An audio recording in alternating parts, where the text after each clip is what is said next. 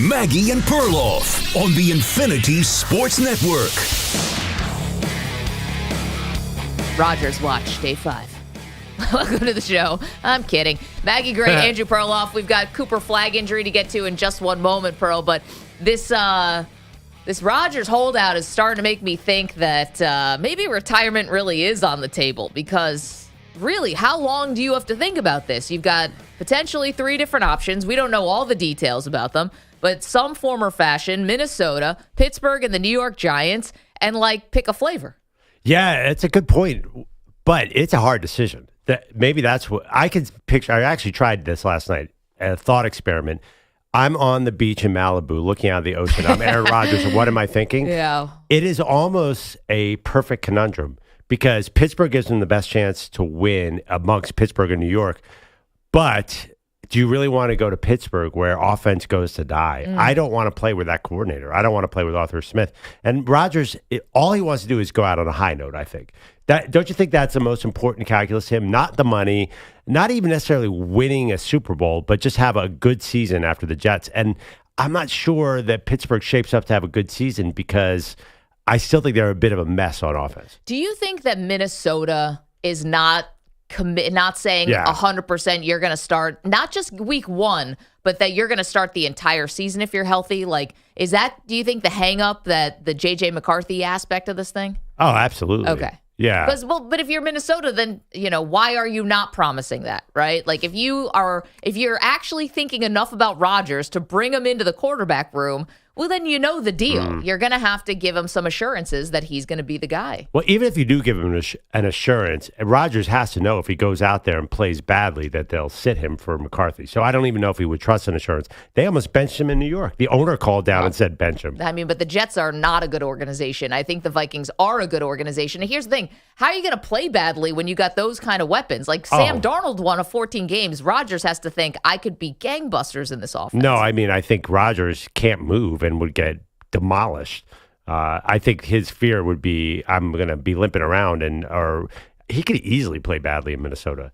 Favre went to Minnesota. Best offensive line, though, of the 3 teams. Favre went to Minnesota and had a great first year. Then he just got beat up to all heck the second year and played terribly. Yeah. That's interesting. So you think it's a guarantee that he's going to throw 40 touchdowns? I think with J.J. McCarthy, he's going to be breathing down his neck there. Also, J.J. McCarthy was really good in the little preseason action we saw. So no assurance to me is safe enough. I think Rodgers is thinking about that. Okay, so here's ESPN NFL insider Dan Graziano. Perloff and I both know him pretty well. Got a lot of sources, and I want to play this for you and then say something about it on the back end. But here's Graziano saying that the Steelers and the New York Giants are begging for Rodgers to sign with them. Steelers and the Giants are like flagship franchises of the league, and they're waiting on a decision from a guy the Jets just cut. Think about that. Like $49 million in dead money on the Jets cap to not have this guy on the team, and the Giants and Steelers are begging him to sign with them. Begging. Is it not a way that we had kind of heard that framed before? And I just want to say this. I don't think that's coming, not to source guess, I don't think that's coming from Rodgers' camp, because Dan Graziano has been pretty critical of Aaron Rodgers over the last year and a half or so. I believe he called him a huckster or con man or something like that. It got pretty personal. So I don't think this information is coming from Rodgers' side of it, considering what we know about Rodgers, bit of a grudge holder.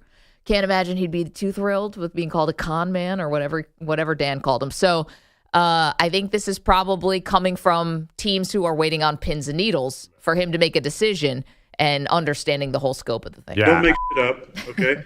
One other thing, too, the Giants, I read Paul Schwartz, who's a pretty good Giants reporter, was saying that they're drafting a quarterback, whether it's Rodgers or whoever comes in, they're drafting a quarterback high. They need to. Those two dudes, Shane and Dable, who are making decisions, are on the hottest seat possible. They need some big swings. Right, but I'm saying you're going to have Rodgers and Shador there. Rodgers doesn't want that. Why would he want that situation? I think Pittsburgh not having any, they're probably not going to draft a quarterback, although they could draft a quarterback as well. I think Rodgers doesn't want any other quarterbacks in the room. This is like a Kirk Cousins situation where you think you're the guy, and then all of a sudden they draft Michael Penix. I guess it'd be funny if the Giants draft Shador Sanders, because we think of Rodgers as he's so famous and he takes up so much oxygen. the guy who could go toe-to-toe with him is Dion. Yeah. Yeah. You want a McAfee interview? I'll do 2 McAfee interviews. Like Dion, would not let Rodgers just tell the story. It wouldn't be his version of things if Shador is there, right? And I'm not saying they have a contentious relationship. I'm just saying that's a heavyweight media battle. By the way, the Giants would go from I would say they're at least 5 bottom relevant teams in the NFL to the number 1 most relevant team in the NFL. If they had Aaron Rodgers and Deion Sanders running around that. Well, Shador, but Dion by extension. Well, Dion running around the organization. He'd be I assume we'll see a lot of, if Shador goes to New York, I think we'll see a lot of Dion in the area as a very, very active sports dad. I think the guy's got a television show. He's active sports dad. He's got his own platform. Here's one thing, though. Yeah. Can I ask you about the Giants with possibly taking Shador Sanders at 3rd overall?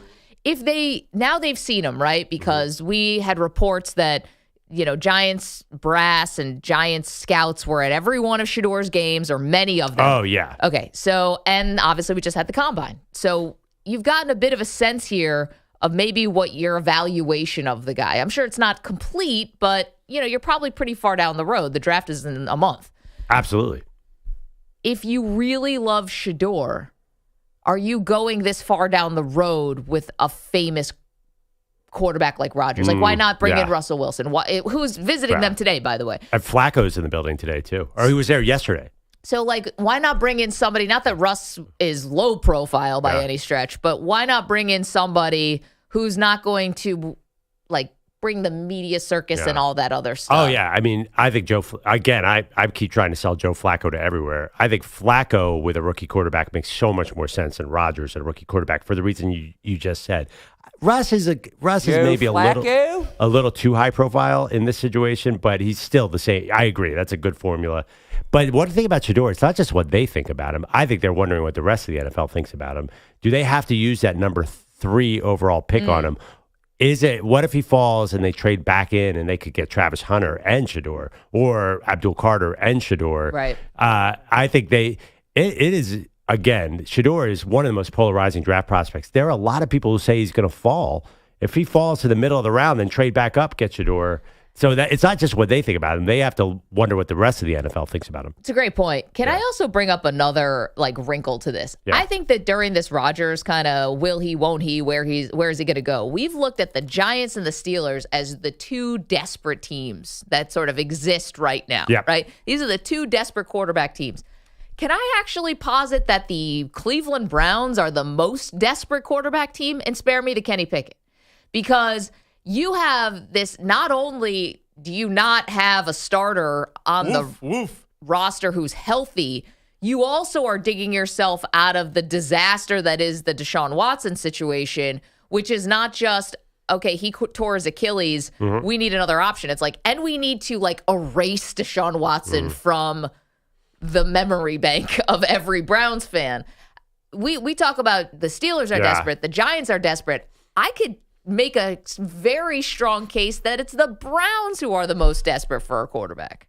Yeah, but somehow that's not the national narrative. Well, I think it should be. I think you and I should start it right now. We've got the power of our microphone because they are super desperate too. And bringing in Russell Wilson, what's that going to do? Well, I got to tell you right now, bringing Aaron Rodgers to Cleveland would be maybe the worst idea in the history of sports. To go from Deshaun Watson to Aaron Rodgers, I don't even think that's on the table. No. I'm saying for Shador, that they would draft Shador second. I just think that is, again, and it's really hard. A lot of scouts have different opinions that Shador is not a number 2 overall kind of quarterback, that he's just not that elite. So if you could get him later, that'd be even better. I think if you want to change the narrative, to me, you know how I feel about this. Bring in Travis Hunter. You have a guaranteed superstar. You have Dion. Yeah. Who's closer to Dion, Travis Hunter or Shador? Obviously, Travis Hunter.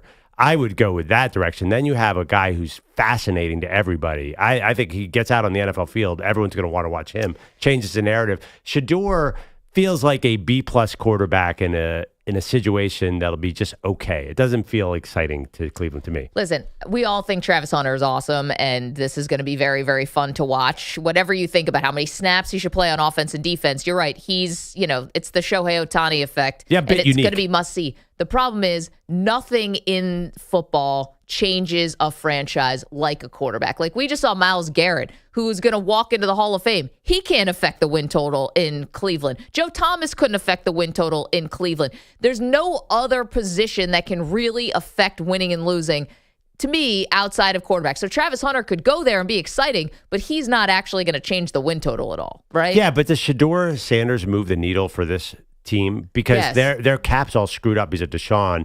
You really can't build a great team around him. I'm not sure, really. I don't think anyone's penciling them into next year's Super Bowl because of Shedeur. I just don't see that as very exciting. Do you really do? I disagree. I think that young quarterbacks are basically the one thing you can get excited about. Unless you're really deep in the weeds on, tape study. Like if you're, I'll give you another example. Do you think that Patriots fans are more excited about Christian Gonzalez or Drake Maye? Yeah, but if Drake Maye was there, then I think Cleveland would be excited. But to me, Shedeur is much more of a system guy.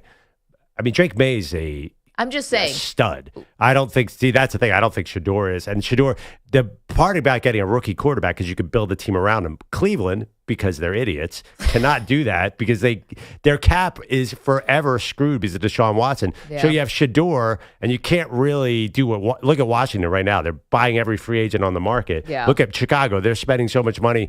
Cleveland can't even do that. So Shedeur is going to get there and be like, well, okay, bring in all the Pro Bowlers around me. Sorry, Shedeur. It's you and David Njoku. Donovan Peoples-Jones. I don't even know if he's there. So I just think that, the Cleveland really would not, unless you really, really love Shedeur. What you're describing is they're going to take Shedeur because they need a quarterback, not because they love Shedeur. And that, to me, is not as exciting. Well, I think the Giants will do the same thing. I mean, this is what I'm talking about. And EJ, maybe we can throw this up on the poll at Maggie and Pearl. Who's the most desperate team for a quarterback? Steelers, Giants, or Browns? I think Browns is actually I'd vote Browns on our poll. Woof, woof. It's dire over there. And I think that Stefanski, et cetera, are also on the hot seat. Maybe not to the level as the Giants dudes, but I think everyone's really trying to come up with some sort of Hail Mary to save their job. So that definitely plays into it. 855-212-4227. And again, back to Rodgers, where Dan Graziano said the Steelers and the Giants are begging him. I get sometimes Rodgers wants to hog the spotlight and kind of likes it when people are chasing after him and making a big deal about him. He says all this stuff about ego death, Pearl. It feels like he's got the biggest ego of, I don't say anybody, but he's up there. Oh, okay. Feels like a bit of an unnecessary shot in this situation. I'm just saying. I think he likes the attention. That's not a shot. I watched the documentary. He hasn't said anything.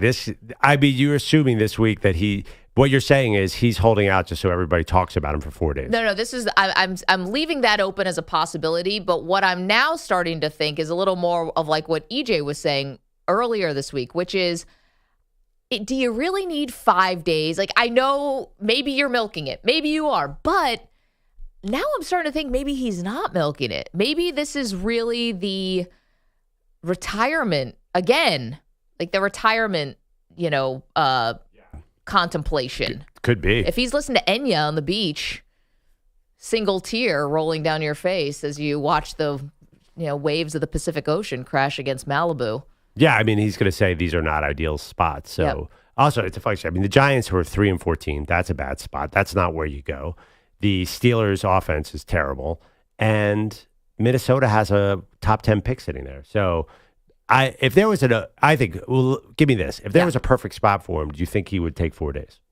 I do not. But I think it all goes into the stew. Yeah, I think it's exactly. I think there's a calculus here where he doesn't love all three spots. No, if Stafford had gone to Vegas and the Rams were open, we already would have had the press conference. Yes, absolutely.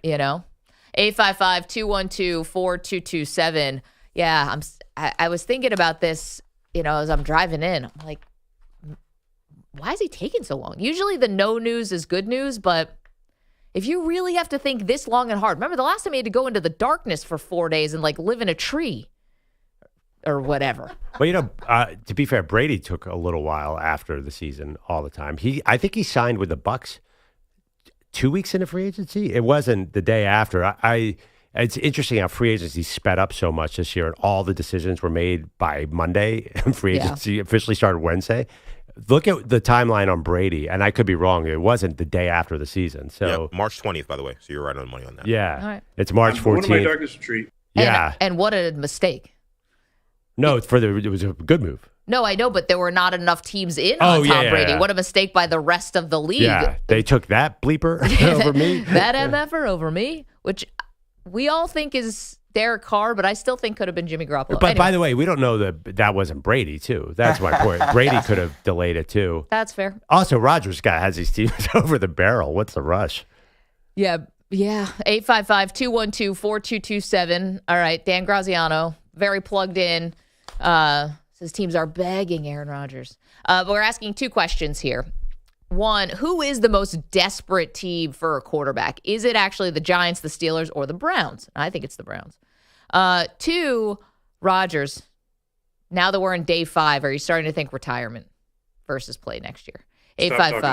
855-212-4227. Okay, lots to do. We mentioned Cooper Flagg goes down in a heap yesterday in the ACC tournament. We'll bring you up to speed on all the latest with the Duke superstar. It's the Maggie and Perloff show. Let's do it. Yeah, I've been immunized. You're in a 5-minute break.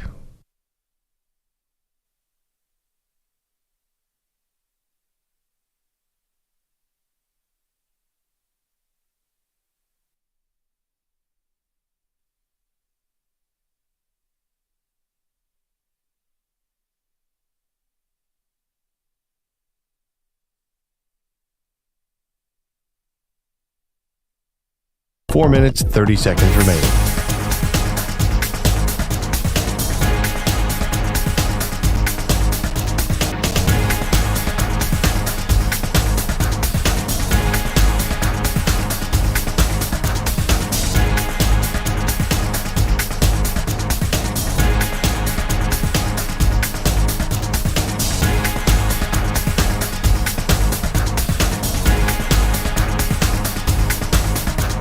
Four minutes remaining.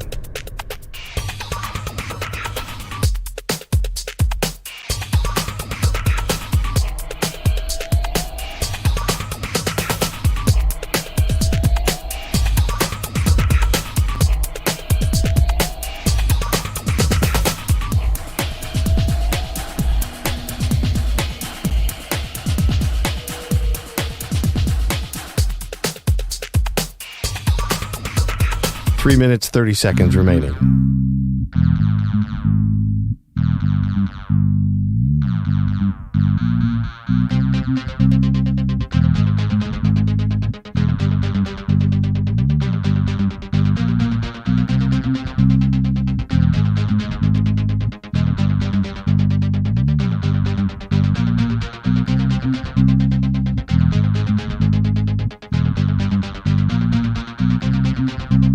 Three minutes remaining.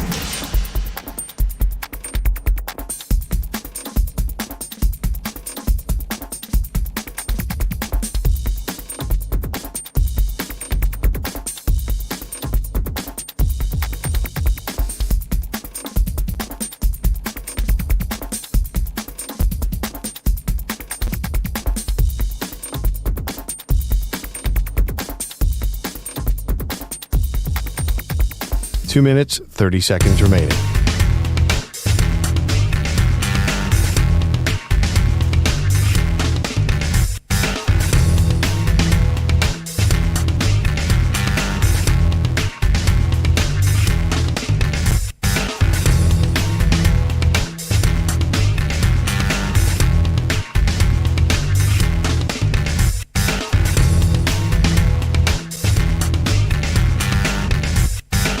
Two minutes remaining.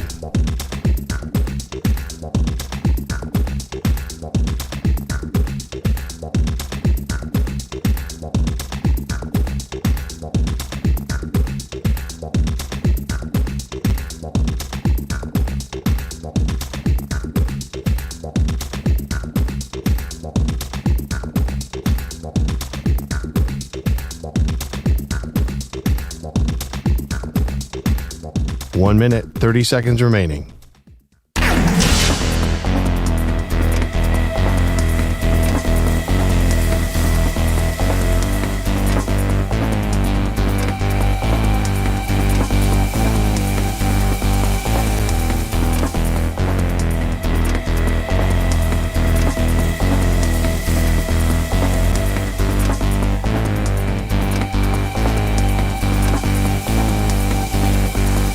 1 minute remaining.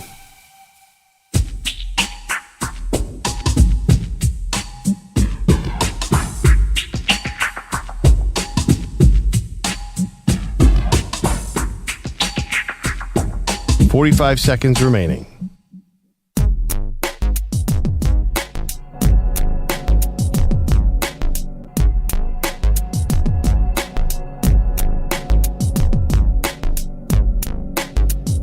"30 seconds remaining.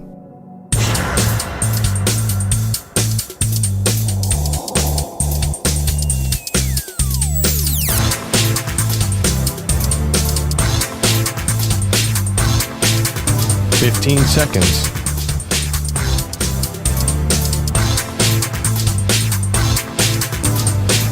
Break ends in 5 seconds.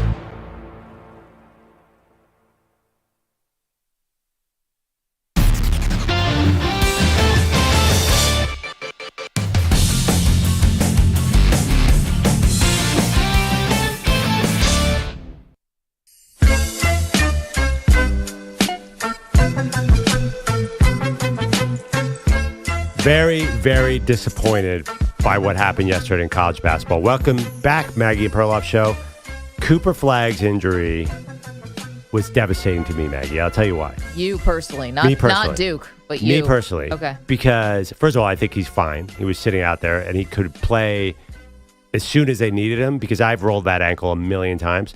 But I was so ready to fade Duke all the way throughout this tournament. I was thrilled to fade Duke. And now I think that everyone is going to fade them a little bit because their star player is obviously going to deal with an ankle issue. Yeah, it's that kind of compassion that people come to expect from the media.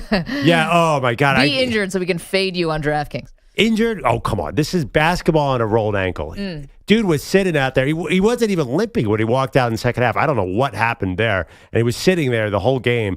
I couldn't believe he rolled his ankle in the first half. Really bad. Looked bad. But then he came out with no visible wrap, no visible boot, no nothing. Right. So it does seem like a very standard basketball ankle sprain. Sure. I still think that means we're not seeing him today when Duke plays North Carolina in the ACC tournaments. That'd be the third time they play each other this year, which, by the way, this is big for North Carolina. Remember we talked to Roy Williams like a couple weeks ago, and UNC looked dead in the water. Now they've won 8 of their last 9. Looks like they're going to definitely be in the tournament, and a win today would obviously go a long way. Right. But anyway, back to Flagg. Nobody remembers the ACC tournament. We were talking yesterday about Kentucky and Calipari fading the tournament himself.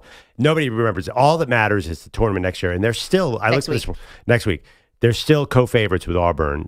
To win the whole thing. They're still probably going to be, they're definitely going to be a 1 seed. They might be the number 1 overall seed. I just think that they're young. And even yesterday, you saw it.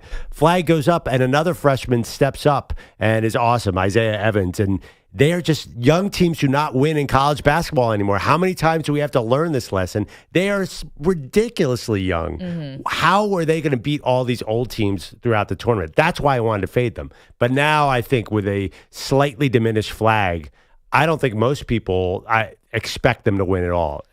I think right now the story today, as we sit here on Friday, is, oh, man, even if he comes back, he won't be 100%, and Duke's not that good that they can overcome that. So we're talking about Cooper Flagg rolled his ankle yesterday in the first game, yesterday's slate in the ACC tournament, and I guess here's the thing about his ankle. So clearly he can't play for the rest of the ACC tournament. That seems like taking an unnecessary risk. Well, when you say he can't play, they won't play him. They won't play him, and I don't think they should play him. I think it'd be silly because this is not a team that's trying to improve their seed. They're going to be one. They're going to be a number 1. And we talked about this before the show. They're of the sites of where Duke could be sent. Yeah. If it's Atlanta or if it's Newark, it's still going to feel like a home court advantage, most likely. They've got a huge following, obviously, in the South, but Duke has a really big following in the Northeast as well. But anyway, that's a side. Northeast is a home game for sure. Yeah, that's a side tangent for them. But well, no, I think that is a big deal. They want the number 1 overall seed. They want to go to Newark, I think. Yeah, I think Atlanta's not a bad second option considering where the fan base is. But anyway, that's aside. Here's my thing about the ankle. Cooper Flagg is not like even your average star. Like, he's the kind of guy who's not just leading them in points, assists, rebounds, high usage, Defensively, he's one of their best players. Actually lost one of their other defensive players yesterday, Malik Brown, which is a little bit like Not people good. aren't talking about it as much, but could also be pretty devastating for them. We'll see how he recovers. But the Flagg, like how complete of a player he is. He's not just your scorer or you're this or you're that. He's everything. And so this is where I think you get a little bit nervous if you're Duke, because you say it's like a run-of-the-mill basketball injury, and you would know a lot more about that than I would. But also, is it easy to re-aggravate? Oh, yeah, definitely. Right. So, and now I'm also bringing into account the guy's going to be the number 1 overall pick in the NBA draft. And I know it's probably cool to win a national title and to do it at Duke, but you're also looking at life-changing money coming down the road. And, he's going to just be on a list of great Duke players. He's not going to be like the best guy in program history. I don't know. I wonder if there's a calculus there where he's thinking, well, I don't know if I want to wrap this thing all together. Oh, I don't think so. I think his mom's a psycho. It's going to make him play no matter what. I think he could break his leg in 7 spots and still be the number 1 overall pick in the NBA. He just turned 18. He's so young. That's true. I don't think the NBA is even going to blink at this injury. No, I think he seems like a guy who's really into it. Doesn't seem like for 1 second he's looking for an exit ramp. Yeah, that he's going to miss it. He's not Nick Bosa his senior year or junior year at Ohio State. He's going to sit it out for the draft. And he knows the reality is he's going to be the number 1. He's been a huge star since he was a sophomore in high school. So I that's an interesting thought, but not in this particular situation. And you're right, he does everything. But let me ask you a question about Cooper Flagg. Yeah. When you think of singular players who can lead a team to an NCAA tournament, does he come to mind? I think Yes. of Patrick Ewing at Georgetown. I think of guys that are just so dominant at every aspect of the game. And to me, Cooper Flagg's just not physically dominant like that. I don't think that he can single-handedly carry Duke through all these SEC teams myself. I think he's a really, really great college player, but I just don't think he's ready to be the guy who, kind of like Carmelo did at Syracuse. I just don't think he could do that. Well, I would argue that he can. And the biggest, I think, positive for Cooper Flagg is not just what we watched in this Duke season, which is, they're one of the number 1 seeds. Do you remember going back to last year before the Olympics? And he was working out with Team USA, Team USA proper, not like an off Olympic year where some guys get in and whatever. This is the dream, not the dream team, but Team USA. And they said that he was one of the best players at the workout. That's the part where I'm like, maybe this, I know you think that young teams can't win in this day and age in NCAA tournament, but the dude's different. And I think what your peers say about you, because when are guys rushing to praise Duke players? They went out of their way to say how awesome he was. And that to me was the biggest sign of, wow, this guy really is really special. Like the Steph Currys and LeBron Jameses are saying he's just different. Like Kevin Durant is saying he's a different dude. That carried a lot of weight with me. Yeah, no, they don't have to say that about a 17-year-old. He just turned 18. He's 6'8". He weighs 210 pounds. He scored 18 points a game. It is, to me, this is not, oh my God, all of a sudden we have such a ridiculous player. There's no way that teams are going to get him off his mark. I think that it's going to be a challenge for Duke physically to sort of hang in here. I was excited to fade Duke. UConn is a team that is a dominant team of this generation, right? They never have guys like Cooper Flagg. They have guys who stick around. Wanted him. They wanted him bad. They missed it. They missed out. But I mean, what way? Honestly, why would this be the aberration of a ridiculously young team? And now I think everybody's going to. People are going to look at their bracket and say, "Oh, Cooper Flagg has his tender ankle. I'm going to fade them."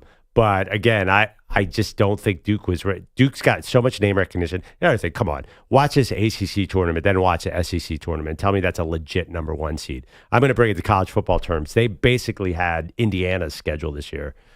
That's how I feel. And again, I've always hated Duke. Keep that in mind. So we're all clear here. Okay, now it makes sense. No, believe me, he's going to turn into the biggest North Carolina fan in 48 hours. But the hat's going to come out. All of a sudden, it's going to be something about your uncle. Went Duke there my whole life. or something. Tatum. I love the players. I love Zion. I love Tatum, and I love Cooper Flagg. I'd love to have him in Philly, but can't stand the over coverage of Duke. Has always annoyed me. Let's get to Andrew Bogusch, who has headlines for us on this Friday. Again, Cooper Flagg injured. X-rays were negative. Doesn't look like he's going to play today against North Carolina. Hey, Bogusch. Guys, good morning. Your headlines are sponsored by Progressive Insurance. Your small business keeps you on the go. Progressive Commercial Insurance keeps your policy within reach with our easy-to-use mobile app.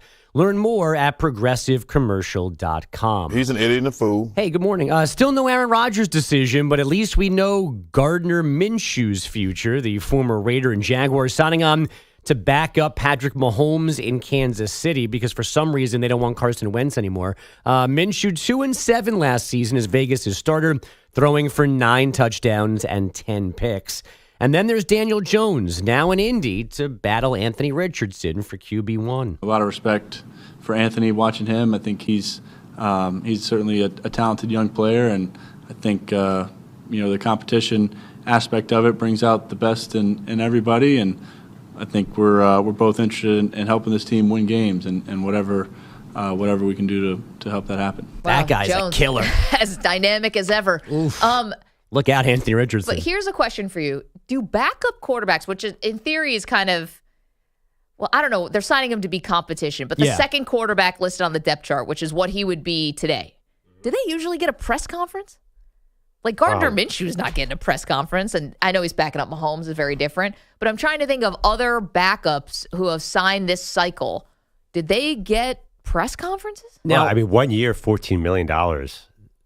Is that backup, though? He's not really a back. Again, like you said, he's not a backup. I don't know where he is. It's like this weird gray area limbo that they're clearly trying to make Anthony Richardson feel uncomfortable and maybe get the best out of him. But I don't know. I think they want to play Daniel Jones. Or maybe they want to play Daniel Jones. Or but if you're have Richardson, like, isn't this another thing where you're like, man, you guys really hate me. You just took me like 4th overall 2 years ago. Oh, I don't think Anthony Richardson has any right to say that. His numbers are so awful. I know, but he also did get hurt. I mean, listen, he took himself out of a game. I get it. Like, I don't think that has anything to do with it. Look at his stats. Bench for that. He has 8 touchdowns and 12 picks and completed 48% of his passes last year. Is that bad? Well, the problem. What does he expect to happen? They knew he was a project. But that's not Joe Burrow getting drafted to the Colts here. Right, but I mean, that's so bad. Obviously, he has to expect them to bring in somebody. But this is all of the things that people were worried about with Anthony Richardson coming out of college have been a problem in the NFL. Right. Yeah. Like that he was raw and like mechanically unsound, and he has terrible footwork. And so not to cut him any excuses, but it seems to me that the Colts are kind of dodging the fact that they picked a guy who was going to be a project and have not made him a better quarterback. Now maybe they've tried and it's just he's not accepting, teaching, whatever. It's possible. But I mean, let's not forget that this is kind of who he was supposed to be. Well, I think all true, but I don't think they expected 47% in his second year. I think he's below what they expected. I agree with that too. Yeah, I mean nobody has done that since 1974. I mean, he's the worst statistical those Tim Couch numbers. By the way, is there anybody else here who watches the Colts and still's like, oh man, I love Anthony Richardson. He's so not Colts fans. Yeah, his highlights are amazing though. His highlights. Well, I mean, first of all, he still seems to win a lot of football games. A lot. Doesn't play a lot of football games. How could he win a lot of football games? He's like 8-9. Yeah, I mean, I generally think that the fact that with those numbers, you should be 0-17. But my problem with Anthony Richardson is really with the Colts in the fact that, remember when Shane Steichen, when they asked him about Anthony Richardson running too much, he said you wouldn't tell Steph Curry to stop shooting threes. Right. Well, he hasn't developed as a passer, and when he runs, he gets hurt. Or tired, or he pulls himself out of games. So, like, what about this whole strategy in terms of developing him has worked? Like, you embrace him running too much. Now he can't throw. Now he can't run because he gets hurt. I feel like this has been dead on arrival in terms of how they developed him. It's a great point. And also, like, look at what happened to the last regime who trusted Daniel Jones. All those guys are like, they can't even sit on their seats. They're so hot. They're trying for Stafford and waiting on Rodgers, and they might have to overdraft on Shador. Like, it doesn't go well. Daniel Jones doesn't save jobs. I think John Mara's replaced the chairs in the offices of Joe Schoen with just like grills. Volcanoes. It's just a grill. Yeah. The solo stove things. Yeah. But it's a hot plate. But you guys know what's going to happen with Daniel Jones. It's going to be like 2 years ago. They're going to RPO the heck out. He's going to run for 800 yards, and they're going to be 8-9, and everyone's going to be like, oh, okay, I'll give Steichen one more shot. they're definitely going to be a run like crazy. Run Jonathan Taylor, run Daniel Jones, run Anthony Richardson. Yeah. They're going to throw 8 passes a game, and they'll be in a lot of games like they've been the last 2 years. What else we got, Bogues? We've got Luka Doncic, 45 points, 11 rebounds, but the Lakers lost again, 126-106 in Milwaukee. It's a 3-game skid now for banged-up LA. It's always going to be tough when there's three or four starters out, and, it's always tough, but I experienced, say last year, talk about team-wise, the winning teams always go through something. The Bucks snapping a 3-game skid with this 20-point win. Giannis, 24 points, 12 boards, 9 assists. The Magic rolled through New Orleans, 113-93, and the Warriors took care of the Kings, 130-104. Steph Curry just 11 points, but became the first player ever with 4,000 threes. Former Sacramento guard, now with the Spurs, De'Aaron Fox, will undergo season-ending left pinky surgery. That injury dating back to training camp. The Spurs, of course, already losing Wemby for the rest of this season. Messi was back last night as Inter Miami played Jamaica's Cavalier FC. Messi scored. His club won 2-0 to reach the CONCACAF Champions League quarterfinals. It was his first match since February 25th because of fatigue. Not a single Washington Capitals scored last night in L.A., losing to the Kings 3-0. That means Alex Ovechkin still needs 8 goals to match Wayne Gretzky for the most all-time. And on the bubble of the bubble, GWB Fordham 88-81 in the 10-second round. Guys, back to you. This was a wildly infuriating thing to watch today. Covered. So Bogusch shows, what did we decide? Was it just going to be breakfast? Yeah, it's just breakfast. Okay, so Bogusch shows us breakfast again because my alma mater beat his alma mater last night. And I told you yesterday I was having trouble finding USA Network for some reason. Yesterday I do finally find it. It's all pixelated. Like there's somebody, the sports gods don't want me to watch this game. I was like, Maggie, are you watching this on a 70s black and white TV? Yeah. That picture, I was like, what am I looking at? It was crazy. Every other channel worked perfectly except this one. So I was following along because it got really tight at the end. Last time my alma mater beat your alma mater by like 30. It was a blowout. Maybe the HVAC guy is also your cable guy. I was wondering if maybe he's living in our attic. Is that right? It crossed my mind. I told you guys yesterday, we have this HVAC guy. We went through some HVAC stuff. And because my husband is an engineer, so he kind of is interested in this stuff, and also just he's friendly. Like he's just nice. He's way nicer than me, and he's just very. That's not hard though, Maggie. To be fair, bar's not high. No, but he will like chat this guy up, and they'll chit chat a little if my husband's home. So I'm like, I think the guy's get a coffee, breaking gelato. stuff on purpose just to come back to talk to my husband. And I heard, has this ever happened in your house? I know some of you guys live in apartments, but when you just hear a thud, and you're like, what was that? Yeah. Oh, yeah. It's just like a house sound, but it's like a thud, and it kind of comes out of nowhere. And I heard one yesterday when I was home just with me and Lucas. Oh, nice. Yeah. And I'm like, Johnny? Like, is he maybe living in the attic? You've heard those weird things where, like, people camp out and, like, this stuff never really happens, but maybe it's like a Stephen King book. I don't know. People living under the stairs, whatever it is. But do you investigate it, though, is the question. No. Hell no. Right. I don't investigate anything. That's not my Except job. JFK's killer. I'd send Lucas in there and be like, all right, kiddo, up to the attic, pal. You want to play hide and seek real quick? Yeah. Here, Oh, take this geez. flashlight and tell me if you see anybody. And then I'll call 911 and You want run. to be mom's little helper today? Pull down on the string. Is Uncle Joey up there? Yeah. God, I think this guy really likes our family, like a little too much. No, you think you like your husband too much. I'm not much of a conversationalist. You should that's be why. worried that you're expendable. And they can just live in a world where they get to talk about the heating and air conditioning. And I'm, buried in the backyard. I don't know about that. They might just run off to where where there's HVAC more convention. Yeah, busier places for HVAC work. I don't know. Cooling systems, heating systems. Yeah. It's wildly interesting. Oh, they would probably get along great. CBS Sports Network, Yeah. they broadcast the HVAC championships where dudes just replace air conditioners. Hand to God, these guys Wait. build boilers on a set. Bogusch and I have seen this in the newsroom. It's unbelievable. This is like CBS Sports Network's version of the Ocho. And this is my new nightmare, too, because I've been begging CBS Sports Network for play-by-play work, and they're finally going to go, we got something for you. It's the HVAC 2025 World Championship. Do you know your way around a boiler? Wow. What kind of wrench is that? What's the most obscure sport you've ever called? Luckily, nothing really weird? obscure. Like for me, like I had to learn lacrosse.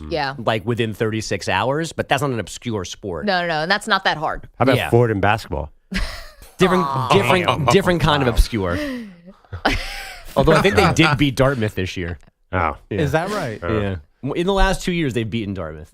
Kudos to them. Once again, proving how obscure they are.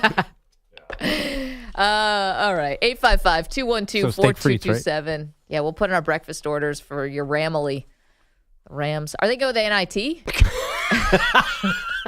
What's the tournament that's below the NIT? CBI? Does that still exist? Hell yeah. What was the 3-on-3 tournament when we were kids? Like hoop it up? Unrivaled. No. Oh my God. Like in the parking lot of arenas. They are barely qualifying for that. And one mixtape tour? Anyone? Maybe. To me, that's high end. I mean, They could watch an NIT game. They're not going to play in the NIT. Meanwhile, GW marches on. Got that. Go Revs. 855-212-4227. All right. Lots to do, including this is the war of words that we've all been waiting for. We got drama. We'll talk about it next. You're in a 5-minute break.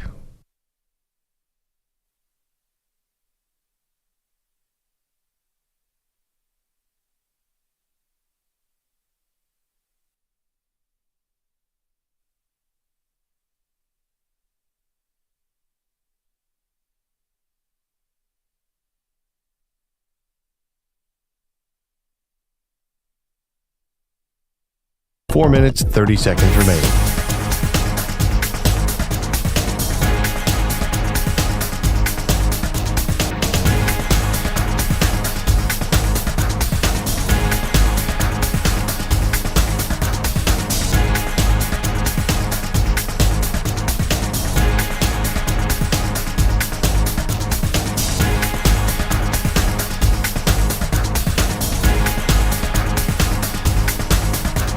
Four minutes remaining.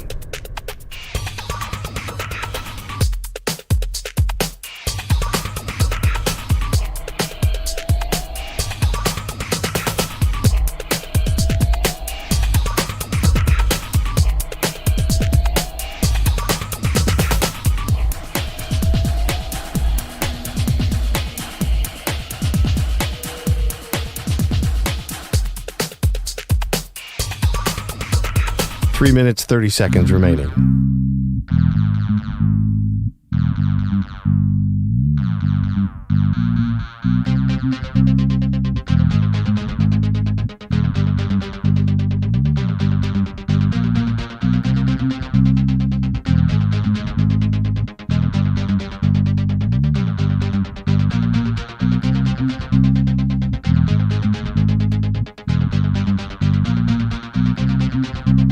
Three minutes remaining.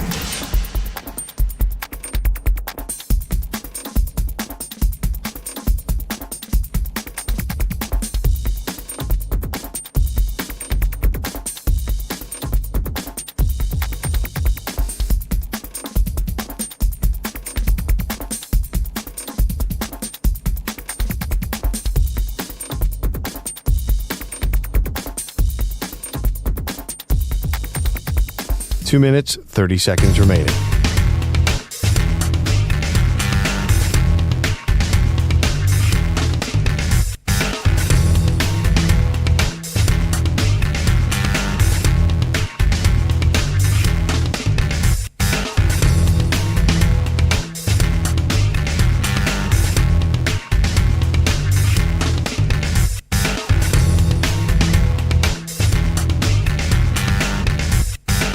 Two minutes remaining.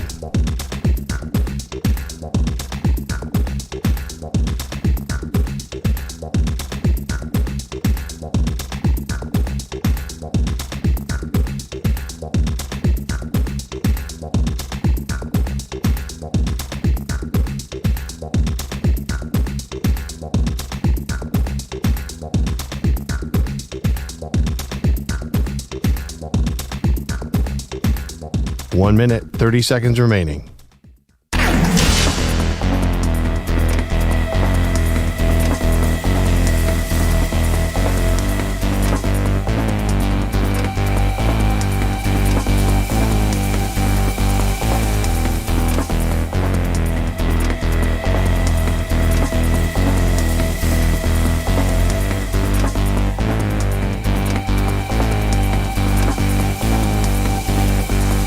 1 minute remaining.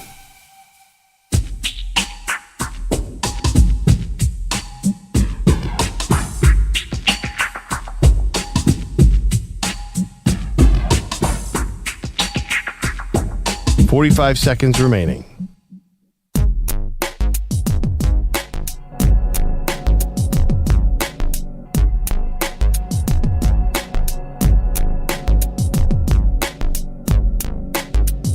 "30 seconds remaining.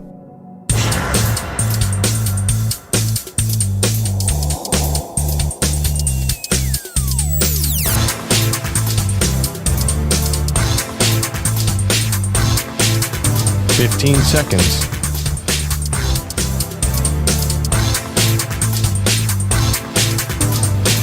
Break ends in 5 seconds.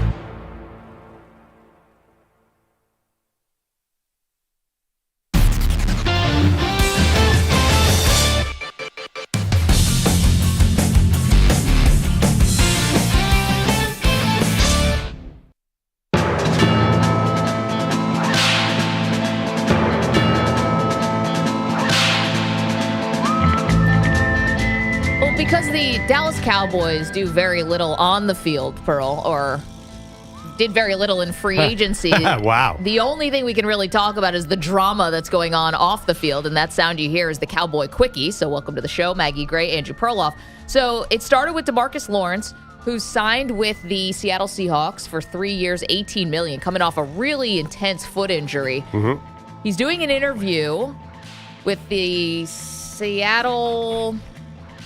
Let me get this right here. I thought it was somebody. I thought it was a team employee. It's not. I think it's somebody else. We'll give this man full credit in a moment.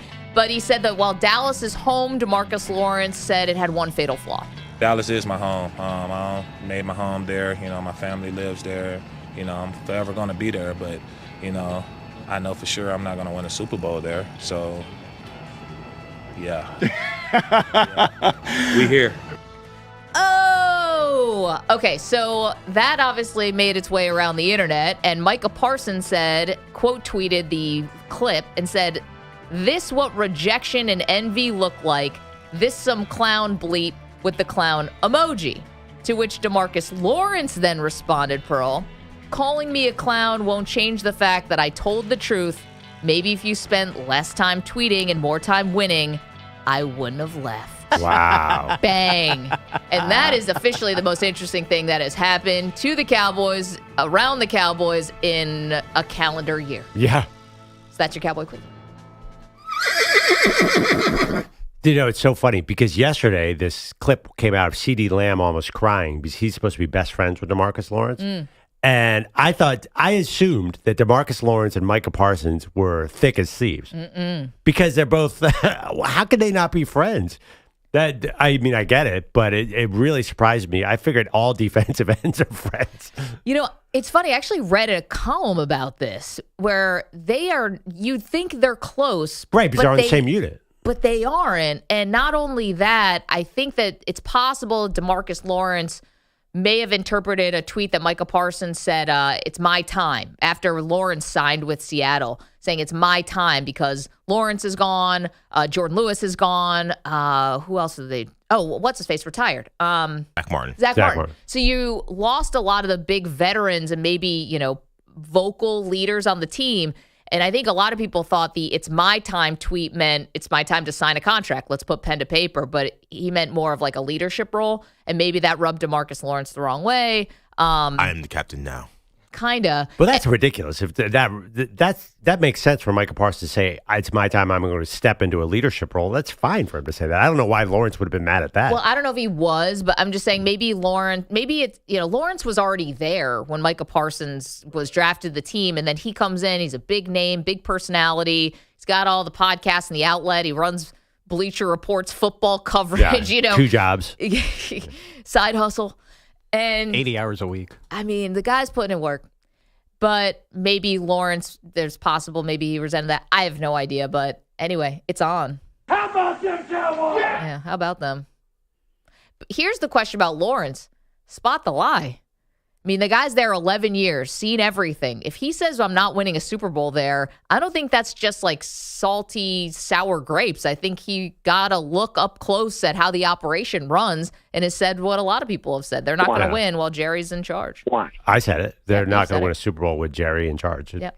And now, as Jerry gets older, it seems much more realistic that that'll happen. It's probably not going to be this year. So I don't know. What's the path? And with this Dak Prescott contract, he's right. I think DeMarcus Lawrence, I mean, Seattle is at least rebuilding. At least they have hope that in 3 years he'll be somewhere. Where would he go in Dallas?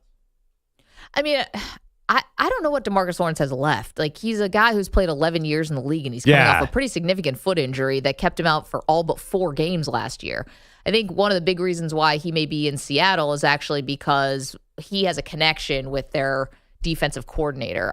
Mike Macdonald is the head coach, and he's a defensive guy, but he's also got some connections to the coaching staff that he said he wouldn't be there if it wasn't for some of these connections. So I think maybe he's more to set the tone culture.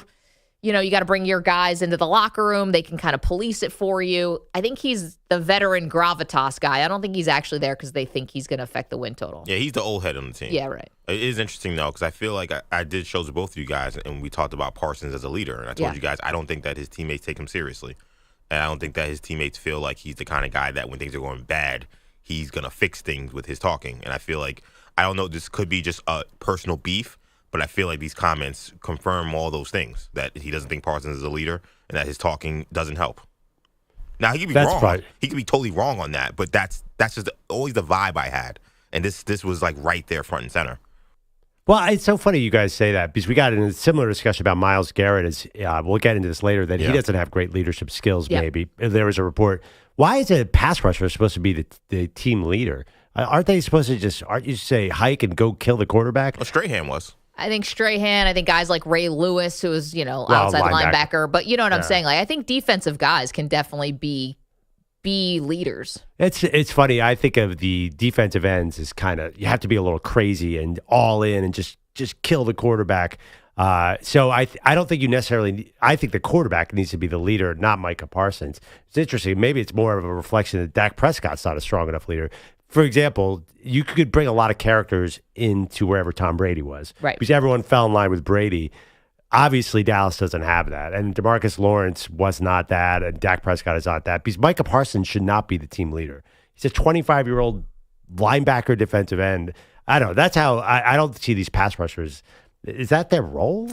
I mean, I think that your Philadelphia Eagles probably have a lot of guys on the defense who were tone setters. I think Brandon Graham was a tone setter and a leader more than Jalen Hurts. Now, that could have been more because of the age difference, but I think your own team proves that wrong because Jalen Hurts is so quiet. TJ Watt's also a leader on Pittsburgh, for sure. I don't know about that. There's been some criticism of TJ Watt this offseason that he talks a lot. Yeah. Maybe Nick Bosa. See, Bosa, that's a guy who I do not see as Max Crosby? I mean, I think these guys are leaders. Yeah, where's Crosby's like one of the best. Yeah, I know, but their team wins 4 games a year, so with Myles Garrett. I mean, I'm not saying that it, and same with Micah Parsons. Like, I'm not saying that it could lead to the win total, but a defensive player can set the tone. They can. I feel like a guy like TJ Watt or Micah Parsons, just wind them up and just let them go and just be crazy and go after the quarterback. So, and even I think DeMarcus Lawrence should understand that Micah Parsons is a whole ball of energy. So here's the other part, though. Parsons wants to be the leader, though. See, I think that I don't know if Myles Garrett wants to be the leader. I think Max Crosby does and does a good job. That's the combination that may not be working. Parsons thinks he is, wants to be, but is he actually able to back it up? And also, is he leading by example by being the hardest worker there? I think Nick Bosa probably doesn't say much, but works hard. TJ Watt, whatever. Yeah. Garrett, maybe not. But I think Parsons is too busy to be in the weight room all the time. I think Lawrence is hinting at stuff like that. Interesting. Obviously. Isn't that what he means? Yeah. He said if you stopped tweeting, maybe we would have won already. 855-212-4227. Ouch. Coming up next. Oh, lots to do with the NFL. How about them Cowboys? Yeah.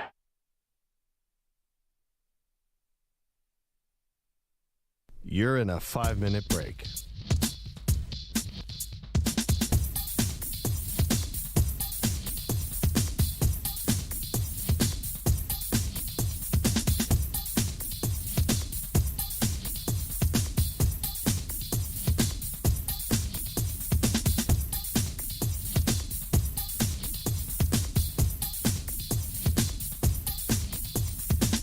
4 minutes, 30 seconds remaining.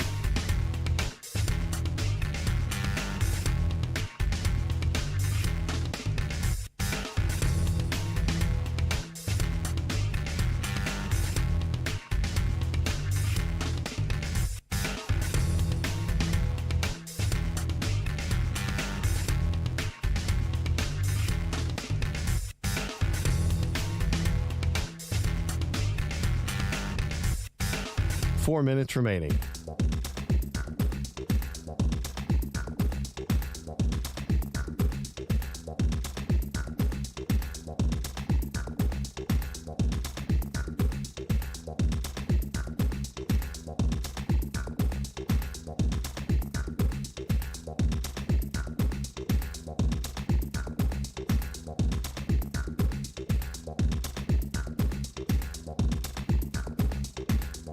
Three minutes, 30 seconds remaining.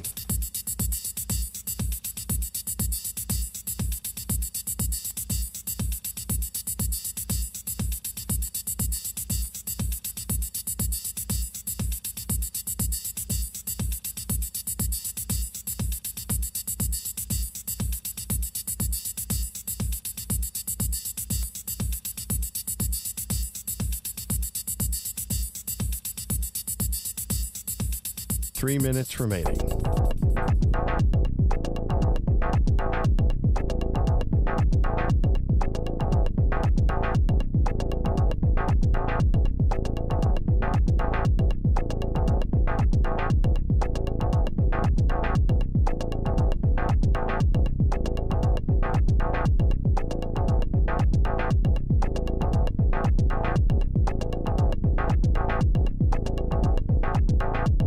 Two minutes, 30 seconds remaining.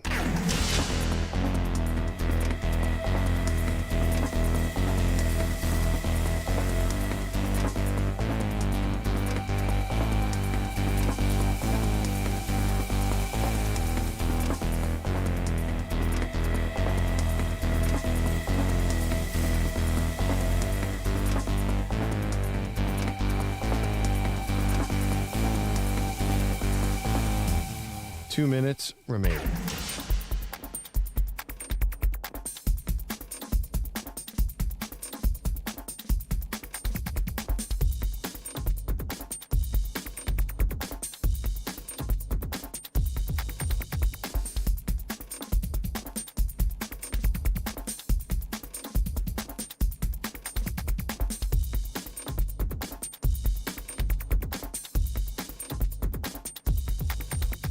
One minute, 30 seconds remaining.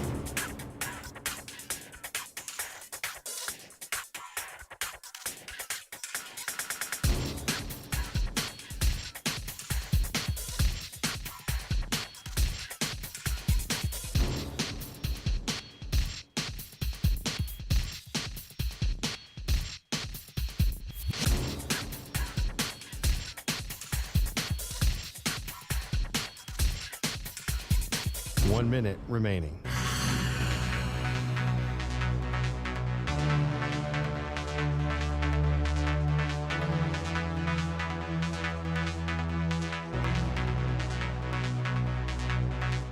Forty-five seconds remaining.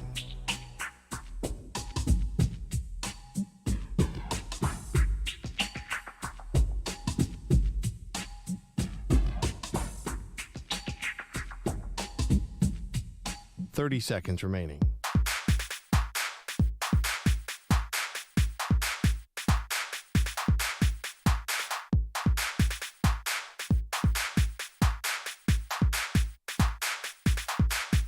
Fifteen seconds.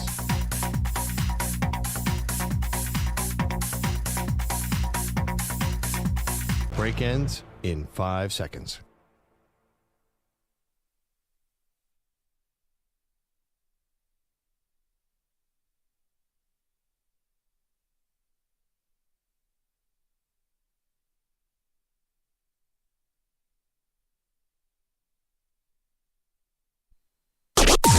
Maggie and Perloff on the Infinity Sports Network. Here we are on the doorstep of the NCAA tournament, and the most famous college basketball player that we have right now just went down in a heap yesterday. Welcome to the show, Maggie Gray, Andrew Perloff. It's Cooper Flagg of Duke. Obviously, he's the one guy you're thinking of, and he rolled his ankle yesterday. Duke still won, so they are advancing to play North Carolina today, Pearl, but we don't think it's that bad. The x-rays were negative, but it certainly put a little bit of a shadow over all the action. Still won. Georgia Tech is awful, by the way. I don't know what happened there. They're very vulnerable without Flagg. I was surprised. When you think of Cooper Flagg, you think offense, and I guess he's the key linchpin to their defense. Yeah. And he's not that great at defense either. The other guy they lost, Malik Brown, also their best defender. So they looked vulnerable.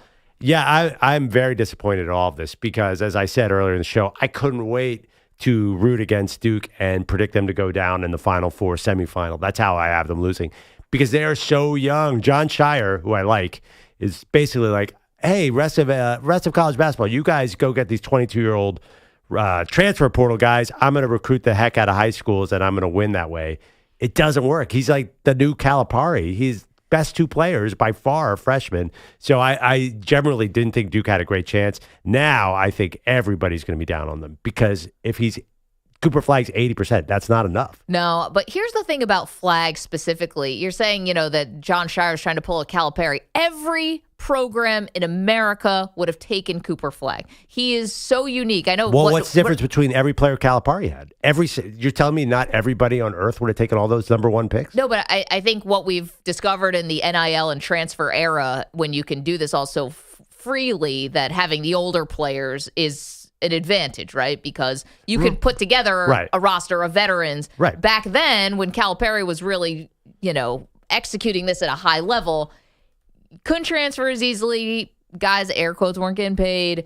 And it felt more like the strategy. It's not the strategy now. Right. But Cooper Flagg, the Auburn would have taken him. St. John's would have taken him. Like they all these like really veteran-laden teams would have pushed aside everything for Cooper Flagg. So I'm not going to knock John Shire for thinking he can win with a young team when he is the big winner here who got Flagg. Well, that's okay. That's true, but that doesn't mean it's going to work to have Flagg and Knippel being your 1 and 2 player. Flagg is 18. I think Knippel is 18 as well. They're going against grown men. They're going against these, Bruce Pearl. What did he tell us, Maggie? We were sitting there at the Final Four, and he said, we can't say it on air. Hair on their butt. He wants guys with hair on their butt. Yeah, and which was an amazing visual. Thank you, Coach. So, and we'll see. The problem is there's a lot of guys in the SEC of hair on their butt. But I think old teams win. I think that's why UConn is the signature team of this generation because you can have a Cooper Flagg, but you got to have a bunch of old guys around him. And I just don't think there's enough at Duke. I could be wrong. And listen, they're a number 1 seed overall. Yeah. So they're the number 1 team in the country. They might be the number 1 seed. But now that Cooper is a little bit hurt, can't you see everyone downgrading them? Yeah, I can. And he shouldn't play the rest of the ACC tournament. I think that's a given. And then we'll see what happens. He's also got this future NBA career that's out there, and you have to wonder, like, what is a championship at Duke versus whatever is going to wait for you in the pros. Guys getting paid with NIL now maybe makes that a little bit different calculus, but, like, he'll make way more in the NBA. Here's the other part. Seth Davis once said this to me, and he's absolutely right, which is the NCAA tournament doesn't need stars, it makes stars. And I agree with him. However, a little bit of a different era now where, there are not as many household names with college basketball. Like, yes, if you're watching the sport closely, then you know about the LJ Cryers and you know about these other guys, the Mark Sears. But here's the thing. Cooper Flagg's like the guy. Do you think that if he's limited for the NCAA tournament or if Duke goes out in the first round or something like that, do you think that the tournament itself takes a hit? Yeah, I mean, by the way, I also think Duke is a team. Like, Duke losing last year was a huge bummer for CBS. Well, they didn't lose until the Sweet 16, though. 8, actually. Oh, Elite 8, excuse me. Yeah, but still, you always want Duke in the Final Four, right? You got 2 weekends out of it, though. Not bad. Not bad, but it would have been much better. At least you had UConn in there, but... Yeah, I do think it is a blow to the tournament. Remember 2 years ago is UConn, San Diego, Miami of Florida, and Florida Atlantic. Mm-hmm. I don't know how those ratings did, but listen, casual fans don't know those teams. I think most casual fans, the only team they've watched this year is Cooper Flagg and Duke. I mean, do you think that that people who are not necessarily college basketball fans watch a lot of these SEC teams? I don't think so. Yeah, I mean, I think the Alabama-Auburn game probably did pretty well. But yeah, again, like you're competing with a lot. And Yes. the NCAA tournament, you finally have the stage all to yourself. And Flagg, like this was going to be his launch pad. And it still might be if the ankle's not that bad. But it certainly changes things. Right. I mean, again, I think the analogy is Zion Williamson, superstar freshman. Yep. And then he flamed out in the tournament too. So, yeah, you're right. I don't think it's a devastating blow to the tournament, but I do think it's definitely 10% down if Cooper Flagg is not 100%. I mean, he probably will play. I think that the odds are he's going to be in a week to treat an ankle. They have the best trainers in the world, presumably, shoot him up. I think he's out there. But again, I just don't think people are going to pencil Duke into their final line anymore because of this, which is a shame. The image of him in a wheelchair being pushed to the locker room is not awesome. Now he did come back out, so he sat on the bench. I thought you'd want it elevated ice. What is it? Ice? Yeah, compression, whatever. I'd like to know what's good. And also, too, when he walked out of the locker room, I don't know if you saw it, there was no limp.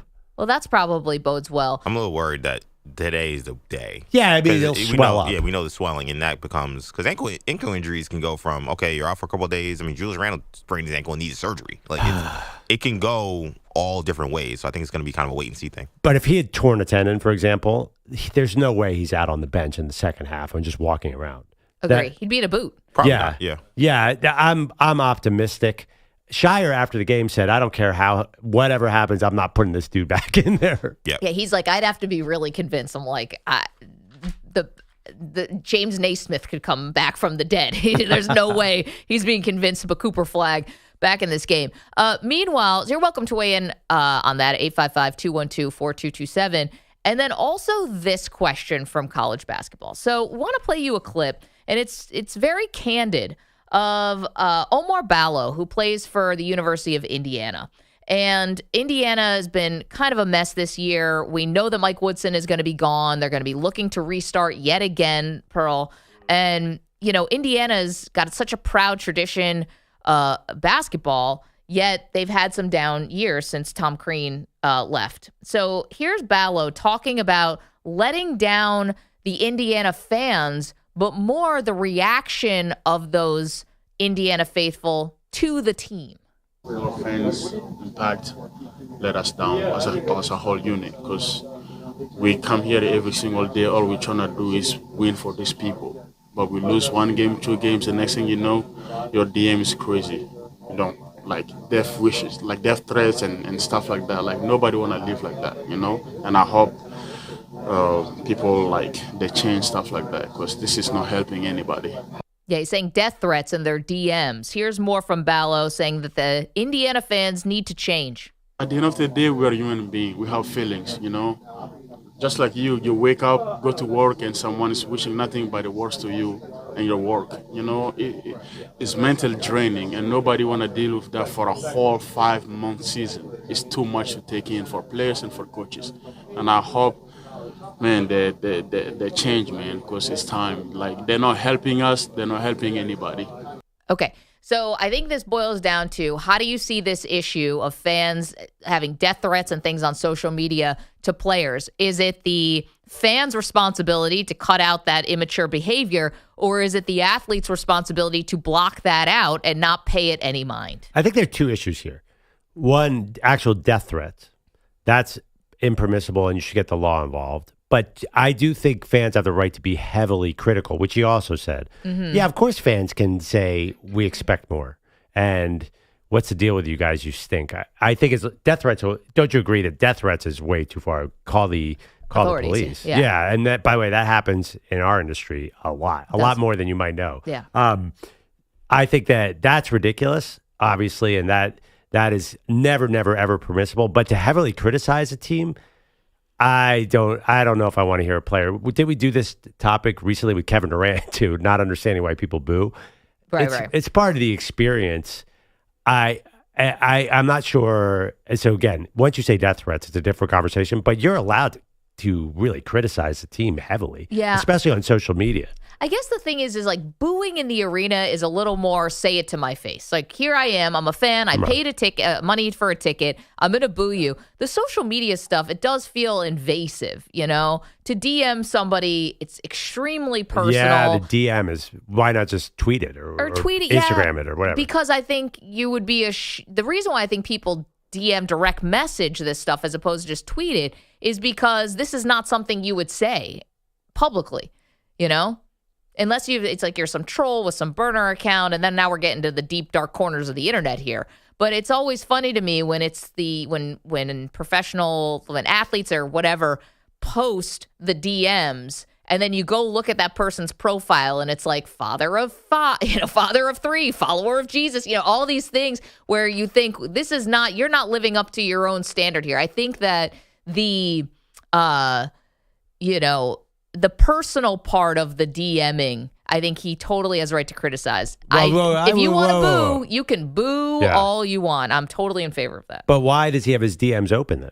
See, well, that's the thing. Is it on the athlete or is it on the fans? Like, you could say, well, listen, Oumar, you don't have to have a Twitter account. You don't have to do that. Now, no, you can have it, but close your DMs. Well, his DMs may be closed, but you can always go and see who's DM'd you because maybe it's someone who you want to reach out to. Like, that happens all the time.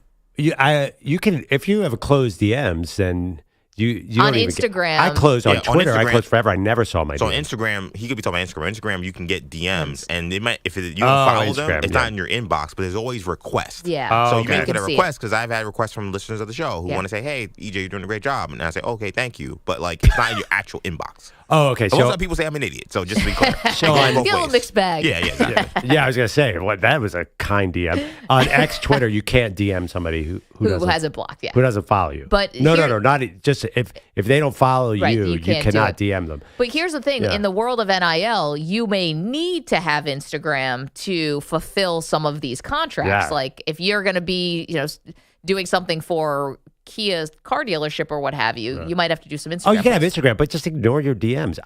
Trust me, my DMs are disgusting, and I've never even given a second thought.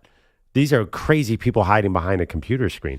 And by the way, and I actually, this was not a popular take, but I thought Angel Reese was oversensitive to it too. I mean, you don't have to go and read all your DMs. Yeah, but the only thing with Angel, remember, she said people were coming up to her on the street and that's threatening. again. That's the Caitlyn hive who went way over the top. Oh, I thought she was also complaining about the DMs. She did, but then she did get confronted like face to face. And then let's not forget Caitlyn. Caitlyn had a stalker. You guys remember that story from the summertime? That was super scary. He's like circling her house. But obviously, that's a very different discussion. Sure. And Angel was threatened in serious ways too. Very different discussion. Yeah. That's where you call the police. Sure.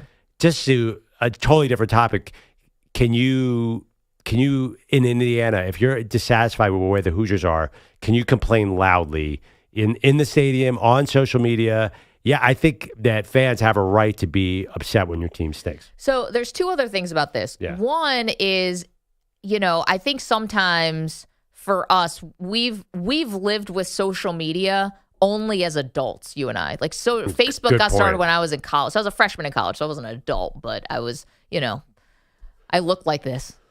Anyway, we didn't grow up with it like your daughters are. Yeah. Where you're starting at 8 years old, 9 years old. Manny was born like in EJ, like Facebook existed. And even early Facebook has nothing to do with what's going on now. Fair. I mean, you can't even recognize it. MySpace. MySpace. Yeah, basically, there was a certain point in the late 2010s where social media became the main way of communicating. Right. So I think that for college players and people in their 20s now, maybe it's a little easier for you and I to turn it off or to just say this is not worth it, as opposed to a younger person who this has been a significant part of their life, and how they communicate. I remember still calling people on the phone, the landline, stuff like that. What? Yeah, Manny would never have done something, and neither did Oumar Ballo, who's complaining about the Indiana fans who are leaving death threats in his DMs. And that's what we're talking about right now. So I think I think it's a little more sensitive. You could say, oh, just don't look at it. Well, this is what these guys know and girls, This is more of their life than it was for you and I in our formative years. There's a difference between Indiana sucks and death threats. Yeah. Like I think that's what Perloff said. Yeah. You got to get the cops involved. Well, but it did sound like right. But just real quick, I do think that sometimes we can't. we're not just going from 0 to 100, right? Like there's an environment of harassment that gets fostered that begins online. I think it's unfair to say, well, people should be able to criticize loudly and that's okay.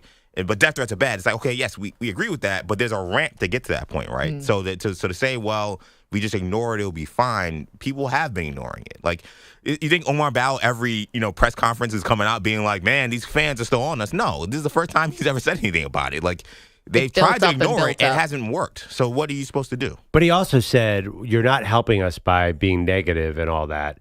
Yeah, by death threats. Yeah. He's being that's why I'm but trying to be clear, though. But he was also saying that the general booing. I think he was also hinting that the general lack of support and disappointment in the team isn't helping us at all. I also heard that in there. It wasn't just the death threats. Right. It was just general. Did you guys hear like a negative atmosphere? Yeah, just like that's not helping us. But is that the fans' responsibility too? And we talked about this again with Durant last week. He's saying when we're down 20, that's when we need the fans the most. It's like, well, is it our job to kickstart your comeback? Like, you're the ones who are out there. You're the ones getting paid. The quote was like, I just listened to it again. The quote was, you wake up every morning and someone is wishing the worst of you. I think that's a little word. That's different than you guys aren't playing well. Right. I know, like, I really do think that there's a difference. And I think these players, they can take booing. They can take people, whatever. I just think there's a ramp. I don't think it goes from 0 to like, oh, you're just bad, and then to, death threats.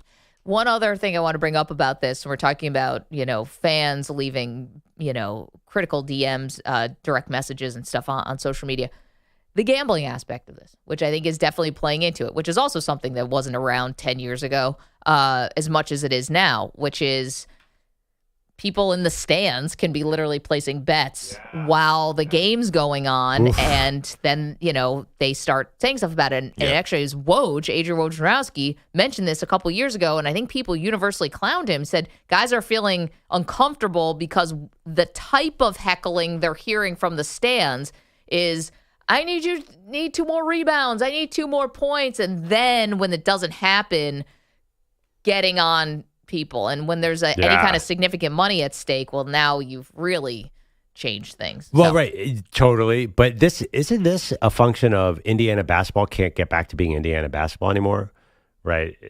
I heard something about this is a tough fan base. EJ, you were saying that Indiana fans are That's what I find fascinating upset. About this. Yeah, well, Matt Painter from Purdue talked about it a couple weeks ago. Mike Woodson on his way out being like, you guys have to change your expectations of what Indiana basketball is, and your negativity is creating an environment here that's not helpful to winning. And then Oumar Ballo, he was a Gonzaga player. He wasn't a star, but he was a role player.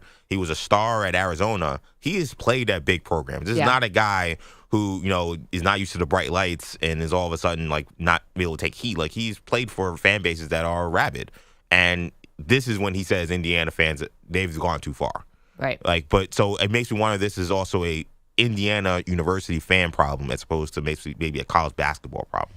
855-212-4227. So a lot there to chew on if you want to get involved in this conversation about whose responsibility is it? Is it the fans to tone down the rhetoric, or is it the athletes to just ignore it? Again, 855-212-4227. Say good morning to our Infinity Sports Network affiliates, who we absolutely love and adore and appreciate. You can listen to us on SiriusXM channel 375, and you can always watch the show, youtube.com/Infinity Sportsnet. Coming up next, we have some really damning description of one of the biggest stars in the NFL. So what's going on behind the scenes? We'll tell you next. It's the Maggie Perloff Show. You're in a 5-minute break.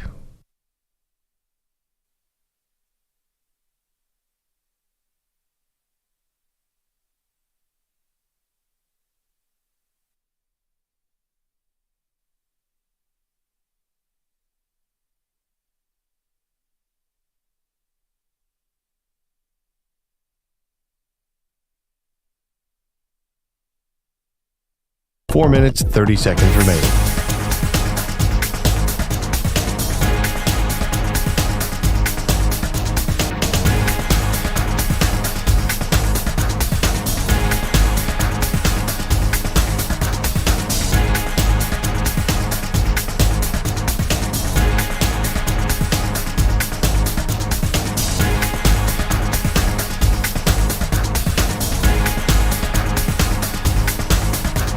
4 minutes remaining.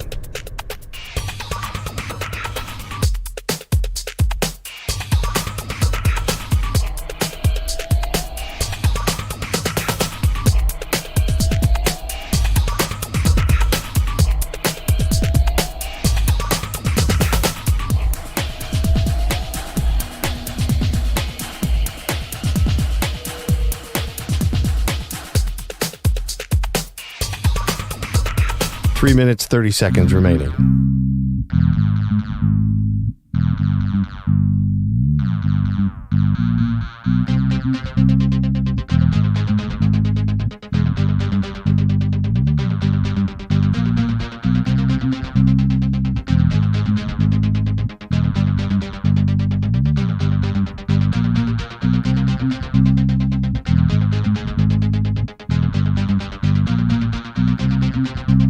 Three minutes remaining.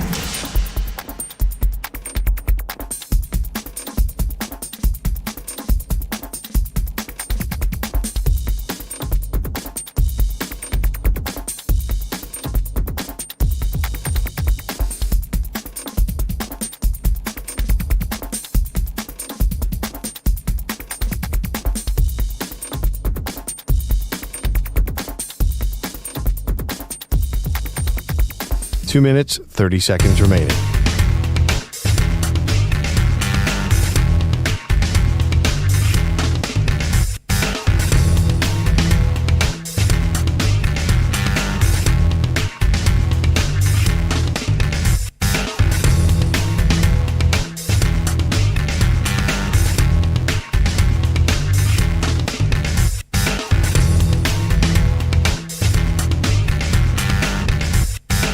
Two minutes remaining.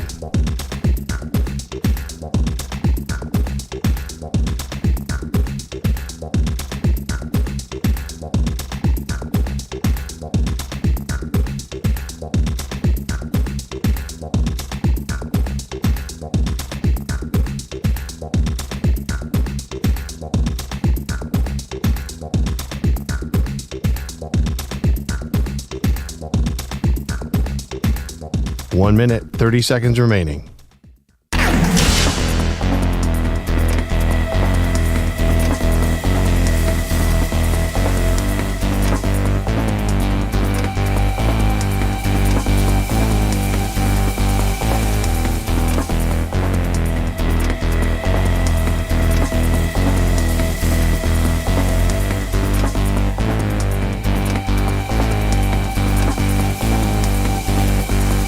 One minute remaining.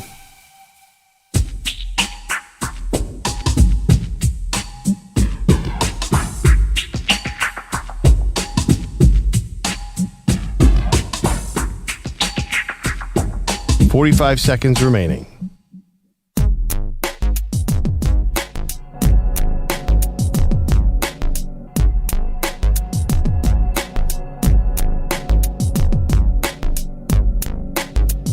.30 seconds remaining.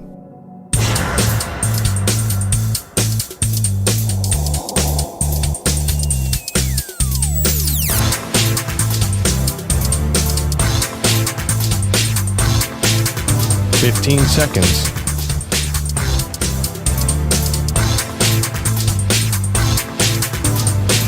Break ends in 5 seconds.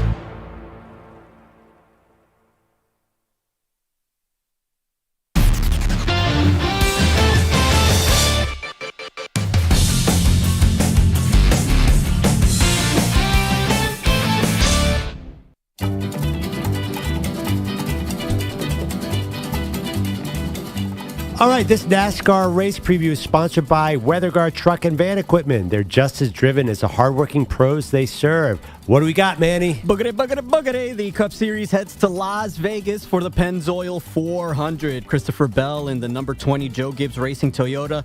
He looks to become the ninth man in NASCAR's modern era to win 4 straight races, joining a list that includes 7 Hall of Famers like Dale Earnhardt, Jeff Gordon, and Jimmy Johnson. Can Bell join the fraternity? The Pennzoil 400 from Las Vegas Motor Speedway. Green flag waves Sunday, 3:30 Eastern. Can't wait. Fantastic job, Manny. Well done. Very well done. We've got some Manny tires. we've got some news for you Manny RPM. from Diana Rossini. We want to get to you right away. So here's a couple things. First and foremost about the Aaron Rodgers situation. This is what's up to the minute. We know the Raiders were crushed. They didn't get Matthew Stafford. But how about Pittsburgh and the New York Giants? According to Diana, they have discussed contract parameters with Rodgers, both teams. So it's out there, what they're offering, what it would look like. And they expect a decision soon, with some people even saying that they think it's the Steelers, but she couldn't confirm that all the way. And she also said the Giants offered more money than the Steelers. The Vikings, however, are intriguing to Rodgers, but what Diana is saying is that they've had these conversations, the Vikings, about what this would actually look like. And what it comes down to is that they realize they need, and this is her quote, a bad cop in the building, someone who's going to hold Rodgers accountable if he says things on McAfee that become distractions, or to say, to try to put some guardrails up on all the extra Aaron Rodgers stuff. So yeah, I love it. That's where you stand with Rodgers. We got to get Rodgers to Minnesota. Get him indoors. Justin Jefferson, just for the NFL, that'd be the best solution. Right? First trip back to Lambeau, do you think the Packer fans boo? I don't think they booed Favre, did they? I don't think so. I have to go back. I don't remember. Yeah. Okay, one more. Yeah. The Packers have their own quarterback. Again, just like they didn't boo Favre because they had Rodgers, so I assume they have if Love plays well, they'll be okay. Here's more from Diana. 2 teams interested in signing free agent wide receiver Cooper Kupp, who was released earlier this week. Seahawks and Cowboys. Makes a ton of sense. Love both of them. Schefter actually said that the Cowboys are working on a deal with Kupp. Okay, and he's expected to make his decision today. Good. I think both could use him. Now, is he capable of playing a full season at this point? I don't know. Can he get open?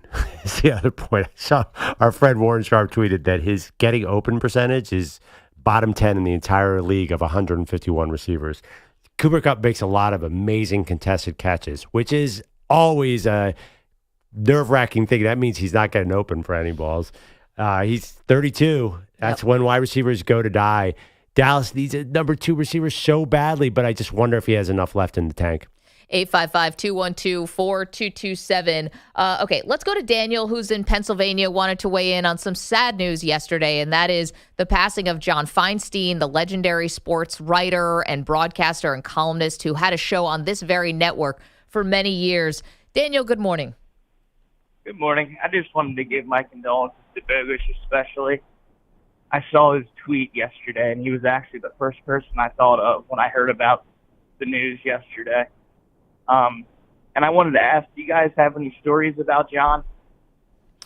Well, Daniel, thank you. And Bogusch is here now. Yeah, Dan, thanks so much. That means a lot. I mean, Bogusch, I texted you yesterday, but we're all thinking about you. You and John had a really unique and cool relationship. This is the first 2 years of the network. I mean, we've joked about how many shows that I've been a part of and how much the more like the 6 a.m. to noon window has changed here. But that was the original 9 to 12 show from day one in 2013. I knew John a little bit before coming here, came here to work with him. And it was just we had way too much fun. We had way too many fights. But the show, we were proud of the show. John was proud of the show. People liked the show. And to hear from people who used to listen or have still listen that have kind of kept in social media touch since then, it was good to kind of go down memory lane yesterday. Although we all would have rather not have had the need. Yeah. Pretty stunning news. I mean, 69 years old is young, and I don't think anyone knew if he was battling any kind of health issues. But what were some of the memories that you were going through yesterday? It's actually funny. I was laughing with Pete Bellotti this morning before he left after his show. I think John would be angry. Maybe he'd be laughing at the fact that all these outlets can't agree on how old he was, because it started out with him being 68. And now it's 69. I think we don't know what year he was born. I don't know if he fudged that date somewhere. But it's just, he was, Coach K said it in a statement yesterday that you either loved or hate him. It just, that's who he was. And he lived in it. He knew it. He knew that he was hard to deal with. He knew that he was opinionated. He knew that he made enemies. He sometimes liked making enemies. He also knew, but then the people that he liked and cared about, he went to bat for them for forever. So he could hold a grudge, but he also could hold a connection. So it means a lot to me that like I was in the outskirts of that circle. I was curious, a lot of people noting it's March. I think of him as college basketball number one. I know golf too is big for him. How much did he love college hoops? I think that's his number one, but there's not much space between that and golf. But I mean, he was basketball first. Yeah. I mean, he went to Duke. He was covering the I didn't know he went to Duke. Yeah, he covered the ACC. He knew Coach K before he was Coach K. Dean Smith confided in him like nobody else. Jim Valvano as well. One of his last books was kind of that writing about the 80s and 90s of the ACC taking off with those three guys at those three schools. And so I think college basketball, certainly for me, but it's hard to separate them because he loved them so much. And this is the time of year where he would have been planning to go usually via car from the Final Four to the Masters because they're on back-to-back weekends. This is his season. Yeah. I know everyone talks about season on the brink. Did you ever read the book about, it was Vince Carter's North Carolina team where he followed the late 90s ACC? I think it was called A March to Madness. Yeah. Oh, incredible. And Season on the Brink's incredible. The Bob Knight book. But for me, he's the number one college basketball writer. I can't even say anyone close. Yeah. It's funny because it became kind of like this mini subgenre of sports writing books, which is the embedded reporter there for a season, which is very different than, oh, you just won the title, so now let's go back to the beginning and trace this thing all the way and see how you did it. With John and Season on the Brink and David Halberstam and Jack McCallum and these guys who just get embedded from the first moment, it creates a very different type of book.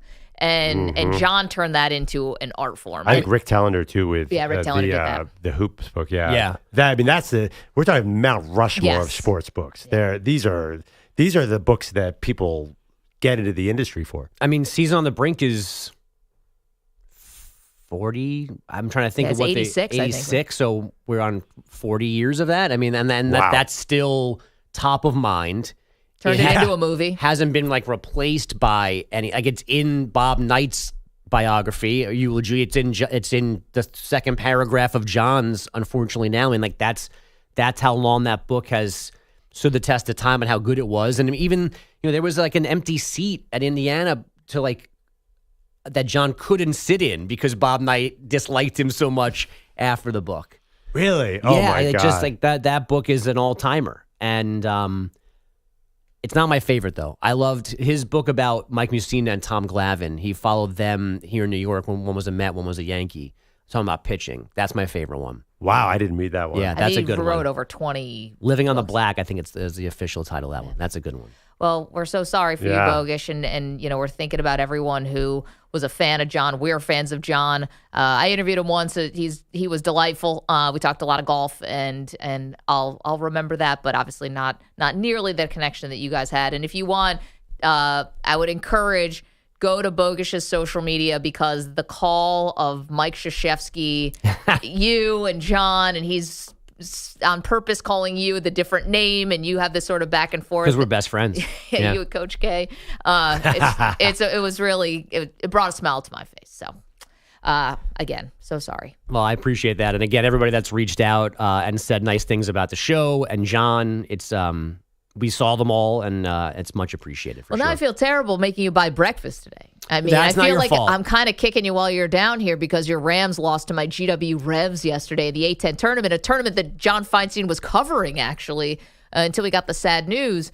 I want to give you a pass here, dude. Well, I said you should bet on the spread, but I think it was close to a push, wasn't it? I think the line was 7.5, and Fordham lost by 7, so I think I won on that front. But I wanted this to be straight up, so I'll take the loss. Although if I never see Trey Autry shoot a 3 again, fine by me. Yeah.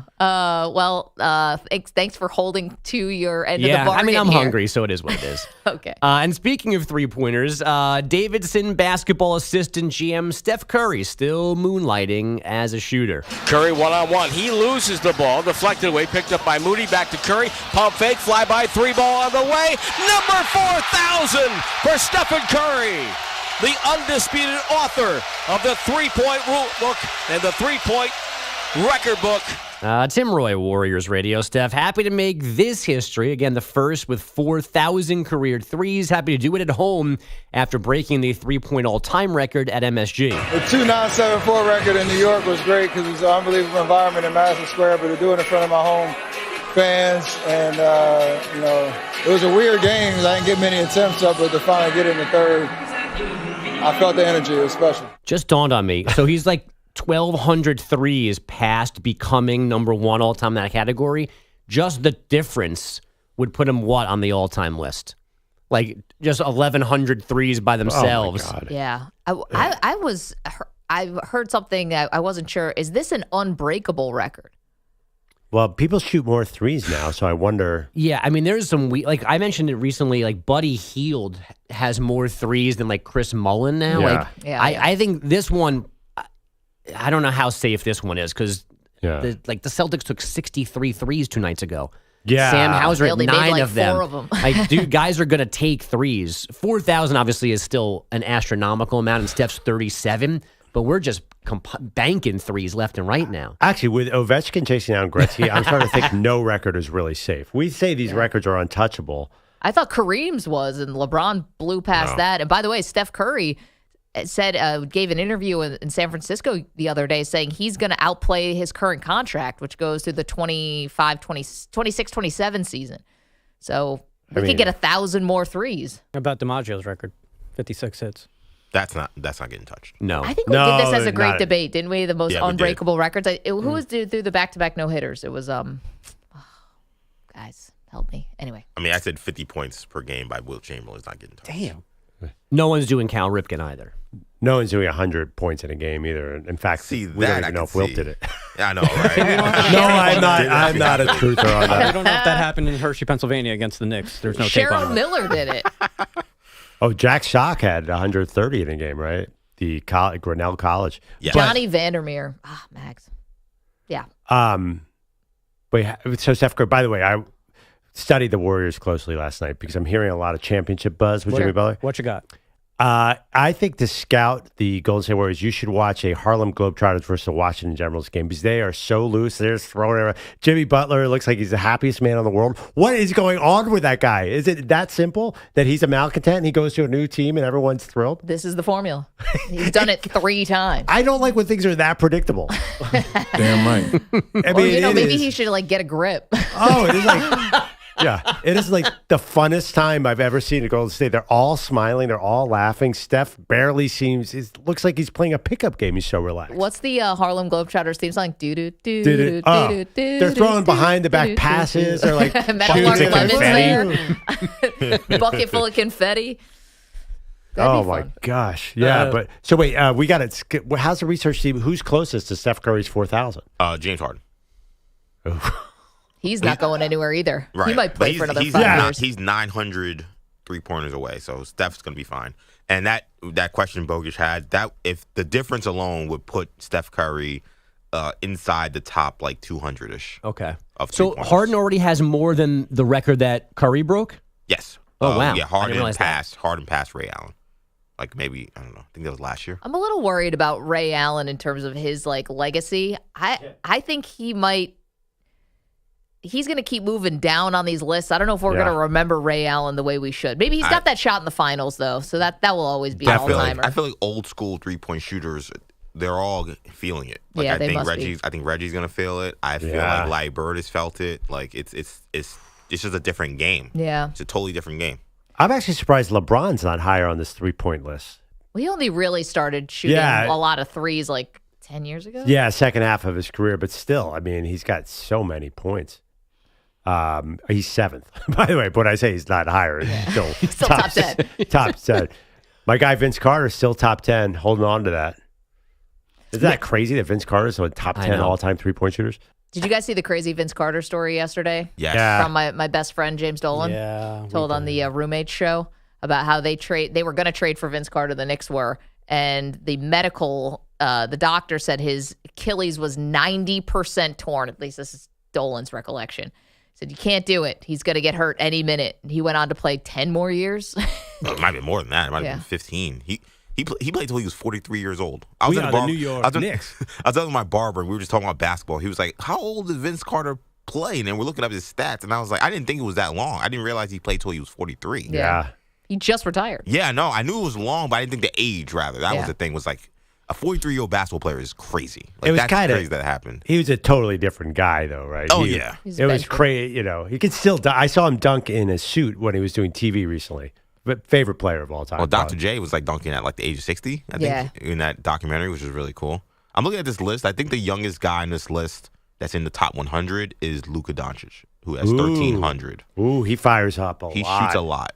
Jason Tatum's also in this too. He's also in this top 100. That's interesting. You know, quickly, I just want to hit Andrea here, who is in Berkeley, and she's our sports astrologist. And Andrea, we only have about a minute, but there's something about Steph Curry hitting his 4,003 that was written in the stars? Yes, it was on the cusp of his birthday. He's actually born March 14th, 1988. So he hit 4,000 threes on the cusp of his birthday and the full moon lunar eclipse. So happy full moon lunar eclipse, memorable birthday for Steph. Should be quite a year. And for your listeners, Mercury will be retrograding March 14th to April 7th. So baseball season starts with Mercury retrograde. Might be some delays here and there, but on a happier note, happy Pisces birthday, Steph Curry. There we go. Well, Andrew, we know when Mercury's in retrograde, there's some things you want to avoid, right? Contract negotiations, big life decisions. Yes, contract signings, allow extra time for transportation, some technology snafus. Yeah, definitely think twice before you sign on the dotted line, that kind of thing. That's why you can't get the USA Network, Maggie. I know, they keep me from watching my beloved GW Revs. Andrea, thank you so much. Thanks for being patient. Thank you. Happy full moon, lunar eclipse. Same to you. Appreciate that. I love when Andrea chimes in. It always gives a different perspective. That Mercury and retrograde stuff, though, I believe that. You get these technological snafus, and they are just a killer. Printers jammed up, flight delays, everything just annoying. I got a broken computer keyboard at home. Is this the problem? Not my Bluetooth connection? Just wait like a couple weeks, and that thing will be right back online. Yep. Totally buy it. Weeks? Well, she said till April 7th. I need the A key to work. It's hard to type with missing letters and numbers. Drew Bogusch. This is when you go by Drew until... No, I think that whole top left corner of my keyboard is the problem. So ASD, WER 1 2 3. Those are all malfunctioning. Nobody needs E's. What year is this computer from? Or this keyboard? What does it That's look like? how 1982. No. I mean, it's relatively new. Oh. It shouldn't be dead. Got it. Yeah. We haven't had a lot of advancements in keyboard technology.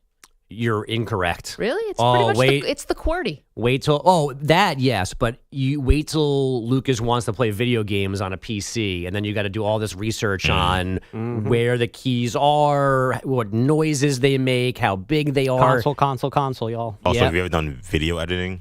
There are people who just have a video editing keyboard. I've seen those, but I'm talking about regular people, laptops and such. No, there's a lot of customization. There are no regular people anymore.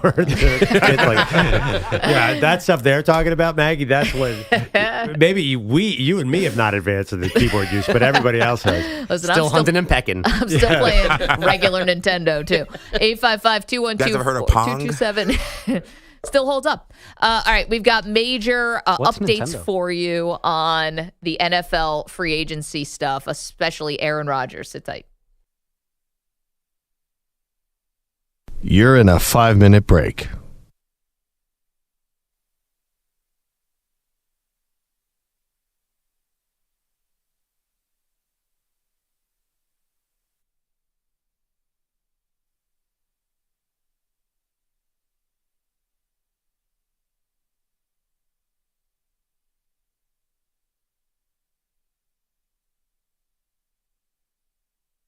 Four minutes, 30 seconds remaining.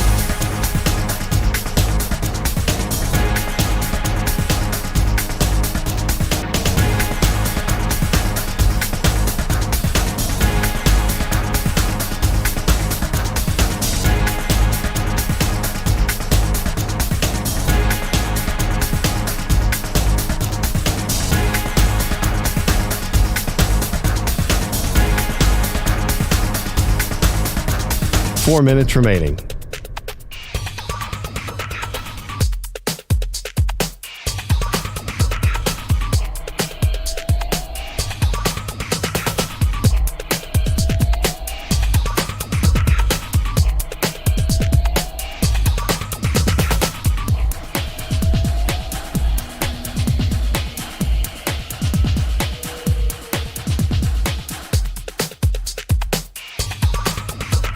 Three minutes, 30 seconds remaining.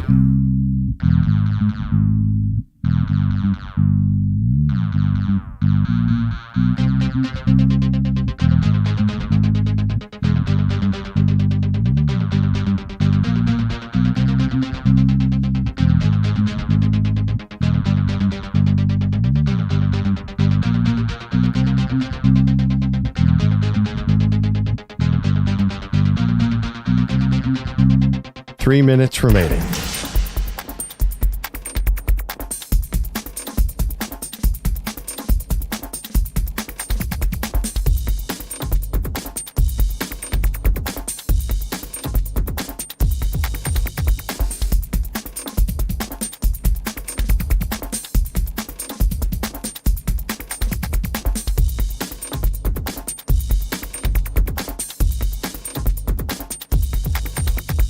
Two minutes, 30 seconds remaining.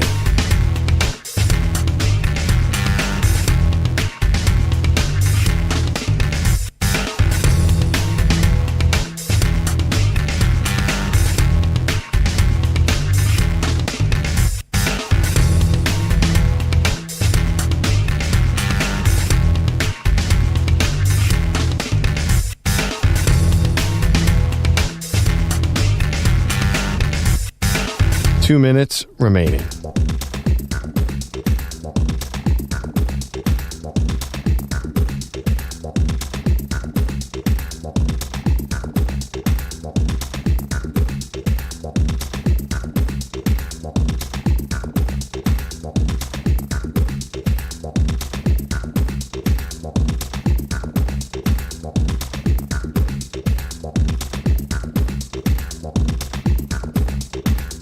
One minute, 30 seconds remaining.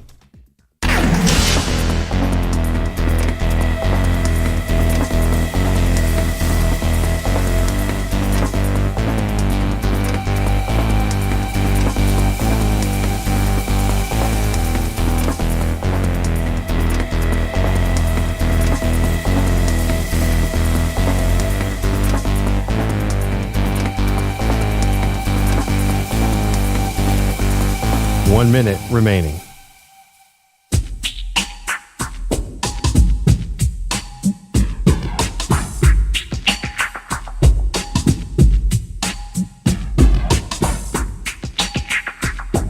$45 seconds remaining.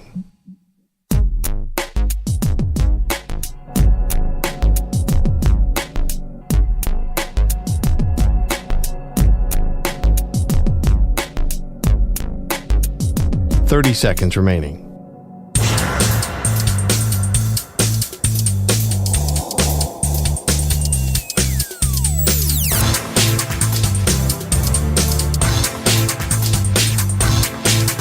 $15 seconds.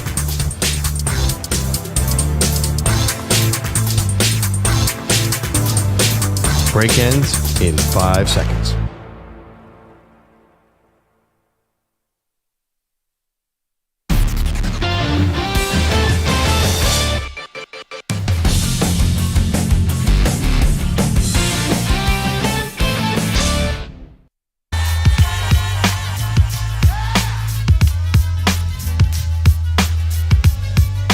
Welcome back. Maggie Gray, Andrew Perloff. We'll get to Aaron Rodgers. We got some updates for you in just a moment. But first, this was an interesting one for a little peek behind the curtain of one of the most interesting teams in sports right now, which is obviously the Los Angeles Lakers. After the trade for Luka Doncic, now LeBron is hurt, so they've been on a little bit of a skid. But Shams Charania, who broke the story about Luka. Hey, LeBron, we're pulling for your groin. Was recently on the Young Man in the Three pod. Used to be the Old Man in the Three when JJ Redick hosted it. Now it's the Young Man in the Three. And Shams is talking about how he was getting ready for a flight when he heard about possible trade going down. What's funny is a few days prior, Wednesday, I had heard that the Lakers and Mavs were talking about a trade. I was just preparing and getting myself ready for this flight in the morning. And it was about 11:05 when I got, this is what I call in my space a tip. You get tipped off on something. About 11:05, I got tipped off that there's something going on with the Lakers and Mavericks. Okay, so more from Sean said he worked the sources and learned that AD and Luka were actually the last pieces. This is the last piece of the puzzle that he figured out. And I'm digging more and more. By person 2-3, I hear, Hood Schifino's going to Utah. It's a 3-team trade. Markieff Morris going to the Lakers too, and Maxi Kleber. And I'm like, I'm picking all these pieces apart, and I'm like, what's the trade? Like, what is going on here? And by the time I got to the fourth and fifth person, I got all the details of the trade. Made one more call. I'm like, I didn't even say on that call. I basically like, is this real? And the person's like, yeah, it's real. Oh man. Okay, more from Shams when he found out it was real, and he's on the doorstep of breaking what could go down as one of the biggest trades in the history of the league. He said his hands were shaking. Obviously, my hands were shaking. You had to make sure like every detail was right. You had to make sure there was no typo. And I just remember like my hands were trembling. I didn't have a graphic to go with it because it was so sudden. Like you don't even have time to prep for it. It's not like you make a Luka Doncic graphic beforehand. You don't even know. And so by the time I heard about it to the time I put it out, probably 5 to 7 minutes went by. 5 confirmed sources on it, and then after that, my phone was a mess. Yeah. Then all the text messages and stuff started flooding in. So there's a little peek behind the curtain of how this went down. He's looking at Hood Schifino and Markieff Morris wondering what the heck is going on here. Meanwhile, the whole time it was a Luka Doncic was the big piece. Yeah, I mean, talk about starting small and then, do you even bother tweeting if Hood Schifino gets traded? Yeah, probably not. That's a Chris Haynes tweet. Leave that to one of the other newsbreakers. Sheesh, Manny. I don't want to... Chris, we don't want the smoke. I like him. So this is kind of interesting, right? Because it was able to be such a secret. I don't know if you guys have seen, but now the owner of the Mavs, like the governor, Patrick Dumont, the son-in-law of the Adelsons. The guy who runs the team. Basically, the guy who runs the team has been doing some press over the last couple days, and just everything this dude says, just you cannot believe it. And he is talking about how they didn't improve the team. They didn't feel like there was enough improvement. And it's just nothing that this dude says is ever going to pass the smell test. It just always feels like there's 2 things at play here. Either they just didn't want to pay him. They just didn't want to pay him. Well, I mean, that's clearly true. Right. They didn't want to pay him. That still doesn't explain why you didn't shop him. Yeah, that's a great point. And then the other part of this, which is the question that they've had to answer over and over and over again, is how committed are you to Dallas? And, what is this really about? Is it about getting a casino built, or is it about trying to win a championship? And, I think that you can kind of tell that the casino might be plan A and building a champion is more like plan B, plan C. But I don't understand. The Mets owner, Steve Cohen, wants to build a casino, and his best strategy is to buy a World Series team. So he's spending like crazy on the team. Would keeping Luka Doncic help you get the casino? That's, again, I still have not wrapped my head around that. Well, it depends how into local politics you want to get here, which is, right now gambling isn't legal in Texas. And so they need to put the squeeze on lawmakers. And if the team is bad or threatened to leave or whatever, then you'll always be the politicians that let the Dallas Mavericks leave town. And so in some ways, it's like a negotiation. So you have to get really bad. I mean, it still feels a bit complicated. Because we still can't figure out why this happened. Maybe just don't trade Luka. Silver should never let this guy in the league. That's a problem. I mean, hookah and beer, considering what we know some athletes have dealt with in their personal life, they really trade him out of town because he likes to smoke a hookah. Get out of here. A couple beers? Doesn't make sense. Okay, Aaron Rodgers update next.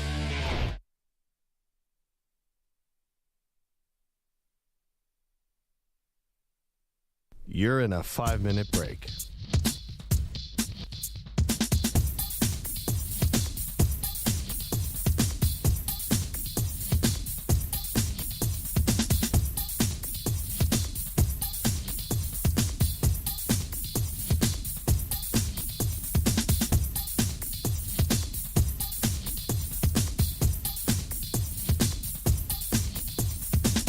4 minutes, 30 seconds remaining.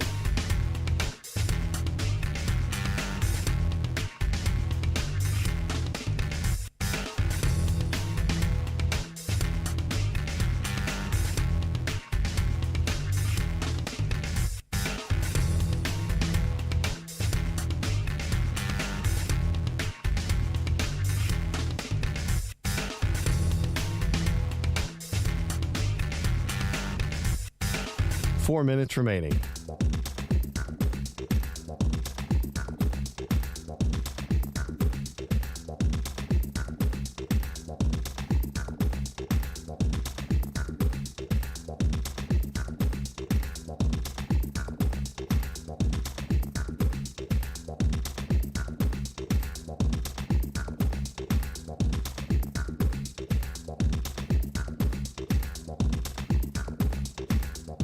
Three minutes, 30 seconds remaining.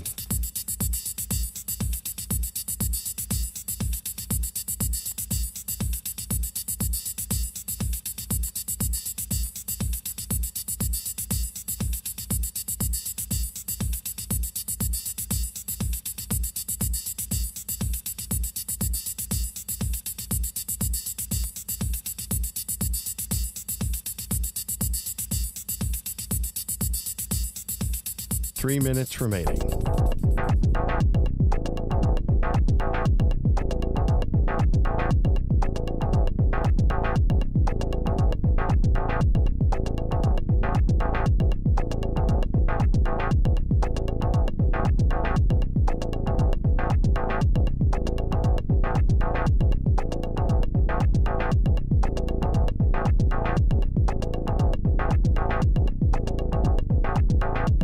Two minutes, 30 seconds remaining.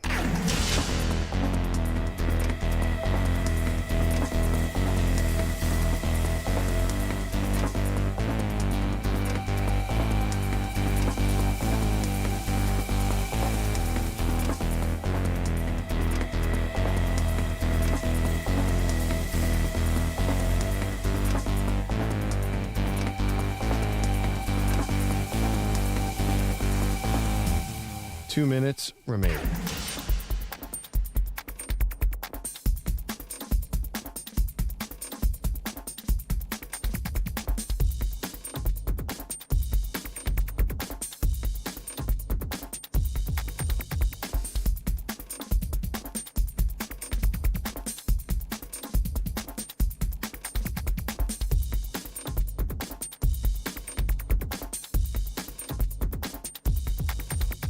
One minute, 30 seconds remaining.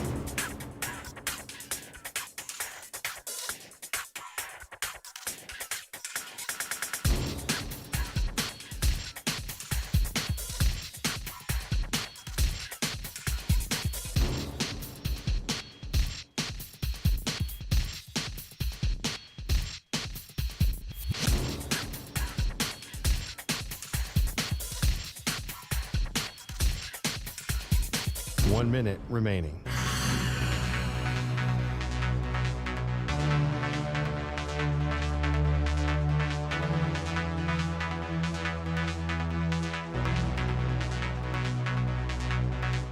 Forty-five seconds remaining.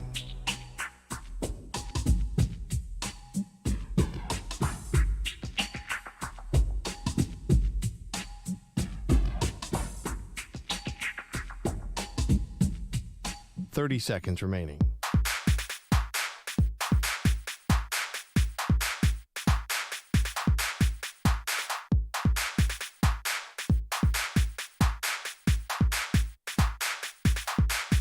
Fifteen seconds.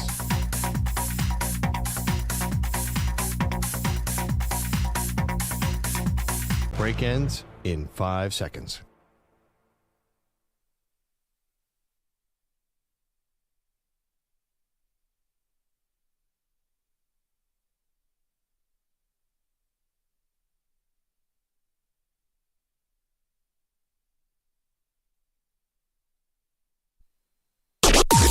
Maggie and Perloff on the Infinity Sports Network. All right, this Aaron Rodgers thing is getting a lot more interesting. Welcome to the show, Maggie Gray, Andrew Perloff. It's been days and days of staring out at the Pacific Ocean from his home in Malibu, Pearl. But according to Diana Rossini and some of the other insiders, we have a little more clarity here on what could be going on with Rodgers. Okay, so here's the latest. Pittsburgh and the Giants, according to Diana, have offered Rodgers contracts. Like, we know the parameters of it. She also said that the Giants have offered a bit more. Right. Okay. So that's not that surprising. However, she also has said that the Vikings are interested, and he's interested in the Vikings. But the way that Diana is framing it is that the biggest issue is who's going to be the, quote, bad cop in the building in Minnesota, who's is going to be tasked with keeping Rodgers sort of in check, especially with some of the interviews that he does off the field that could be deemed distractions to the team. So is that going to be Kevin O'Connell who's going to be the bad cop? Is Rodgers going to even be cool with something like that? I have to imagine if that gets back to me and I'm Rodgers, I feel like that's a little condescending, even if I earned it and deserved it because of, dabbling in running for vice president and like all the conspiracy theory stuff. But don't you think Rodgers would be like, I'm a grown man, I'm a four-time MVP. No one's going to play bad cop with me. What's so funny? Yeah, it's a huge issue. I thought you were going to say the issue is J.J. McCarthy. So how are they going to reconcile that, too? Because they have the last year's number 10 pick sitting there. Yeah. What do they tell Aaron Rodgers about that situation? Because here's the thing. If I'm Aaron Rodgers, if they guarantee me I'm going to start week 1, I still know that this is an issue. Right. Like, say I throw 2 picks and I twist my ankle just slightly and I'm limping. You don't think they're going to go straight to J.J. McCarthy? So that's the thing about Pittsburgh and New York. Could be more clear sailing. Is that important to Rodgers?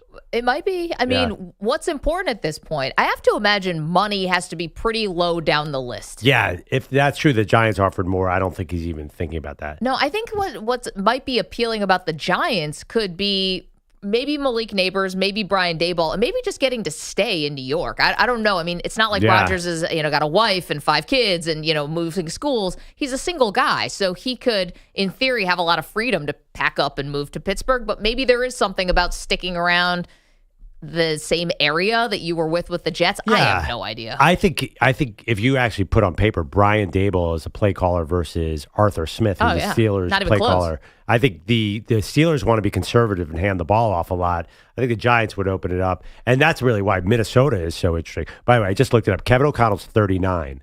Yeah, Rodgers is 41. Yeah, so Rodgers was in his 4th year when Kevin O'Connell entered the NFL as a quarterback. Yeah, that's going to be tough. Does Kevin O'Connell have authority? I don't know. Yeah, I mean, he's coming off a Coach of the Year, but we see Coach of the Years get fired all the time. And he's the nicest guy in the world. Yeah, you got to meet him at the Super Bowl. Yeah. Unfortunately, I was so devastatingly sick that I missed that but just show. Look at him on the sideline. Does he look like he's yelling at anybody? Well, these guys are all, coaches yell. But here's the thing. Yeah. I wonder if the Giants are also saying to Rodgers, we'll offer you more money and we'll guarantee you're going to be the starter, but we can't guarantee that we're not going to take a quarterback. And whatever happens.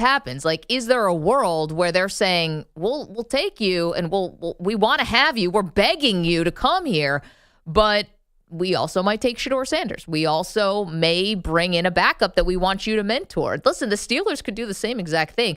What we saw last year, what happened to Kirk Cousins, which is he signed that big deal in Atlanta thinking, I'm him. This is me. I'm choosing you guys. Yeah. You're choosing me. You gave me $100 million. And then lo and behold, here comes the Michael Penix pick. And Kirk Cousins is hiding injuries throughout this season because he's so worried about Penix taking his job, which he did anyway. Right. Oh, there's so many moving pieces in what you just described. First of all, Penix was number 8. If you take a guy at number 3, there's even more pressure to play him because that's so high in the draft. But the Giants might be sitting there saying, well, number 1 is probably going to be Cam Ward, the Miami quarterback to Tennessee. What if the Browns take number 2 and we don't take Shedeur Sanders number 2 and we don't have anybody? Because there are more reports from Schefter that the Browns are definitely taking a quarterback. Yeah, I don't know desperate. who that quarterback is. So what if you're the Giants? Do you triple down on your offer to Rodgers because you need somebody to play there? Well, I wonder if there is an offer they can make. If it's between the Vikings and the Steelers and then the Giants, like, is there anything they can say to him? Like, they can't offer him equity in the team. Like, there's nothing they can do. We'll fund your political campaign. They could say we'll bring Alan Lazard and we'll make Randall Cobb an assistant coach. I mean, they Bring could in your say dudes. you run the show, I guess. I don't know. Maybe he's not going to run the show in Pittsburgh because Mike Tomlin is so well established. Yeah, I think that they can offer autonomy. I don't know. Yeah, we'll leave you alone. We're not going to say anything about the interviews. Go on Pat McAfee. What do I care? Tell us more what you think about the lizard people. Not the lizard people. Yeah. The lizard people. Rodgers got some crazy theories, allegedly. Let a naysayer know. Yeah, 855-212-4227. Also, expecting the decision soon. Now, what I was talking about earlier today before we got this new report from Diana Rossini is that if you really need 5 days, and be honest, it's been longer than that because the Jets told Rodgers their intention to release him on February 13th. Today's March 14th.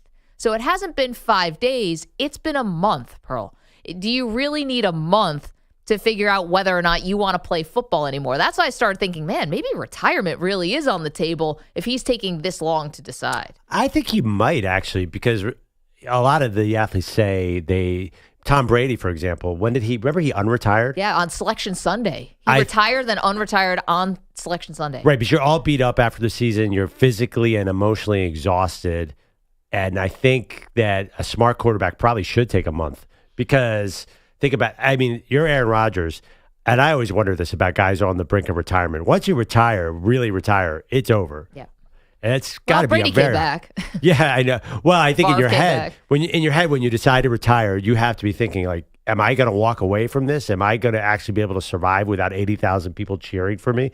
I think it's really, really hard. So when you put it that way, I don't think a month is that long. Do you think it's a long time? Well, let's be honest. I mean, the Jets season has been over since Thanksgiving. Right, but as far as his day-to-day, Yeah. I think it's kind of been a newer thing. It doesn't seem, well, you're talking about the rest of your life. A month is not that long to contemplate what you want to do. It's a tough decision. I got to be honest. If I'm Aaron Rodgers, I'm not 100% sure what I'm going to do. I have a lean. I think I would try to get to Minnesota. Yeah, I would too. But again, if they're not promising me what I want to hear, Yeah, and then autonomy. And I hope that he would. I hope it's not about McAfee. I think it's going to be the Steelers. I'm actually surprised. Isn't McAfee from Pittsburgh? He definitely is. He's got that thick accent. I think that he would be pushing him towards Pittsburgh. Let's go to Sean, who's in Oregon. Sean, you're fed up with Rodgers. Oh, man, we've been fed up with him for a long time.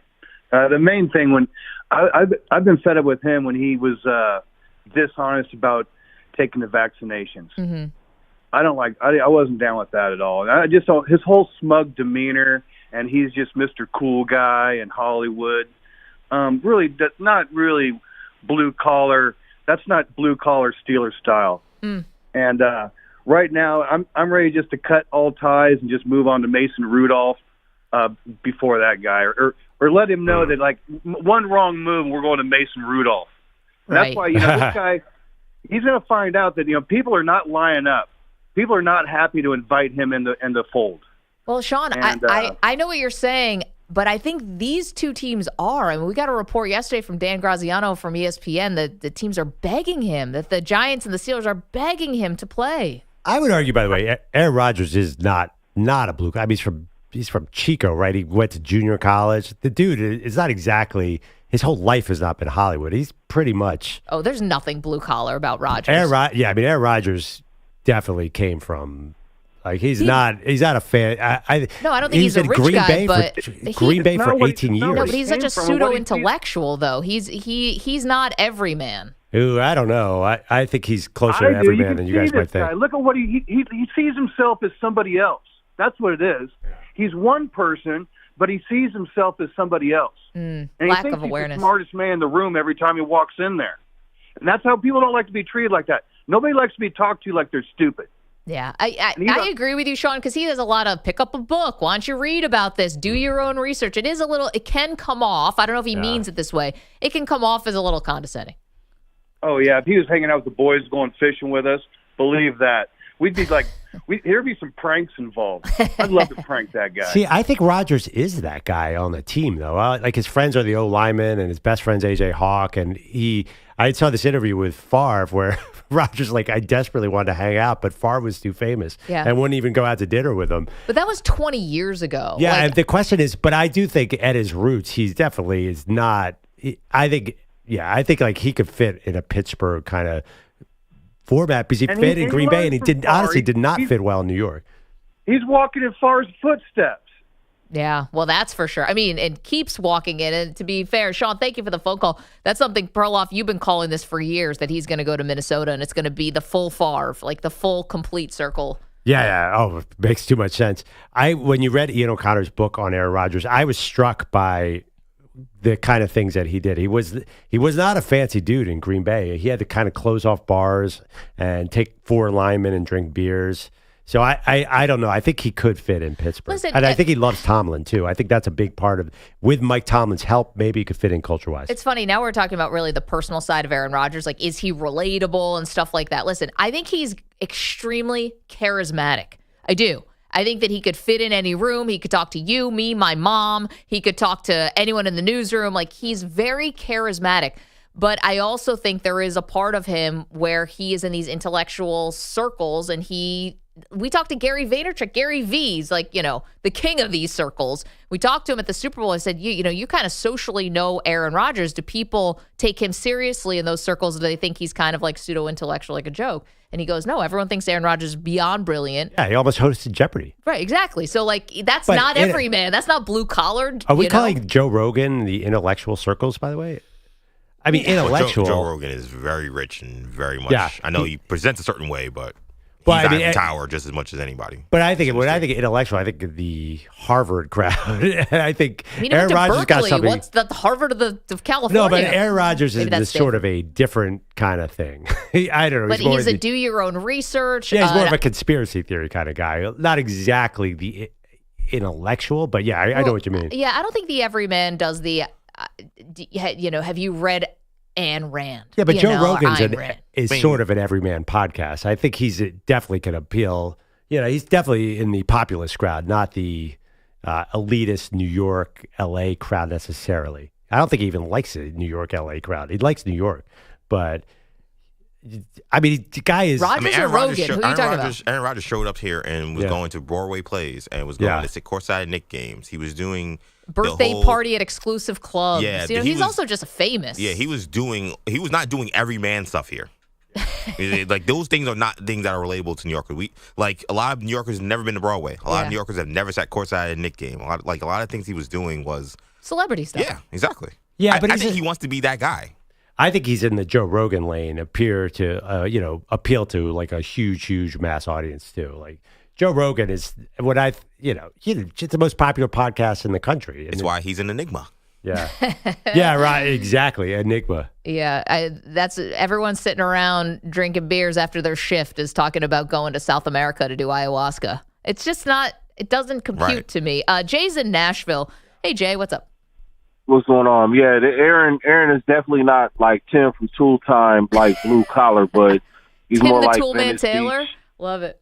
You say what? Yeah, he's more like Venice Beach, roller skating while playing the guitar. You know what I mean? Out on the beach. You know that dude that's out there. But I mean, honestly, I have nothing against Aaron. I like Aaron, but it's like the football guys are clearly telling this dude, you should have took the Jeopardy money, Holmes.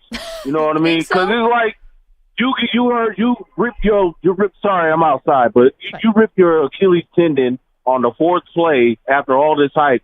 That's the football guys talking to you. And I really don't like to see these guys try to hold on and they like 42 years old. It's like, dude, I don't want to see a 40-year-old play football because every play I'm cringing like this could be a Joe Theismann right here, you know? Yeah, that's funny. I had not thought about that, Jay. You always give us something to chew on. Should Aaron Rodgers have taken the Jeopardy money? Should have took the Jeopardy by the way, money, I don't know that they wanted him. I remember mixed reviews of Aaron. I think they would have taken him. I don't know. Perloff, they clearly wanted him. I don't know because Dan Patrick was tied into that show. I'm not 100% sure there was an offer on the table, but you could be right. They were reporting that it was an offer on the table, and plus he did he would have been. Really, if they were offering him that money, I mean, and I don't want to argue with because you're more of an insider than I am. I'm a dude chilling at the bus stop downtown Nashville. So what do I know? But I don't know that money. He should have took it.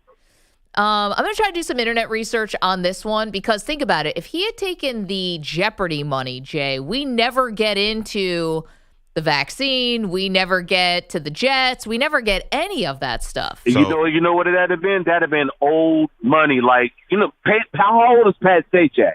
That'd have been old money right there, like for the rest of his life. Man, is Pat Sajak, like, he's just the 78 Pat Sajak, just retired. And you know what? I haven't watched an episode of Wheel of Fortune since. I know it's Seacrest now, just not the same.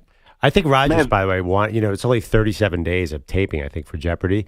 I think he was trying to find a middle lane where he did both as well. Oh, right. Yeah, so what I'm reading is from people. So Rodgers, he nearly nabbed the job, but the issue was he was trying to find, he couldn't work out like balancing both being the game show host and still playing. Got it. You should have took the money, bro.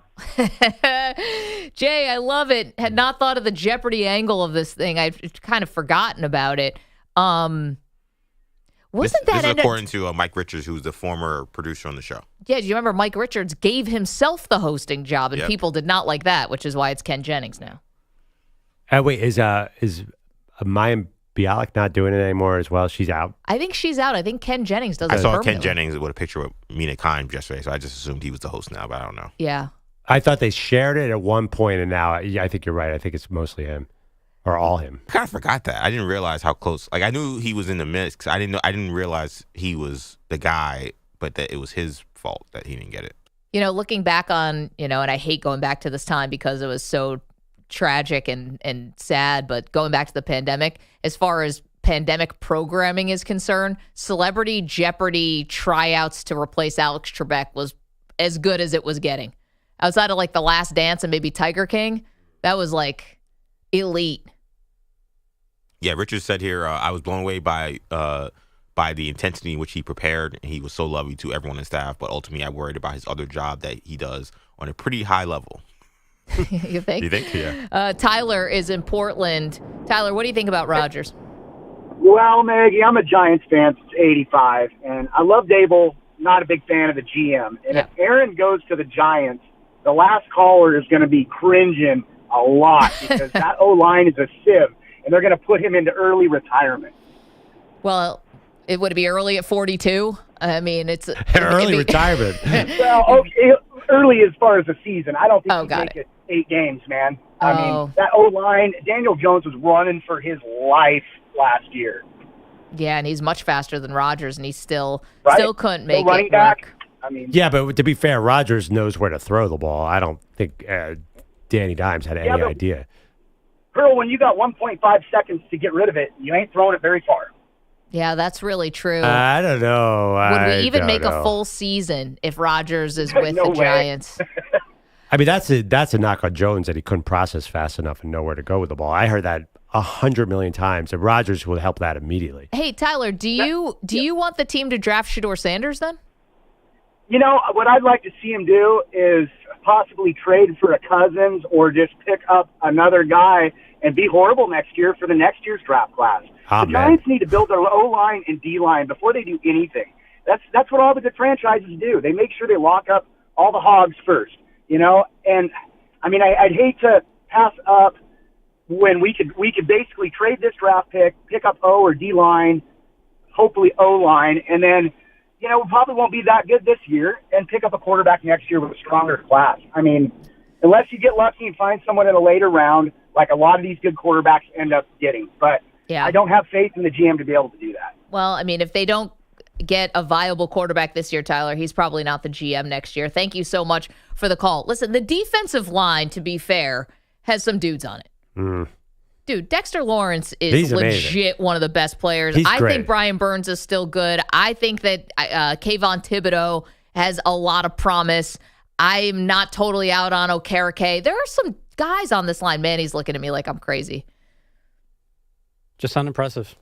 I'm unimpressed. Well, you just made a big move for Javon Holland to try to shore up the back of the defensive backfield. It's just hard for me to forget what happened last year. I mean, the Giants always give the Eagles a hard time, and last year they just rolled over the second the ball kicked off.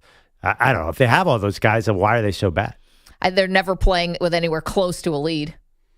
Yeah. I mean, listen, Brian Burns was actually pretty good, but I kind of agree. That brings up a really interesting question. Do you draft a quarterback if the rest of your roster is not ready for that rookie quarterback? That can lead to some bad places. If Shador is there and he does have Malik Neighbors, but the line is terrible, what are we achieving here?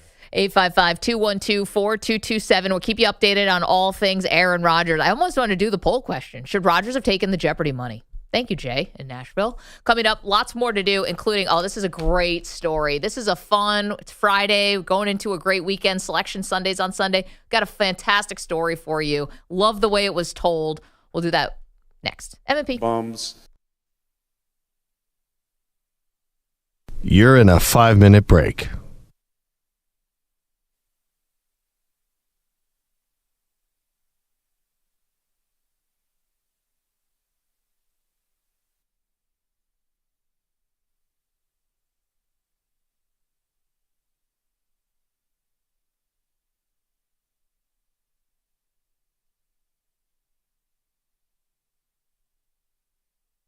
Four minutes, 30 seconds remaining.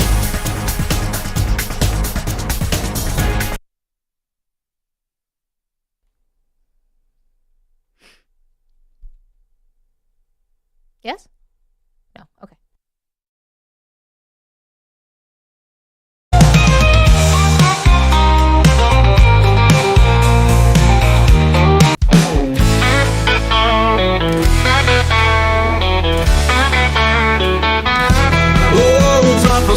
Got his turkey day plans, sipping bourbon from a can, yeah, that's his stance. He's got the Maggie and Perloff show on blast, feeling thankful and tipsy, talking fast. Drunk Uncle Sam, he's the man with a drink in his hand and a wild family plan. Chatting up a storm about freedom and fuss, complaining about censorship and making a fuss.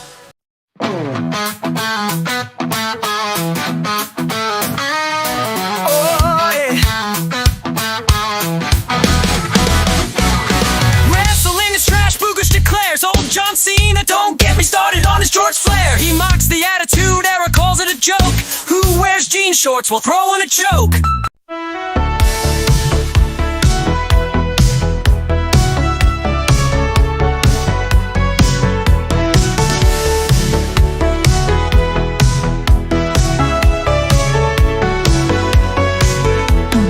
Bailey's watching, throwing blame. Here's a brand new rule in the MLB. The golden at bat sounds fancy to me.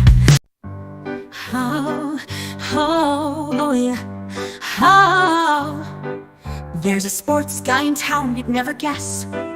Underneath that.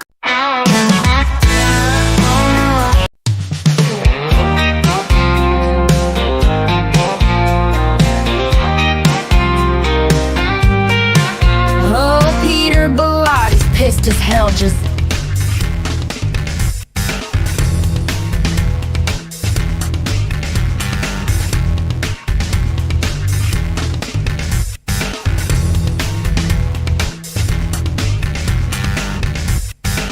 Two minutes remaining.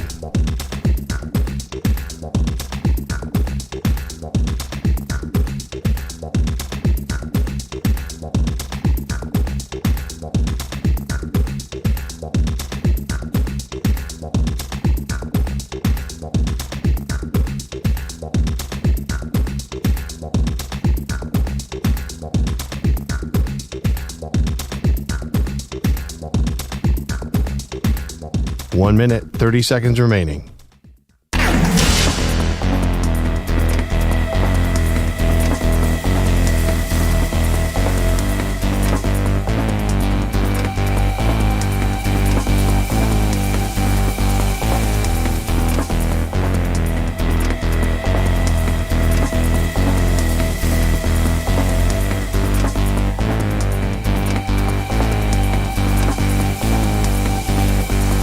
One minute remaining.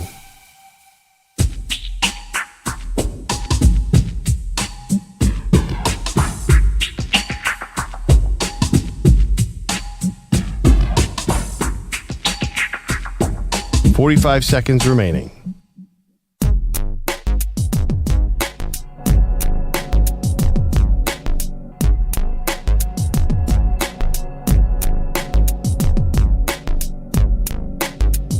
30 seconds remaining.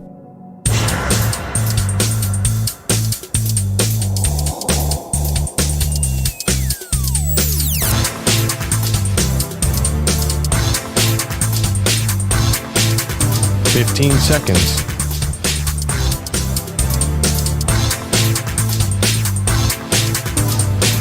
Break ends in 5 seconds.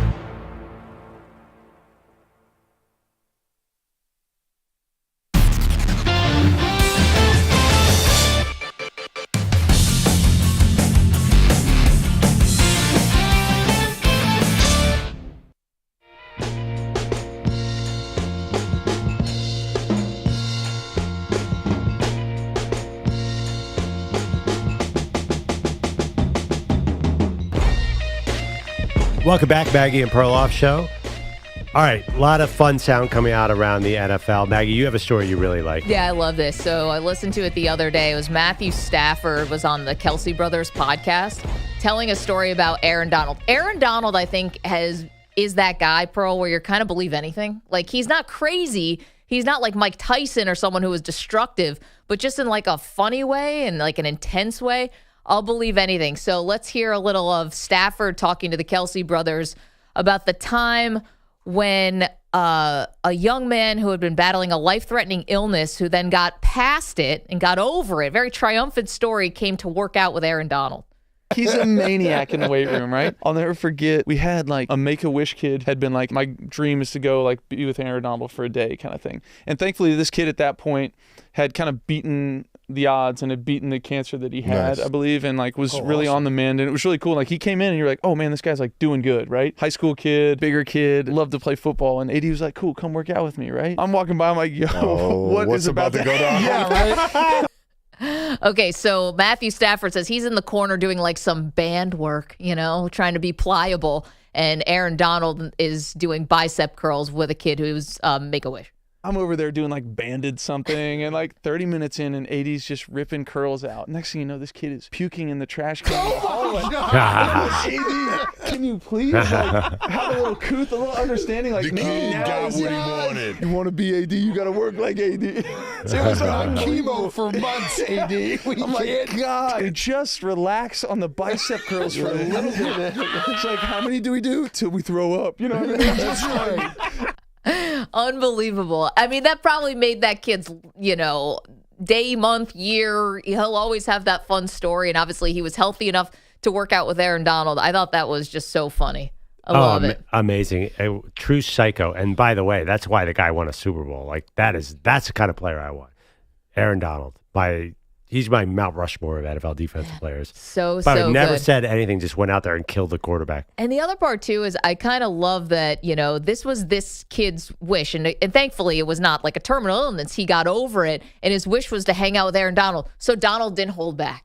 You want the full Aaron Donald experience. There's something I kind of love about that because I don't know. I imagine that is what this kid wanted. Maybe not to be puking in a garbage can in the hallway, but... I mean, to me, see, that's every man, unlike Rodgers. Like, he's like, oh, you want to hang out with me? All right, that means you're working out till you puke. Like, Aaron Rodgers is like, oh, I'm going to take you to Broadway. I mean, it's like, it's the polar opposite. We were talking about last segment, is Aaron Rodgers, like, blue-collar in a way that, like, would fit in with the city of Pittsburgh if that is indeed where he decides to go.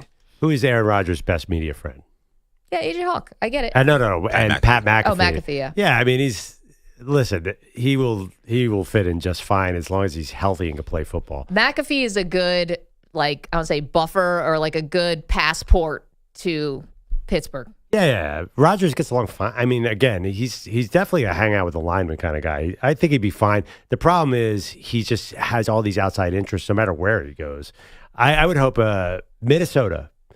What trouble can Aaron Rodgers find up in Minnesota? I was actually wondering that. I don't know. Get him and Jesse the Body Ventura together. They could have some interesting conversations. Dog. But wait, former governor is a major conspiracy theorist. Is he in Minnesota still, though? Isn't he hiding out somewhere in Cabo? Parts unknown. Yeah, I just feel like just get Aaron Rodgers 4 months out in Pittsburgh or Minnesota, you'll be fine. I don't know why people are so concerned about his podcasting or whatever. Apparently the teams are. This isn't us.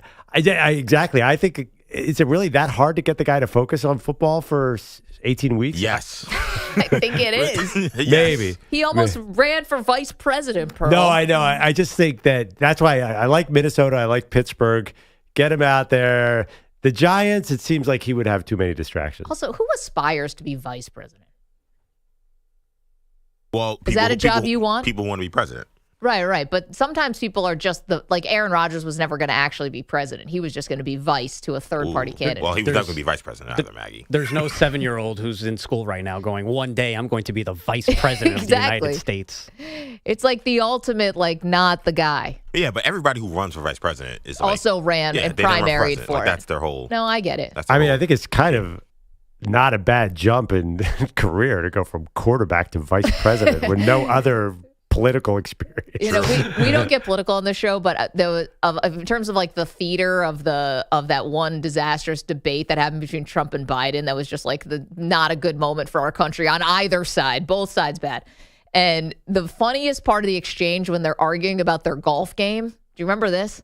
Oh yeah, I see you swing, Joe. I seen you swing. And he goes, no. And Joe Biden said something like, when I was vice president, my handicap was like a 2. And I'm like, see, that's the vice president. They play golf so much that was his best. That was when he got into the best golf shape of his life. Oh, I hate Kathy Hochul.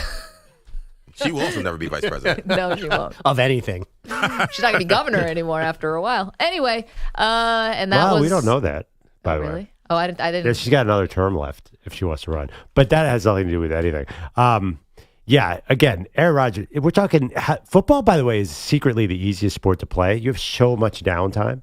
He couldn't even host Jeopardy and be. You have 6 months off. Easy sport to play? Oh, my God. As far as sports where you don't want to be away from your family, football is the number one. You mean best time sport. commitment. Time commitment. Gotcha. That's what I meant. Because not easiest physically, but I mean, you can have 3 different careers and you have 6 months off.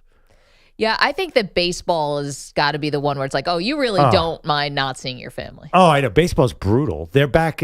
They get 2 months off. I think Rodgers can be vice president / podcaster / quarterback for your Minnesota Vikings. Think about it. Couldn't do the Jeopardy and quarterback thing, but could have run for vice president and done the quarterback Certainly thing. tried on the Jeopardy one, I'm sure.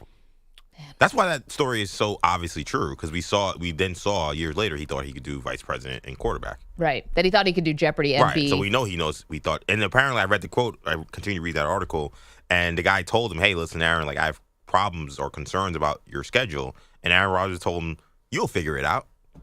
That was the quote from Richards. And he didn't get the job. Not get the job. You'll figure it out. That's a you problem.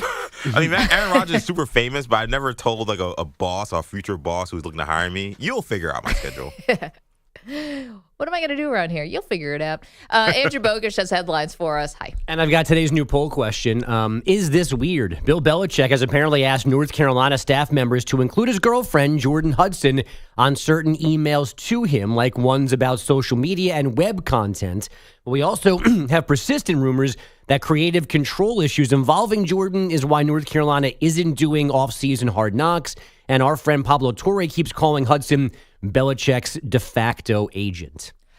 Yeah, I saw that. Wait, the Hard Knocks got kiboshed, I thought, by the other owners. Well, that's... the NFL owners. There is that. Yeah. But there's more than one person saying that there are whispers that one of the issues was she wanting to be too involved. Yeah. Well, I mean, that's not that hard to believe, considering, she doesn't seem like she's a stranger to the spotlight. It seems like she likes the spotlight. I actually think is it possible that this relationship was more of a casting?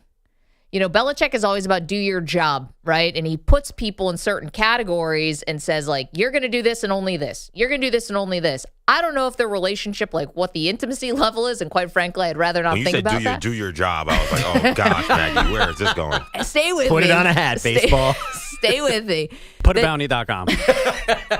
No, I think they're speaking English, but I just wonder if he's looking at her and saying, what am I missing in my life? Well, I'm 70, whatever, and I don't know how to I don't know how to communicate with people my own age, let alone young people. I need someone who can be a translator for me, and she's doing that. Yeah, I even take a step further. When I saw that email, I'm like, oh, he doesn't really know how to work a phone, so he has one of the grandkids, as a caveat there. Wow. Isn't that how you guys thought about, like, oh, he's having trouble figuring out the TV? Who's the guy Saban never emailed, right? Yeah. So I feel like Belichick, best Saban, friends. best friends, and Belichick's older than Saban, right? I believe he is, yeah. Saban's because he's like Saban's mentor.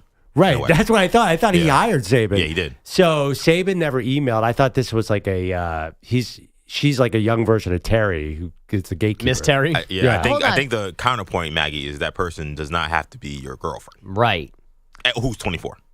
No, fair. Yeah, you can just hire an intern to do that kind of thing. I hear you. We got great, we got who we got? We got Cap here. We got, not to get people out here, we got Rami. Like, there's people who are awesome at that stuff who Don't work here. give Belichick any ideas. We need Cap. True. Don't do that. But here's the other part about this. No, I think that the Belichick, to me, you're saying that this could be a technology thing and he just needs someone to like fiddle with the email. Or it's just like it'll help, like you're basically an assistant. Right, and doing the social media, I understand. Does Belichick not come off as a gadget guy to you? Oh my God, no. Really? A gadget guy? Yeah. Mr. Snapface? Well, that's what he says. I could see, I bet his kids and stuff are shopping for him at like the Sharper Image and stuff like that. It's like, it's a toilet paper dispenser and it gives you the weather and the headline. Okay, that's different than like gadget having guy. the new camera or knowing how to work a new piece of like video editing equipment. Also, I don't think he's that person that Maggie just described. No? I don't think so either. He's got a beautiful house in Nantucket. It's like filled with antiques and his last girlfriend guy. I don't think He's a boat cares guy. about. He cares about nothing except football. He has a bunch of papers with plays in front of him. I don't think he's interested in anything else, especially technology. I don't know.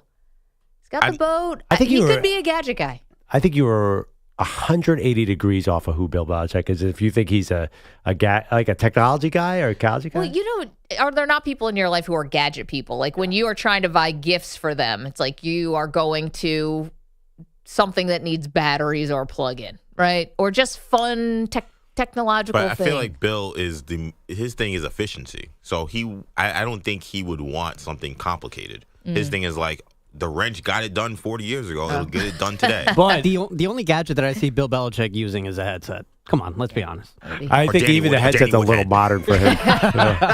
You guys make it sound like he's communicating via Morse code. This guy grew up with a dad who's basically so hardcore.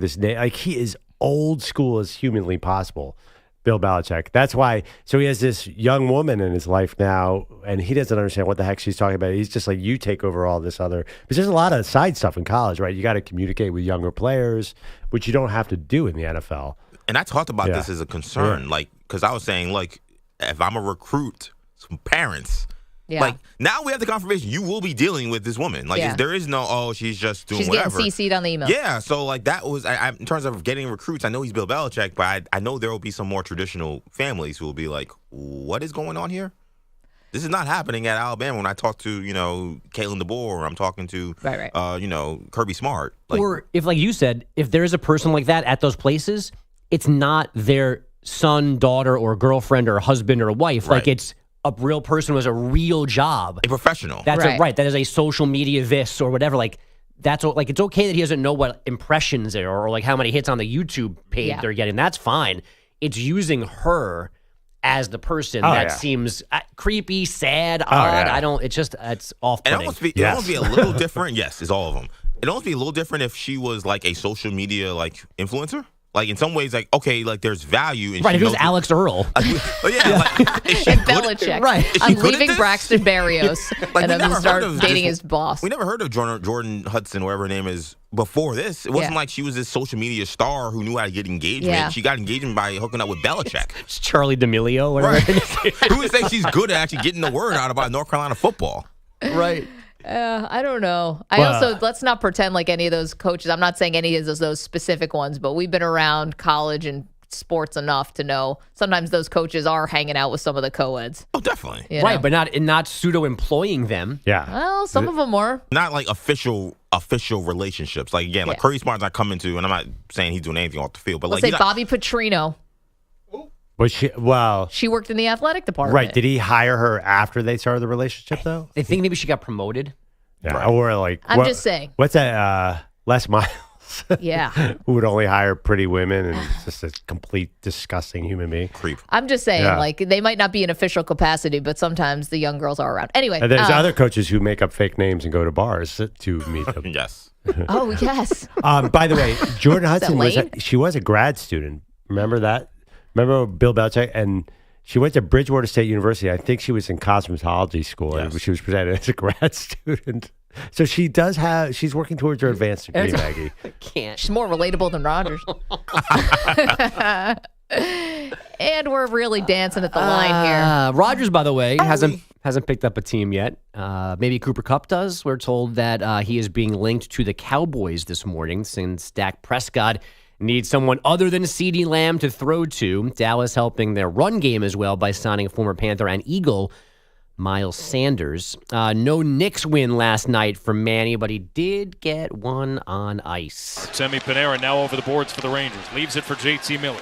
In over the line with Panarin right wing. Panarin behind the back dish. Schneider stick handles Deeks to the backhand. Score! Braden Schneider on the backhand. Overtime winner. Rangers beat the Wild 3-2. I think Manny is interpretive dancing that goal at the moment. The call from Rangers radio, the Blue Shirts a 3-2 OT win in Minnesota to snap their 4-game skid. They are tied with Columbus for the last wild card spot in the East. The Blue Jackets 4-0 losers to Vegas last night. Sorry, Manny is like sensually making love to a burrito right now. I've never seen someone love a burrito like Manny. This burrito's so good. Like, it's making me uncomfortable. Tastes even better after a Brandon Schneider winner. Don't joke. Yeah. I get emotional over the Rangers. And burritos. You're welcome, America, for burritos. You're welcome, Revs. That's it. Yeah, back to you guys. I have a poll question. Who's more relatable? Manny. Aaron Rodgers or Russell Wilson? Ooh. I mean, I think it's... I'm sorry. Answer be no. That's an obvious... I think it's obviously Aaron Rodgers. This one is But tough. the other thing, too, they're both older. Aaron Rodgers is 41. There's no way he's going to relate to a 22-year-old player anyway. I mean, Joe Flacco's on the free agent market. He's not related to anyone. So take the age out of it. I mean, I think at least Aaron Rodgers seems to smoke a lot of marijuana, which might be good for the young kids. Yeah, there's a lot. Like I think there's a stereotype. lot. Aaron Rodgers, I think, is clearly the more relatable of those two. I Russell's like thought a you were going to say CEO. Belichick, and you hit me with Russell Wilson. I was like, oh, that is a curve. You don't think Russ walking around with a beautiful, famous wife helps his cause at all? I mean, that's the thing with Russ, that he's never been relatable to his teammates. He's very religious, which is relatable to a lot of people. That's true. He's a very nice man. Rodgers too. grew up with a lot of religion in his life, so maybe that's relatable also. I think Rodgers Talks about is it. more of a you said it the other day, Maggie, that he'll probably be popular in the locker room. Everyone seems to like him. I mean, he's definitely Everyone? Yeah, he makes a lot of friends on the team. Michael Finley, Garrett Wilson. There's some people who don't Who don't like him. I who think- said about Aaron Rodgers, there's no problem pointing them out and telling them how stupid they are. There are a lot of Jets who came out and said they were sad They that he like was him. leaving. Oh, yeah, Quinn I think Williams, they were sad. But I guess what I said is I think that if he goes into a locker room, you have guys who are playing for contracts and trying to feed their families and stuff like that, that there's no way you can put J.J. McCarthy in. Like, that's not going to be popular. People are going to want to see the 4-time MVP. That's what I meant by that. Yeah. Well, no, but I do think, again, I think he makes friends with teammates. I mean, Green Definitely. Bay had a lot of friends. And New York, he tried hard. Yeah, he really Russell did. Wilson does not. 855-212-4227. Russ does a ton of charity work, though. Got to give him credit for that. Oh, that's- yeah. 855-212-4227. Thank you, Bogusch. Okay, we're going to play a little mix and match coming up next. We're going to put some free agents into the best possible spot. M&B. You're in a 5-minute break.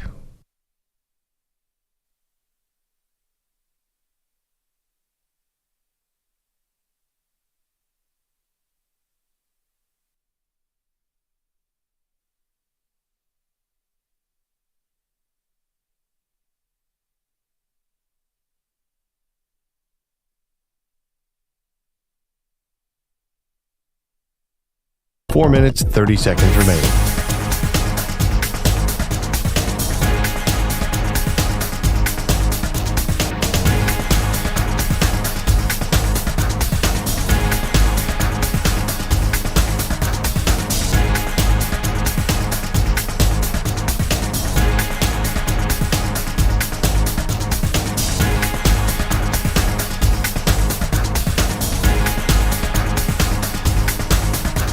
4 minutes remaining.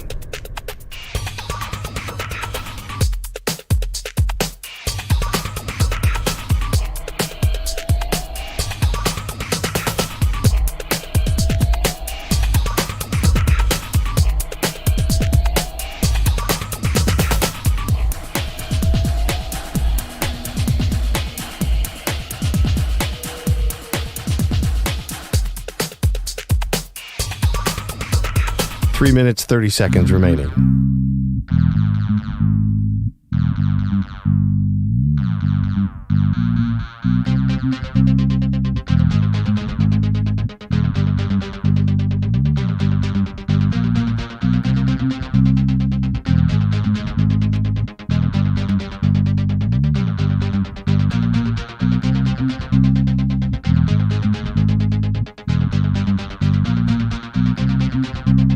Three minutes remaining.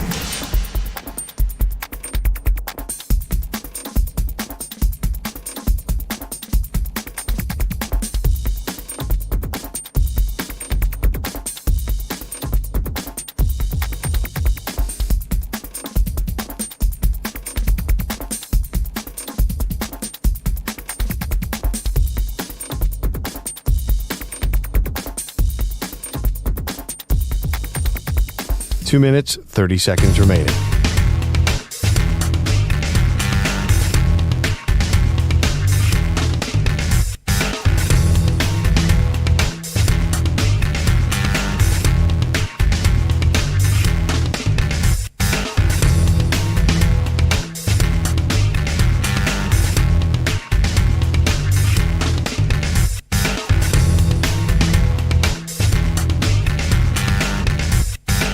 Two minutes remaining.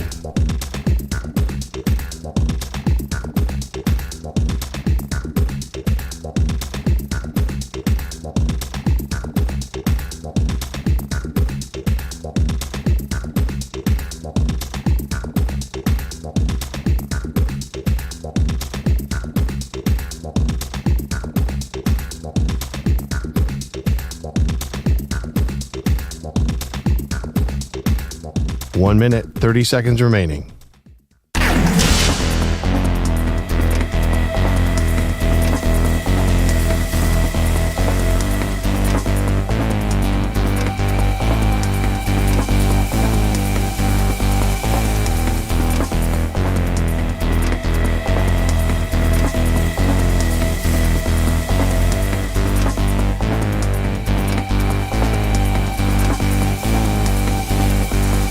One minute remaining.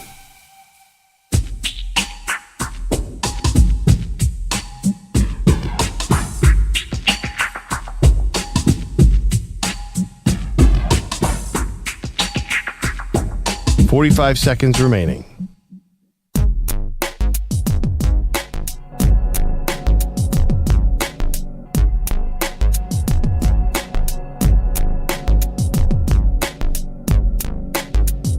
$30 seconds remaining.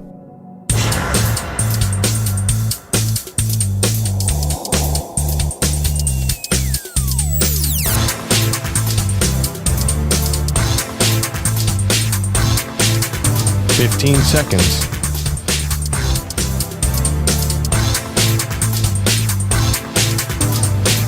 Break ends in 5 seconds.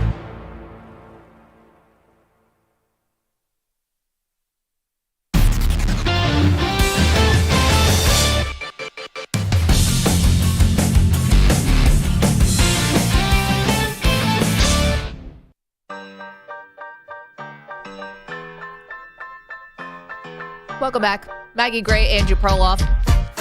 Okay, we get back to some college hoops in just a moment. But first, we want to help the NFL. Want to help the NFL and some of the players out there who need some new teams. And we're going to tell you where they should land. So let's start with the big fish, the one we've been talking about all morning, Aaron Rodgers. Where should he play next year? Okay, wait, are we doing where he should or where we think he will? Where do you think he will? Yeah, I think he will go to Pittsburgh. That's my best guess right now. I think Minnesota, because of J.J. McCarthy sitting behind him, is too much. And Pittsburgh makes all the sense in the world because they're a closer team than New York. Who do you got? I think it's going to be the Vikings. I do. Okay. I think they're going to come around. I think that it's just going to be another J.J. McCarthy sit in the back, and they're going to be okay with that. And Rodgers is probably going to go there and may win, I'll say, more than 11 games. Let me ask you a question. Why was Daniel Jones their first thought? Why do you pivot to Rodgers? Because it's such a big move. Wouldn't they have thought that from day one? Because they reportedly offered Daniel Jones. How much, though? Like, the Colts must have offered him quite a bit more. Right. Well, the Colts offered 14, probably 10. It's just funny to me that they were like, you know what? Rodgers is there because it's such a big move. Yep, and it it feels is. like they're going to trip into him possibly. You might win this one. Okay, where will they land? Let's go Cooper Kupp. Well, so Schefter put out the tweet saying they are working on a contract. That was the message to the rest of the NFL by Cooper Kupp's agent saying, hey, the Cowboys are close. You better come in with your best final offer. I still think he goes to Dallas. What that means is a totally different question because I don't know if he still has anything left, but that is going to be a huge splash. I think Dallas. I actually think it's going to be Seattle. I think they're the team that's going to come in. I know John Schneider said he doesn't like to do panic moves because they've gotten him in trouble in the past, but you just signed Sam Darnold, DK Metcalf's out the door, Tyler Lockett's out the door. You've got JSN, but not a lot after that. I think that Seattle ups the ante and he lands in Seattle. Okay, how about Trey Hendrickson? So the latest with Trey Hendrickson from the Bengals, still under contract, not pleased with the fact that he doesn't have an extension. Bengals, we know, one of the cheaper teams out there in the league, and they're looking for a first-round pick, maybe 2. Yeah, I don't think they get that trade done. I think he's a Cincinnati Bengal next year. Now, the question is, at what price? I think they find a deal because would they have traded him by now? We're Friday into this. A lot of these defensive end spots have been filled by other players. Look at Buffalo. Look at the teams that would want Trey Hendrickson, Philly, Washington. I just think they've all they're down the road on their moves. I'm not sure that anybody has room left for him. You want to know who I could see making a deal, and it's going to come out of nowhere, but I think they might do it because I get mixed signals from this team all the time. Would it be the Arizona Cardinals? Oh, yeah. They always make a dumb, J.J. Watt kind of move. I'm just saying, it could feel a little familiar. Yeah. I could see it, and I could see them maybe looking at what San Francisco's going through, look at what Seattle's going through and thinking, and, Matthew Stafford is older with the Rams and thinking, is it possible we could really compete in this division? And I don't know if maybe the Arizona Cardinals come in and do something. Don't you hate when there's a big free agent name and then they sign with the Cardinals or the Titans or somebody is like, oh, right, they're not going to a contender. Okay. Maybe this is a little Carson Palmer, too, a little Bengals, Arizona. I've seen, although maybe that was, did he go Bengals to the Raiders? Anyway, and then to Arizona. It feels like, now, was Chandler Jones a free agent signing there? I can't remember how he ended up out there. But I would, if that happens, then forget it. I don't think Arizona has a plan to be good. Okay, how about Stephon Diggs will be the last one? Coming off of an injury, where do you think Stephon Diggs is going to land? So, correct me if I'm wrong, the Patriots have been in on every receiver since the beginning of time and haven't gotten anybody. It feels like that's the one guy, it's going to be him and Amari Cooper, the two older guys left. I think he makes sense in New England. I think you're going to get a very well-behaved Stephon Diggs. You're a Stephon Diggs expert. What is the shelf life on Stephon Diggs? How long does he get to a team and before he becomes a malcontent? A year and a half? Yeah. I'm going to tell you where he's going to go, and it's a little piece of me is probably going to wither away. Kansas City. Oh, God. They're going to take a flyer on him. He's not going to cost a lot. He'll probably jump at the opportunity. And I don't know if he's going to be healthy enough to make it to the end of the year, but I could see him going to the Chiefs. I don't even like him on the Chiefs. I'm just saying. I think, how much is he going to make? No, I'm just saying. 1 year, $8 million or something like that with 4 of it guaranteed or even less? I'm saying if I'm the Chiefs, I don't want Stephon Diggs. Look how bad Hopkins was there. I want to get young and fast, so you're going to bring me Stephon Diggs? Well, they already got Worthy. They've got speed. They need more. 855-212-4227. All right, we bring you up to speed on the biggest story in sports today. We got all the details next.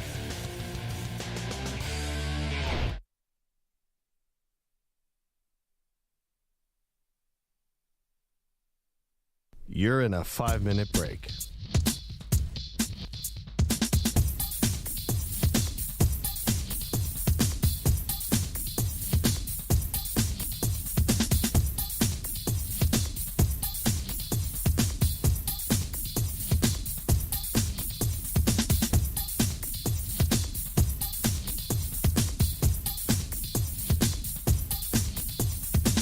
Four minutes, 30 seconds remaining.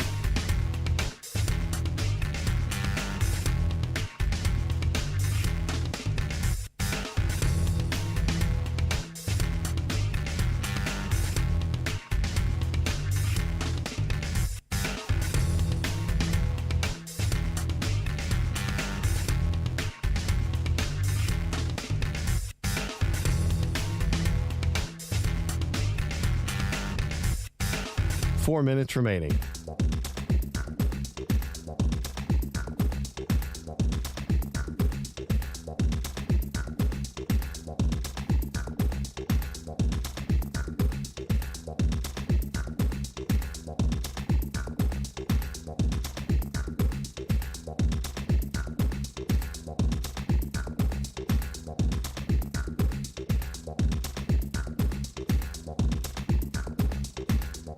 Three minutes, 30 seconds remaining.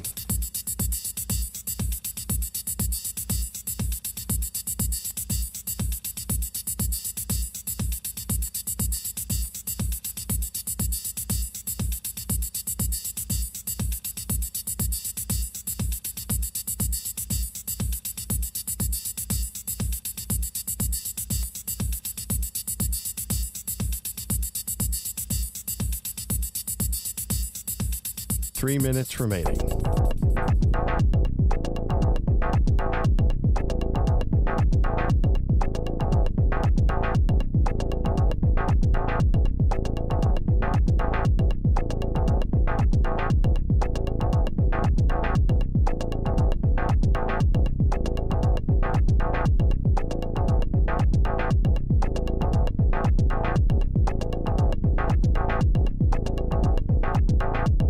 Two minutes, 30 seconds remaining.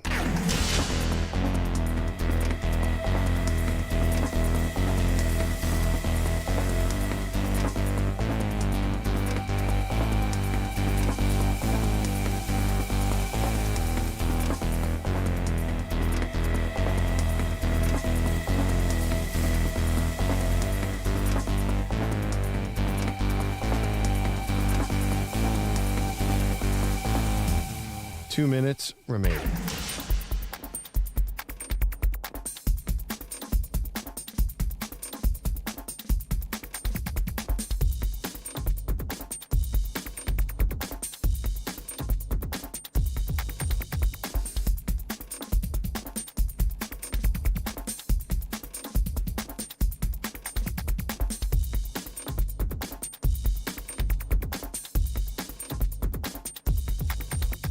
One minute, 30 seconds remaining.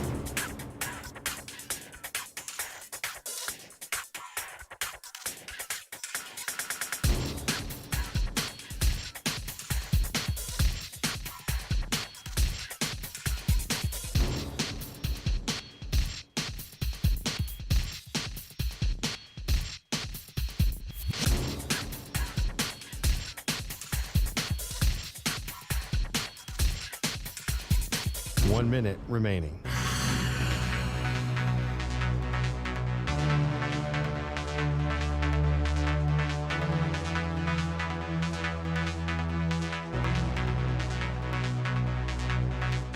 Forty-five seconds remaining.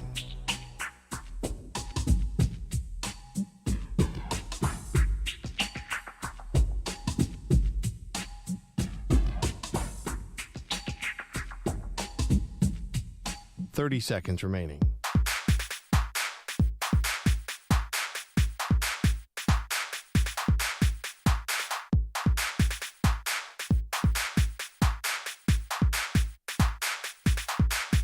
Fifteen seconds.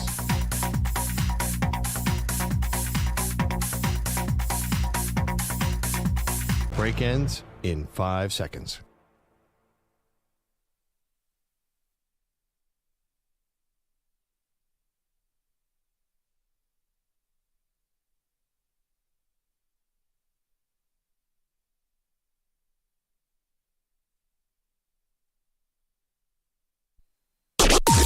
Maggie and Perloff on the Infinity Sports Network. Got you up to date on all the twists and turns. Maybe a bad choice of words. With Cooper Flagg's ankle, which was twisted yesterday. I didn't mean to do that. I didn't. But he sprains his ankle yesterday, Pearl. ACC tournament. Now we got to see how it responds, what the swelling is like. Thankfully, X-ray's negative. He's the biggest star in college basketball on the men's side. And so if he is compromised at all for the NCAA tournament, love Duke, hate Duke, it's certainly a loss. Oh, my God, it's a huge loss. Somebody hit us up on X saying that we've never watched Duke if we think they're totally dependent on Cooper Flagg. Get out of here. You honest? Does anyone... even the most optimistic Duke fan think with no Cooper Flagg, this team could make a run all the way through? Again, I was ready to fade them even with a healthy Cooper Flagg because they're so young. To me, it would be crazy to have a freshman-laden team win the national title in this era of old teams winning. They'd be an anomaly. They're going against the grain. So I know they're the number one team, but I also wonder, is that partly name recognition? Because they've beaten up a very mediocre ACC this year where all the SEC teams are battle tested. I'm already filling out my bracket. I was going to cross out Duke in the Final Four. I don't think they can get all the way because they're young. Filling out a bracket? It's not out yet. No, I mentally. Your mental bracket? Yeah, exactly. No, I don't have a physical bracket, but I always used to I'd get a bracket and I'd just look at where's Michigan State and put them in the 8. This year, I'm going to get a bracket. I was going to put Duke in the Final Four and have them losing in the semis just because I just don't think that they were built for a title with or without Flagg, but without 100% Flagg, there's no way. Maybe I disagree with that person because defensively, they took a big step back without Flagg. Yeah. Listen, he leads them in every statistical category that matters. But to be fair to Duke, they did beat Auburn. It was early in the season, so it's not just the ACC that they beat up on. But whatever, that's neither here nor there. But I do think that the tournament makes stars. It may not need them, but he is like the one guy I think that was poised to use this as even a bigger launching point to then become the number one pick in the draft. And like now we're in the Cooper Flagg era. And, if he's 80%, 70%, and if Duke goes out early, then, you're going to feel like you missed something a little bit. 855-212-4227. Meanwhile, Duke basketball, Dallas Cowboys football, kind of birds of a feather. Definitely. Teams that you love to root for, that you love to root against. And we've got a war of words that is now brewing between Micah Parsons and former Cowboy DeMarcus Lawrence. So, Manny, let's play the clip. DeMarcus Lawrence played for the Cowboys for 11 years. Did a good job. Made a lot of money. Was definitely one of the leaders of the team. He says he'll always consider Dallas home, but there was one big hang-up with the Cowboys. Dallas is my home. I made my home there. My family lives there. I'm forever going to be there. But, I know for sure I'm not going to win a Super Bowl there. So, yeah. We here. Oh, not going to win a Super Bowl. So Micah Parsons, Pearl, took that extremely personally because Micah Parsons can't sit one out.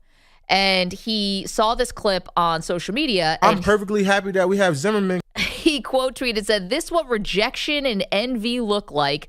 This some clown bleep with the clown emoji," which is obviously the most devastating of the emojis. Mm-hmm. DeMarcus Lawrence then responds back, "Calling me a clown won't change the fact that I told the truth. Maybe if you spent less time tweeting and more time winning, I wouldn't have left." Kapow. So torn here. Whose team are you on? Team Micah, Team DeMarcus? Can I tell you, this is really hard for me for a couple reasons. I want Micah Parsons to come home to the Philadelphia Eagles, so I don't want to offend him if he's listening right now. But I love DeMarcus Lawrence because he wears glasses all the time, and they're really cool. And you don't get a lot of NFL guys to wear glasses like me, so that is part of it.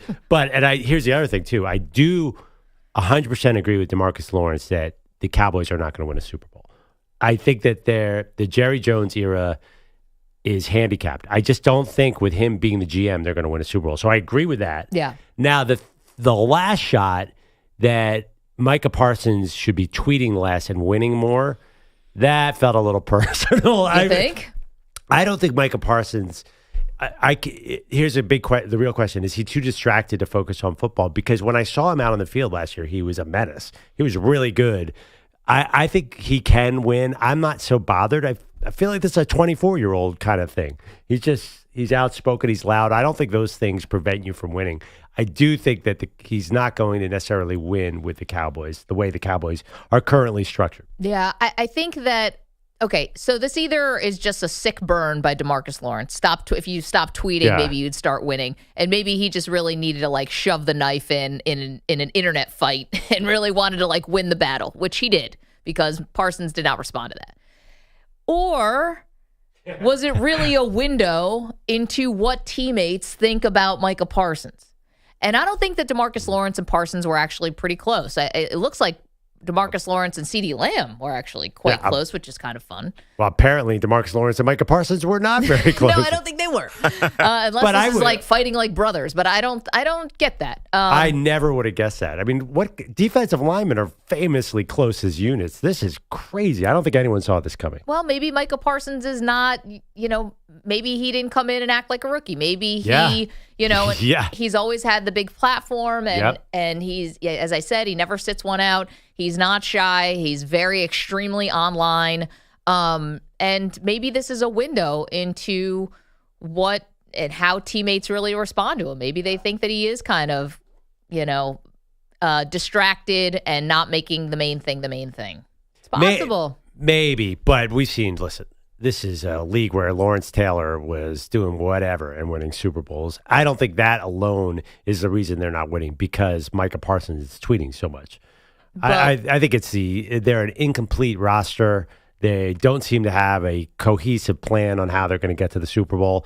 Honestly, you can be a crazy tweeter and you can be an egomaniac and still be winning. So, a story that came across, and it kind of pops up every couple years or maybe even every couple months, and it becomes a big deal for like 24 hours and we forget about it. And it's a story about how at the Dallas Cowboys headquarters, they do tours that come through like the weight room and the football areas. And some guys find that very like distracting and they kind of feel like they're animals at a zoo and all of that. I mean, we talk about Micah Parsons and maybe teammates think he's unserious. Is it just the whole operation might seem unserious, right? Like, is that just that small story about the tours coming through? Is that just another data point where the message to your players is be famous, be appealing, be interesting, be something that people talk about, and the message isn't be a champion? Maybe. It's so funny you bring that up because I heard Osa Diguzua, the guy who just signed, talk about that story. He said that the people are in the common areas. He basically said if that distracts you, you're not a professional athlete. He said that was the most overblown story and nobody even cares there. Right. So I think what you're hitting at is we just pick apart this stupid franchise to the T. Like that story became a story. For all we know, in Houston or Tampa Bay, like this might happen all over the place. But everything in Dallas becomes so magnified. I understand what you're saying, but I think if they won, we wouldn't care about little things like that. But they're not. Like so, and I hate to always do the extreme where you're always comparing everything to either like Tom Brady or the Patriots, but the Patriots like. I don't even think some of the players got access to places in the building. It always felt like everything was so secretive there and so buttoned up. And again, you don't have to be the Patriots to win. Kansas City does the things the way they do. But does it just sort of send the message that, everything about this is unserious? 855-212-4227. But why aren't they winning? It's not like they have a Super Bowl roster necessarily that's disappointing. They make a lot of mistakes. They kept Jason Garrett for way too long. That was obvious. I think they probably hired the wrong coach this time around. They passed on Derrick Henry last year. They couldn't figure out their receiver situation forever, so triple team CeeDee Lamb. They've had Dak Prescott. I just hasn't stayed healthy. I mean, I don't think are they underperforming because they're tweeting too much, or are they just not roster building exactly the right way? Yeah, listen, but they would probably say, listen, we won 12 games 3 years in a row, so how can you say that our roster isn't good? But I do think there's a criticism of Dak Prescott that is completely valid, which is he doesn't play his best games in the biggest moments. And that's why the playoff stuff was always so front and center. Now, he did play one very good playoff game against the Tampa Bay Bucks that sent Tom Brady into actual real retirement. But, those games against San Francisco, the game against Green Bay, he wasn't the only person who underperformed, but he didn't play well. Well, those San Francisco defenses were pretty brutal. I kind of get that. The rest of the team, you're right, the whole team. Think of the Green Bay game. The defense went out on the field and laid down and said, run over us all you want. Yep. Dak could have had the best game in the history of the world. Green Bay, every single time they touched the ball, scored a touchdown. So it's a whole team thing. I don't know exactly what's wrong with them, but there's definitely what DeMarcus Lawrence said was probably accurate. EJ, can you throw out a Twitter question there? Are you team DeMarcus or team Micah? 855-212-4227. We've been talking about Aaron Rodgers all morning because there's a report from Diana Rossini that the Giants and the Steelers have both offered contracts. So those contracts are out. Looks like the Giants offered a little more desperate. But there's also a lot of mutual interest between the Vikings. And one thing that Diana said is that some of the conversations in Minnesota have been who's going to play like the bad cop with Rodgers. Like who's going to be the one who says like, maybe don't do McAfee this week, or hey, can you stay away from this topic, or what have you. Derek is in Baltimore. Derek, what do you think about that new report? Yeah, I think it's absolutely stupid. So here's my thing. At the end of the day, we're all grown people. Yeah. Now, I'm a Niners fan. I don't have a dog in the fight either way. But what sense does it make to hire a guy and you sit there and say someone has to be the bad cop? Why do you want someone like that on your team? Mm-hmm. And let's think about this.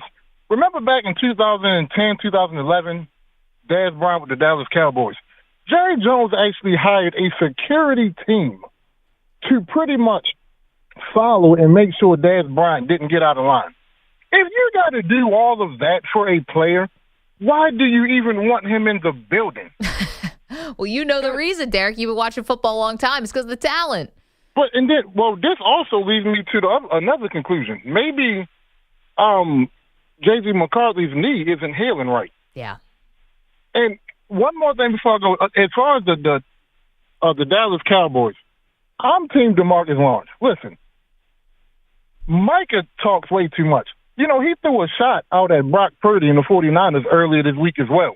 He came out with the tweet of having to face reality now. Right. So my thing is this right here. You have no room to throw any shots at San Francisco. You're winless, and you have recorded 0 sacks versus the 49ers. You should not be talking. He talks way too much. It's too much social media. And I get it. This is the social media era. But if you're going to do that much talking on Twitter, podcasts, you got to back it up. And in some of the biggest games in these playoff games, he has not backed it up at all. Derek, A+ call. No. Don't be a stranger. That was a fun one. And you're right. As a 49er fan, you got to be like DeMarcus, you got to be like Micah. Yeah. I mean, come on. We've owned you. But you got to remember, the dude has multiple responsibilities. He's also the editor-in-chief / president of BR Gridiron. In that capacity, you got to be, you can't just be the run BR Gridiron and not be on social media. So Imagine how many emails that is, meetings, Zooms. Ugh. By the way, that alone should be a warning sign. The guy is the head of a media outlet. I mean, yeah, that's kind of like Steph Curry being the assistant GM of the Davidson basketball team, right? Is he really? Well, I know, but it's symbolically, it speaks to what DeMarcus Lawrence is saying, that the guy is distracted. It is abnormal. His media, we saw these guys out in Dubai. Justin Fields signs with the Jets, and there's a big party in Dubai.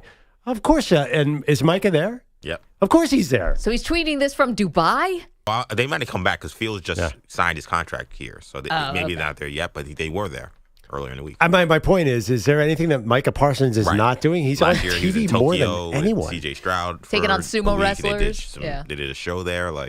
There's two people that you hear from the most in this sports world. It's Pat McAfee, who's everywhere, and Micah Parsons. But Pat McAfee's actually in the media.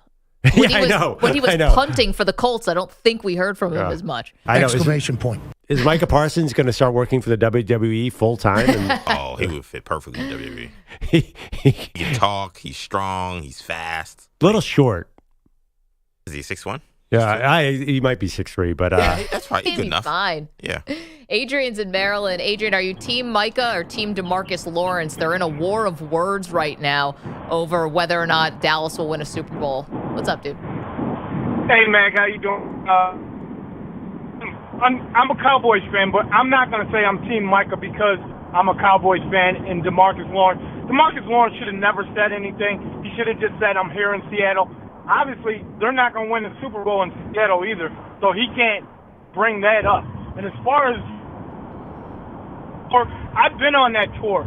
You don't see any players. You really don't see any players. You may see a player here or there, a retired player, but you don't see them where they're in the weight room and you're sitting there watching them like a goldfish, like a fish in a pond or something like that. That's crazy. And as far as Maggie, you said not winning. Dallas had 3 seasons of 12 wins. I know. She said that. Wins. I said it. And just because they have one bad season, and there's wasn't even that bad compared to the 49ers and other teams, but because we only had 7 wins, everybody. Yeah. No, Adrian, sorry, your connection's breaking up just a little bit. No, listen, you're right. Here's the thing about the 12-win seasons, because we've said this about the Minnesota Vikings, who had 13-win seasons, and then you go out in the first round of the playoffs, and we criticize them. It's not just a Dallas thing. If you put up a gaudy regular season record and then you lay an egg in the playoffs, I know one of the San Francisco years, 2 of them were in the divisional round, not the wild card round, but still, you lay these eggs in the playoffs, like, we're going to be critical whether you're the Cowboys, whether you're the Vikings, whether you're whoever. Well, also, the Cowboys have done it again and again. I mean, San Francisco's caused a lot of problems for teams in playoffs. Like, no doubt. I don't kill them for losing to the Niners. The one to the Packers was embarrassing. Yeah, 7.5-point favorite at home. I think it was how they lost to the Niners, though. That was a little disheartening. Like, wait, but mind fart. Those are really, thing. really good 49ers teams. Even the one with Jimmy G wasn't that good.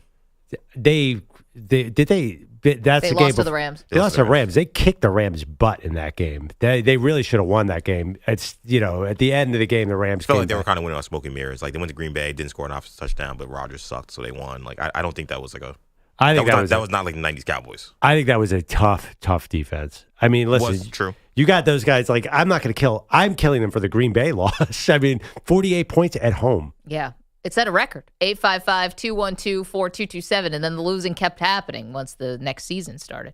Okay, lots more to do, including, you're welcome to weigh in, Team Micah, Team DeMarcus Lawrence. They got into a back and forth on social media, former teammates.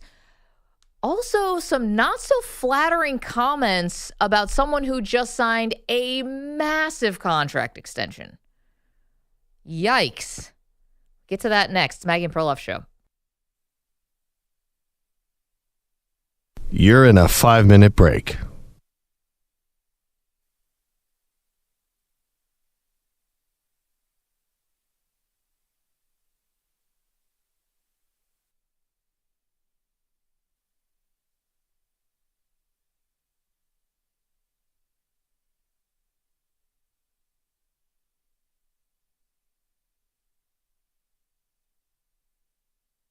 Four minutes, 30 seconds remaining.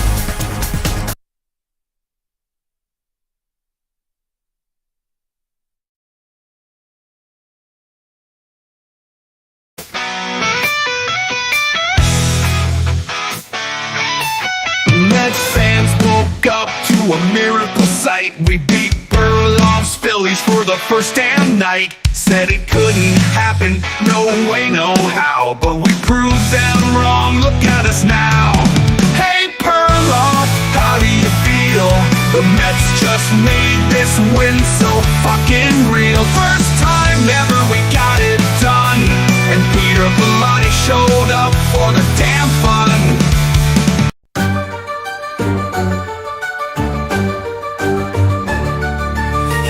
In the sports world today, Maggie and Perloff exposing the play. Mascots cheating, love on the run, while Peter Bellotti's nowhere. Again, what fun! Benny the Bull's been sneaking with flair, but where's Bellotti? He's just not there. Grady's caught with the Philly-style kiss. Meanwhile, Pete's still on the absentee list. Mascot scandals, love in disguise. Bellotti's missing, no surprise. Zach Jobs got Amy Lawrence's chair. No one's safe in this office affair.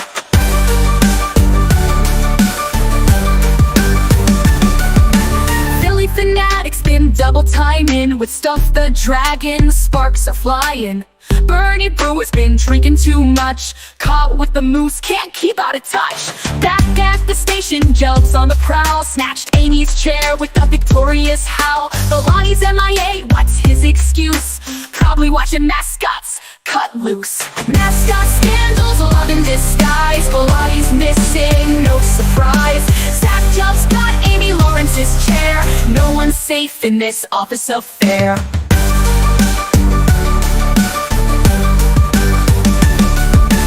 Peter's out day after day, like a mascot sneaking away. Zach sitting high in a stolen seat, while mascots are cheating in the heat. Rosie Red's been left in tears. Mr. Redlegs vanished just like Pete's years. Blitz and Victor love on the low. Meanwhile, Bilotti, no show, no show. Green Monster's planning on slugger tights, but Gulp's taking chairs in the dead of night. Maggie and Perloff breaking it all, from mascots to Bilotti's no show call. Mascot scandals, love in disguise. Bilotti's missing, no surprise. Zach Jelps got Amy Lawrence's chair. No one's safe in this office affair. Mascots cheating, chairs being swiped. Maggie and Perloff got the whole world hyped. Bilotti's gone, Jelps sitting tall. In the land of chaos, they're exposing it all.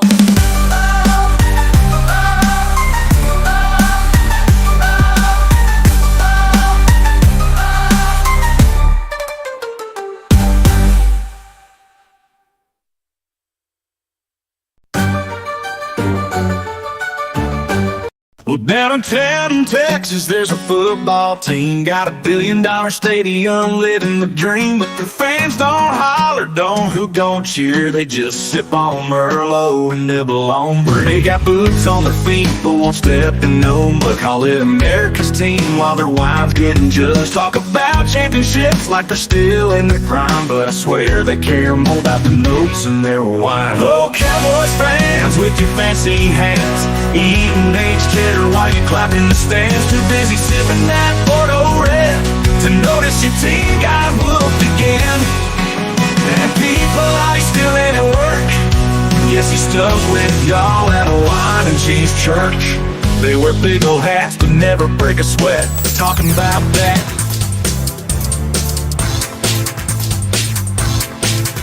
"15 seconds.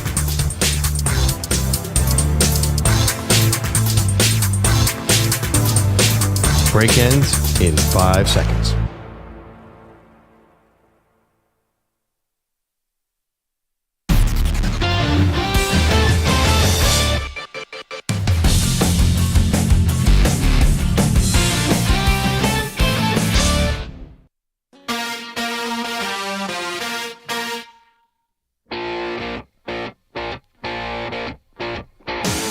Welcome back, Maggie and Perloff Show. It is player movement season in the NFL, but one guy who did not move was Myles Garrett in Cleveland. But there has been more reporting on what's going on there. Yeah, so Myles Garrett signed a, $40 million a year, became the highest paid non-quarterback in the league. And I was reading an article in The Athletic by Jason Lloyd, who's been covering the Browns for a long time. And he was questioning whether it was smart for the Browns to re-sign Garrett, or should they have tried to, trade him for a king's ransom and really kickstart the rebuild, right? And here's one other thing that Jason Lloyd said about Myles Garrett. He said, as far as the contract is concerned, I hope at very least, this is him, the contract brings a sense of responsibility rather than entitlement for Garrett. More.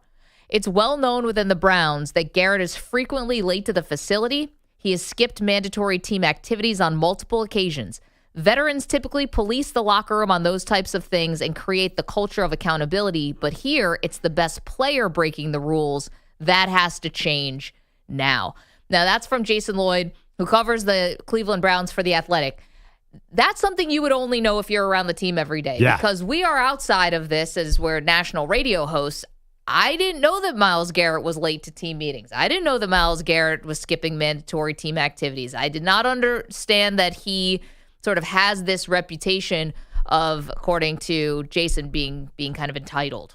Well, I mean, okay, you're saying it like it's a fact. Well, There's probably a gray area. It said well-known within the Browns. Yeah. I mean, we haven't heard from Myles Garrett or you could have the thing where a coach comes out and says, I understand that report, but that's not true.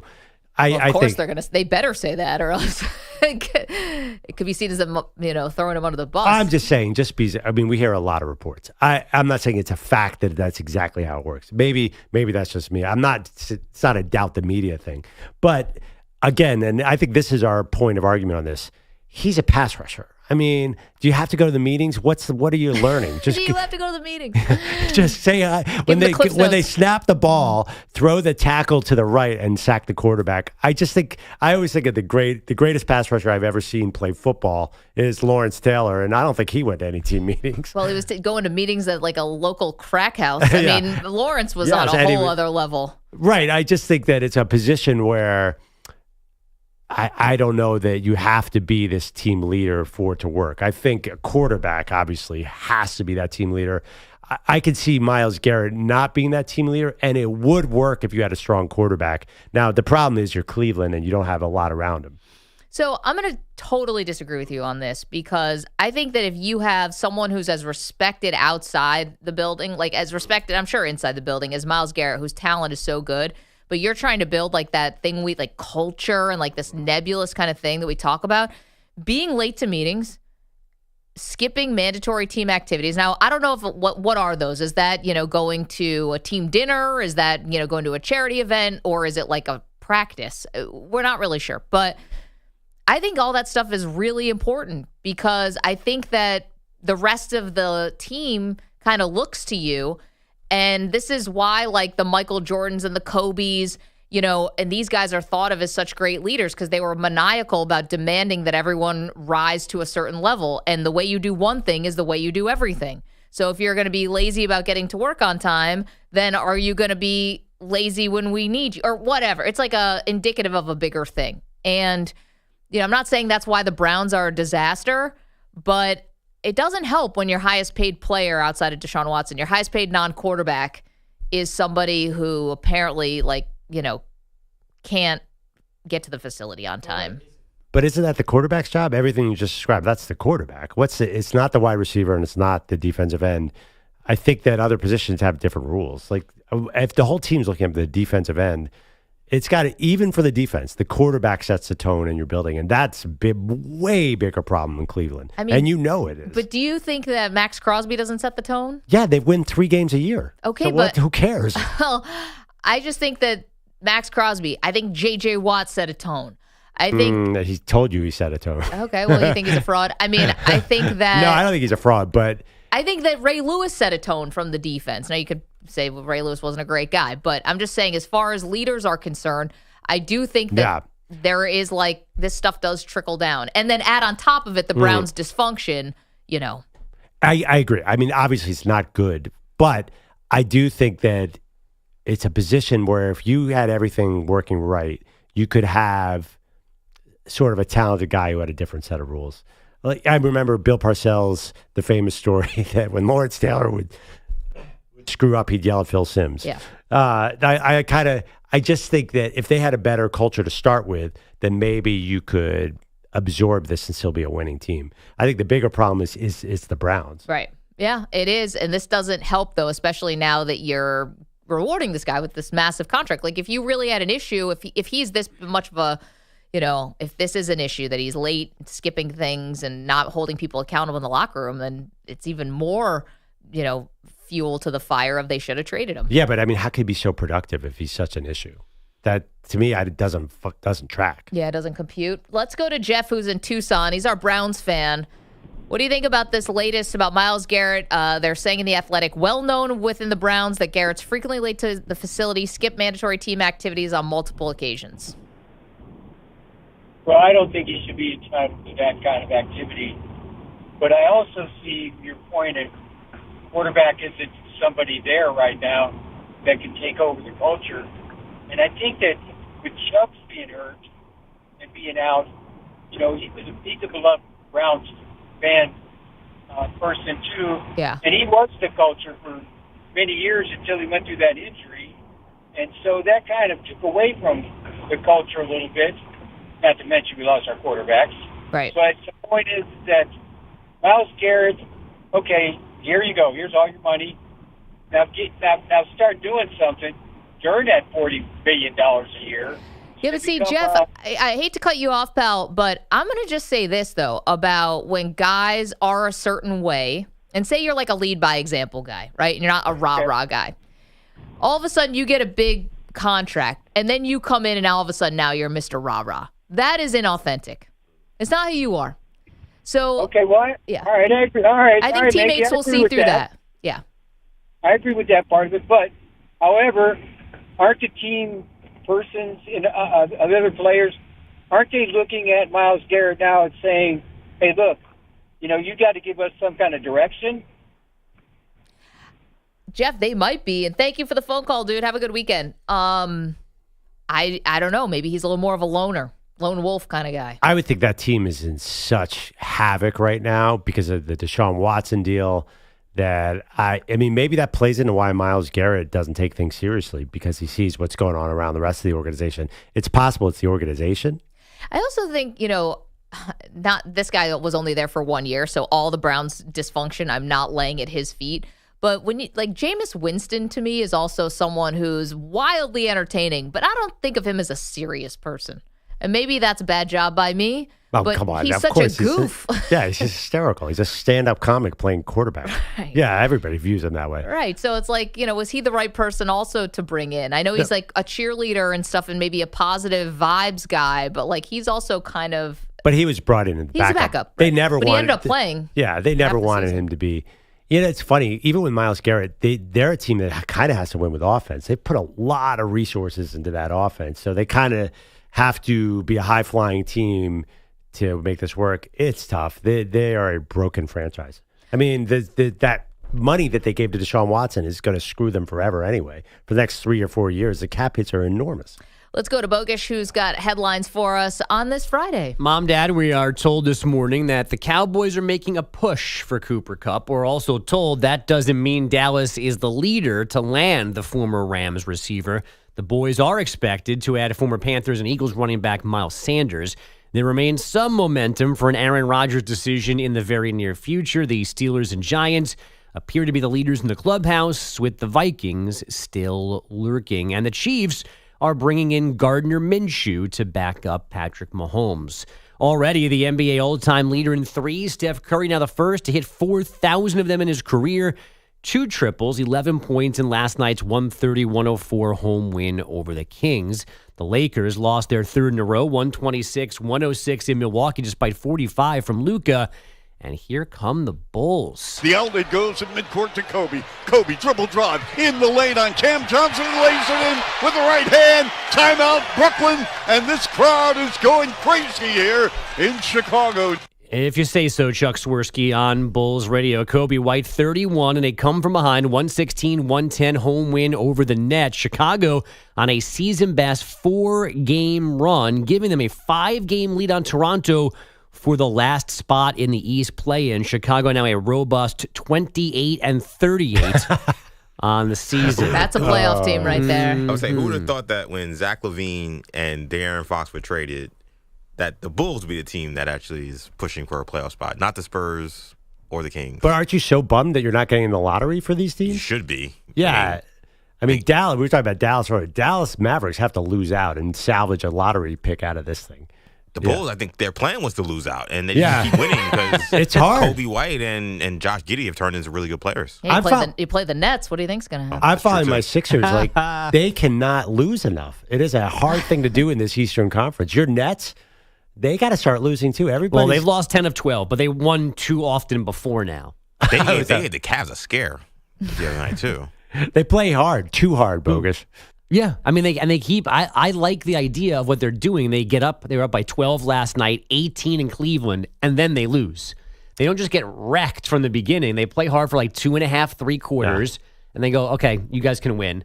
Can you imagine in the NFL? Remember when the Jags and the Jets were tanking to try and get Trevor Lawrence? Oh yeah. And the Jets messed it up. They're fighting for the bottom, but they're still a half game out of the playoff contention. The NBA is so wild with these bad records. You had Greg Williams calling all-out blitzes on Hail Marys to get the Jets that number 1 pick. And they lost that game. They lost that game. They still couldn't get the number 1 pick. To Derek Carr. And I remember that Raider game, they called the 0 blitz just in time for Derek Carr to throw a touchdown. And then they had the audacity to fire Greg Williams on Monday. I'm like, we get it. Yeah, he's the tank commander. Like, he's doing his job. He should get a raise. They single covered my man Darren Waller in that game from the get-go. He had 250 yards on them. They had 200 yards. Yeah, that was great. That game you got to tank with ferocity. You can't half tank. That game was so wild because Henry Ruggs is only good for one thing on an NFL field, which is running down the field. And you're like, you know what? Let's just cover him with like a backup safety and blitz everybody and see what happens. You know what's funny? Because I don't remember remember Suck for Luck, the Andrew Luck. I don't remember the Colts, like Peyton Manning got hurt, and so it just sort of happened. I don't remember the Colts doing anything like super outlandish like that to try to lose. I don't think they had to. Maybe I'm just not remembering. I think they won one game that year or something. Greg Williams might have just called a 0 blitz to go out of it. I don't think he might have been like, let's kill this guy. That's Greg Williams. From the 50-yard line with 5 seconds left? Yes. No. Greg Williams wanted to end that game in a flash of whatever. Yeah. This is Greg Williams. Greg Williams understood the assignment, and he was the only one who, I guess, understood it. He clearly did. They fired him that day. No, I think they did that. I think it was like to save face. I don't know why. They should have kept him the rest of the year. He was brilliant in that game. Greg Williams calling a 0 blitz that's a Tuesday afternoon. That guy is insane. The extra G in Greg is for go. Shit. Yeah, just that was nuts. J-T-E. There might have been let's face it, there might have been a bounty on Carr at that point. I'm getting this $500. I'm getting this $500. Putabounty.com. Even the quarterback was supposed to be covering Ruggs, blitzed out of nowhere to try and get that $500. It'd be funny if that was actually Greg Williams who was running that website. His email is greg@putabounty.com. You know what's bad? Because even Rex Ryan was like, that's the dumbest call I've ever seen. Rex Ryan, Mr. Blitz. Yeah. Bill's legend. Yeah. Well. The topic being tanking. In the NBA, it's getting harder and harder, Bogusch. Also, it's becoming a little less like a sure thing. Because you only have like a 14% chance of getting the number 1 pick. It's not what it used to be worth. They changed the lottery odds to kind of avoid tanking, which is maybe why we're seeing this. Well, I mean, you always think the lottery is fixed. Yeah, I do. So how about this? How about Cooper Flagg, San Antonio? Gosh, no. Please. No, please. Could happen. Don't the Spurs own somebody else's first round pick? Atlanta. So there's a way they could have like a top, like 1 and 3. And get Cooper and a Rutgers kid and go home? Mm-hmm. They're not going to put him, they already gave him Wemby. They're not going to also give them Flagg. You don't want to know where I think he's going to go. The New York Knicks. Nope. We don't have a first round pick. Nope, you traded one of those and everyone in perpetuity for Mikal Bridges, but good job. Worked last night. I think he's going to Washington. I think that's the. That's the fix. Yeah, no, the NBA thinks, man, a robust Wizards team is what makes the ratings go. Why Washington? That's the team that they're going to disband that franchise, so he can't go to Washington. People they forgot it existed. They couldn't disband it. This is a tough. Still got. I love playing this game of finding the fix in the lottery every year. This year is hard. San Antonio 4.5% to get number 1 right now. Yeah, that's not high. Well, you know what? If you're going to fix, I mean, Washington's 14%. It's not that different. You had a great point. It is spread out. How about? I think it's all hogwash anyway. If the league tanked, I would say it's Toronto. No. Relations right now with Canada? Are you crazy? No, but that's my point. I think that Canadian basketball is shown to be important to them. Like they get a lot of players there, and the Toronto Raptors are going nowhere. Yeah, they seem to have a soft spot for New Orleans. I was just going to mention that. Also, he's from Maine, so it's like kind of close to Canada. But New Orleans already botched Zion and Anthony Davis. If they gave them New Orleans, but remember they helped them out with that Chris Paul thing. I don't know. Yeah, they vetoed the trade to the Lakers. Should I? But that was David Stern. Should I sim a lottery real quick on Tankathon? Go ahead. It doesn't matter. The NBA is the one who's really simming it. Can I interest you in Cooper Flagg going to Portland, Oregon, playing for the Trailblazers? That's my second team. I mean, we love that for our fans in Portland. I mean, listen, that swoosh has a lot of power. But Blazers are cursed, obviously. Obviously. So there's that. Well, why not as simple as Brooklyn? Yeah, what's the Nets threshold to make it not obvious? Oh, don't do it. That's 10%. It's definitely plausible that they could win the lottery. Absolutely. How about this one? How's our U.S.-China relations right now? I'm telling you, you guys got to think Not more spectacular. global. Yeah, exactly. Not good. I don't think our relations with anybody are really awesome, to be honest. How's our relationship with, I don't know. How's the relationships within the country? I was going to Maggie? say. Let me ask you a question. Where do you guys want to see him? Because I'll tell you my best scenario. If you say Philadelphia, we got to push you out of the studio. Okay. Dallas Mavericks, 1.0 chance to get number one. If they make the worst trade, the single worst trade in NBA history, and end up with a generational player at number one, it is the highest comedy possible. Well, to be honest, the league does give do-overs because they let I believe I'm right on the order of this. Didn't the Cavs draft Anthony Bennett, the biggest bust of all time, and then get Kyrie Irving? Am I right on the timing of that? Right. Yes. Bennett first. Yes, Bennett was first. Irving second. So they do allow redos, do-overs. They allow second chances. Well, yeah, by the way, and this is Maggie saying, it's so obviously not fixed because there's no rhyme or reason to any of these picks. Why would Atlanta be was Atlanta number one last year? Yeah, I was wrong, by the way. It was Kyrie then Anthony Bennett. Sorry. Okay, still. They get do-overs. Yeah. I mean, look at the last few number ones. Explain why Atlanta got one, San Antonio won. Why did Orlando get number one? San Antonio is easy. That's clear. That is the Popovich? Yeah, like this is what they do. They get terrible and they get a generational big, and you're continuing that story. But don't you need him in a big market? Also, Detroit with Kate Cunningham. Also, international players play great in San Antonio. Long legacy, lineage, There's Tony a Parker. great legacy. Like it makes sense there. Atlanta. So my Atlanta theory's always been this is a terrible draft. So let's just put them somewhere where it doesn't matter. Well, I think if the Sixers back-to-back with Markelle Fultz and Ben Simmons. Well, the Sixers messed that up because they made a trade. Oh, wait, they were 3-1. Yeah, that was the process, y'all. That's supposed to be Boston. Exactly. All right. Bogusch? I want to see him in Houston, by the way, because they technically have Phoenix's first-round pick. That would be the spot. Cooper? Yes, that would be the most.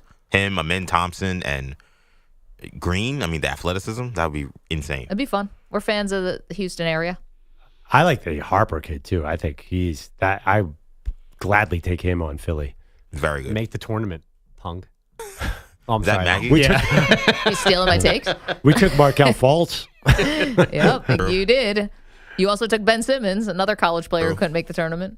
Yeah, this guy, he looks like he's 26. I'm ready to go. I think he could even be as good as Flagg. But anyway, go ahead. We got to take a quick break. Quick break, quick timeout. Got an update for you on the Aaron Rodgers saga. Sit tight. You're in a 5-minute break.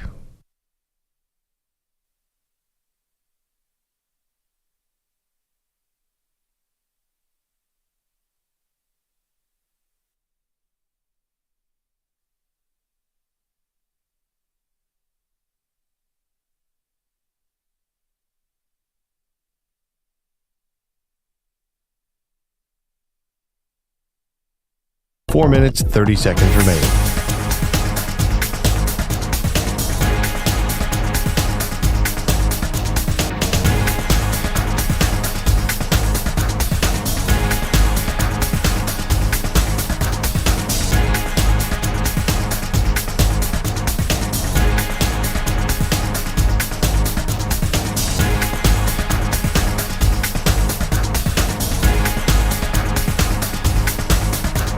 Four minutes remaining.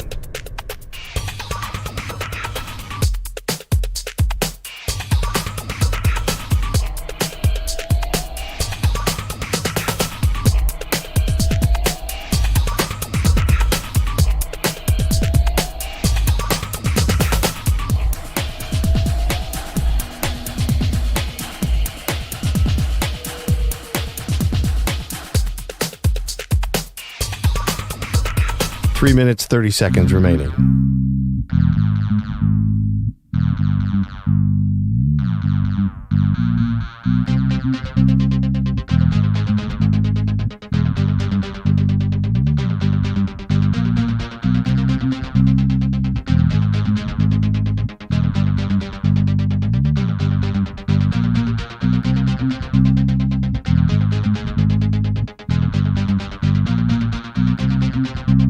Three minutes remaining.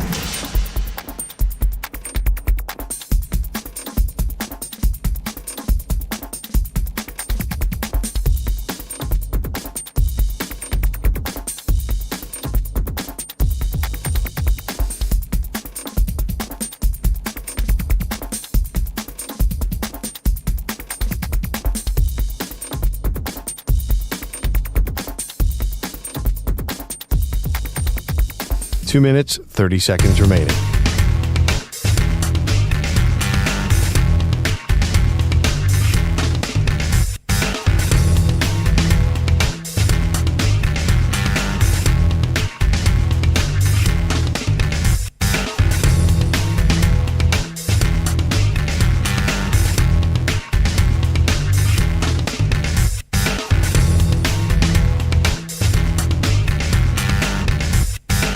Two minutes remaining.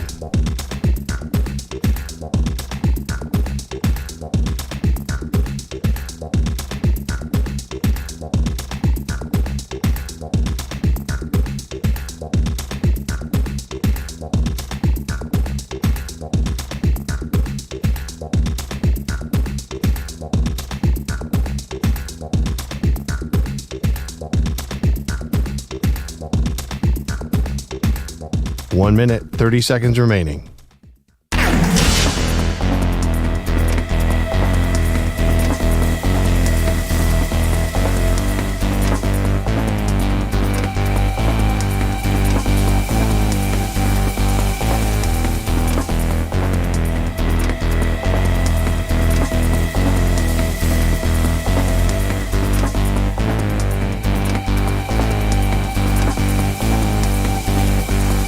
One minute remaining.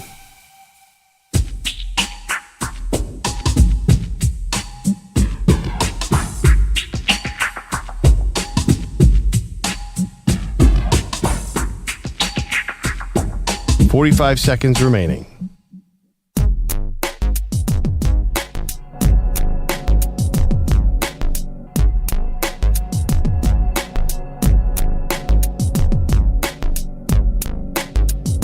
$30 seconds remaining.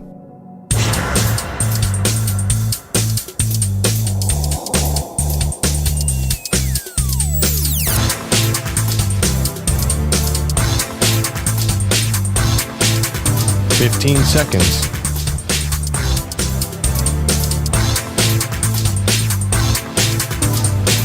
Break ends in 5 seconds.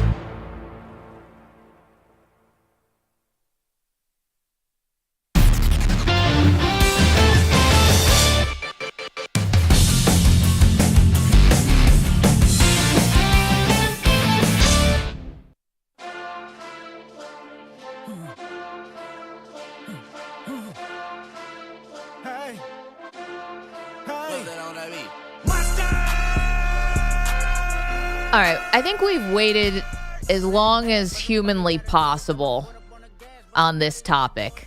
We'll quickly get you caught up on Aaron Rodgers in a moment, but I do want to give Perloff the floor for 1 second here because the reigning world champion Philadelphia Eagles have let a lot of talent out of the building over the last week, and you wanted to talk about, is it too much talent? And I tried to put off this topic and push it off because we've been so Eagles to death over the last couple weeks. Now, rightfully so. I'm not bitter, but the floor is yours. No. Have they cut too close to the bone? I would say I'd be avoiding this topic because I think if you look at a list of free agent losers, they're number one on the list, right?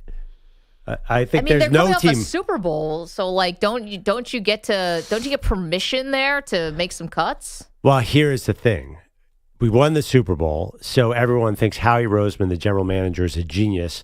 So all these cuts, which on the surface are awful. Every Eagles fan is like, well, Howie will figure it out. Howie will figure it out. Howie will figure it out. It is pretty scary at this point because there is way less talent. They signed Adoree Jackson last night. I have no idea if he has anything left, but he doesn't. Yeah, I mean, it's going to be really hard to repeat. That is very evident to me. So Josh Sweat, CJ Gardner-Johnson, Milton Williams are kind of the top line guys. And I really don't understand why CJ Gardner-Johnson, too, did you? I said CJ Gardner. Oh, yeah, sorry. I just don't understand why you gave Saquon all that money. Like, you just gave Saquon more money than his team. Did you really need to reward him with $40 million? Check the cap space, though, on that. I think it was one of those kicking the can down the roads. I don't think that had a lot to do with cap space. I think they freed up a little cap space. And also, too, again, he's the MVP of the league, basically. I do think that's a symbolic signing that I think it's important. MVP of the league. But you won the Super Bowl, so. Right, I mean, but you know what I mean. I do think there is messaging in free agent signing. People talk about it a lot. So if you don't give Saquon a little extra money for what he did, I don't think that would go over well. Well, no Jalen Hurts, who was the Super Bowl MVP. He gets no contract. No new contract. Right, but he got a big one. I mean, listen, you said Saquon gets paid. Saquon, how much is he making? $14 million? Something like that? I mean, I think he got higher than that now, but he's insignificant when Milton Williams is getting $105 million. So the question is, how do they rebuild that line? Here is what I want to do. I want to clear up cap space for 2 years. You get Jalen Carter, who they have to resign, coming up the middle. Micah Parsons coming around the edge. That's Super Bowl number 3. Yeah. We will hopefully be there to celebrate. It's going to be great. We'll be at the party. You know what I mean? Will. Yeah, you will. I'm going to be honest. I would not be surprised if there was a step back this year. Well, the league's kind of set up for parity, so it's going to be hard. I mean, the Chiefs were trying to do something unprecedented. Yeah, it reminded me what an accomplishment it was for the Chiefs to repeat, because the last time the Eagles won, they immediately took a step back, and it was a decided one. I think this could happen now. Am I being too pessimistic as a fan? Well, I don't think you're losing both coordinators now. Obviously, you're not. Yeah, that's a big. Well, you lost Kellen Moore, but you didn't lose Vic Fangio, so that's some continuity. Okay. That's a great point, but I'm not picking the Eagles next year. I also wonder if A.J. Brown's on his way out the door. Oh, yeah, to reunite with Vrabel. I think that could be one of the guys. Now, Mike Vrabel was saying, I think we got the quote here, Vrabel on whether or not the Patriots are going to be able to sign another wide receiver. I'm not going to talk about any of the other players other than the ones that are right here and the ones that are currently on our football team. We'll continue to target. Matt Collins will be in here tomorrow. He's a wide receiver. But we'll continue to look at the wide receiver position as it relates through free agency, explore every option with other teams, and potentially, then we'll get to the point where we're looking in the draft. Yeah. Translation, we're not done yet. I think still trying to find that guy, and maybe A.J. Brown could end up being it. Okay, quickly, that's a little what's going on with the NFL, and we'll see if Aaron Rodgers ends up signing today. Or Cooper Kupp, by the way. Cooper Kupp. Yeah. We do want to make some announcements about next week. So we're super excited, Pearl, and we are going to be back for Pearl Jam Season 4. Can you believe it? Our pal Nick in Texas, who's been a ride or die since day one, will be putting out the official Maggie and Perloff Pearl Jam Season 4 bracket, which your wife Sarah will most likely win. Somebody's relative will win. Yeah, so we're going to have all that information for you on Monday about where to sign up so you can be part of our bracket challenge. It's going to be super fun. You'll get shout outs on the air. We're going to be keeping tabs on this. So everyone who's part of the M&P universe, get ready, because that's going to be awesome. We've got some logos that are really going to blow your mind. I've actually been thinking about it. I'm going every analytic possible. I am going deep into the numbers. When I say I'm going into the analytics, I'm going to read the people who use the analytics. Yeah. I am going to have the smartest strategy ever. It might not be my strategy, but this year I'm not going to screw around. I'm not going to go with emotion. I'm not going to go with players I've seen play before. I am going pure numbers. I'm going to figure this bad boy out. Plagiarism is a myth anyway. Good. I don't know about that. But good luck to you with that strategy, Perloff. I'm going to go with uniforms. Yeah, by the way, okay, so you're saying plagiarizing. Would you think I'm out there scouting all 68 teams, Yes, yeah, 100%. That's what I'm going to be doing. You think he's Ken Palm in his spare time? Yeah, him, Ken, and Palm, of course. Getting together. Jerry and Palm. Ken and Palm. All those guys. See, EJ's at a definite disadvantage in this. He's got stakes in the game. He uses his emotion because he's a Gonzaga fan. I worry about your ability to be analytical. Got 2 teams in it this year. Oh, St. John's, baby. Yes, right. You're going to go with your heart, not your head. So also we are going to, while the bracket is going on, we will also be doing a Maggie and Perloff wacky bracket, because it wouldn't be the Maggie and Perloff show if we didn't also do something totally silly, nonsensical, and a whole lot of fun. So we'll announce what that is on Monday. Right, a whole lot of controversy. I'm talking about shut down the show in the middle of the show controversy. There's going to be fighting about this one. It took us months just to make the bracket. We couldn't agree on anything. You're going to love it. You really are. We're excited. And you're going to get mad. And you're going to love it and you're going to hate it. Thank you, EJ Stewart, Manny Rodriguez, Andrew Bogusch, Andrew Kaplan, Weedo's Coffee Drinkers. Great week. See you Monday. Tune in.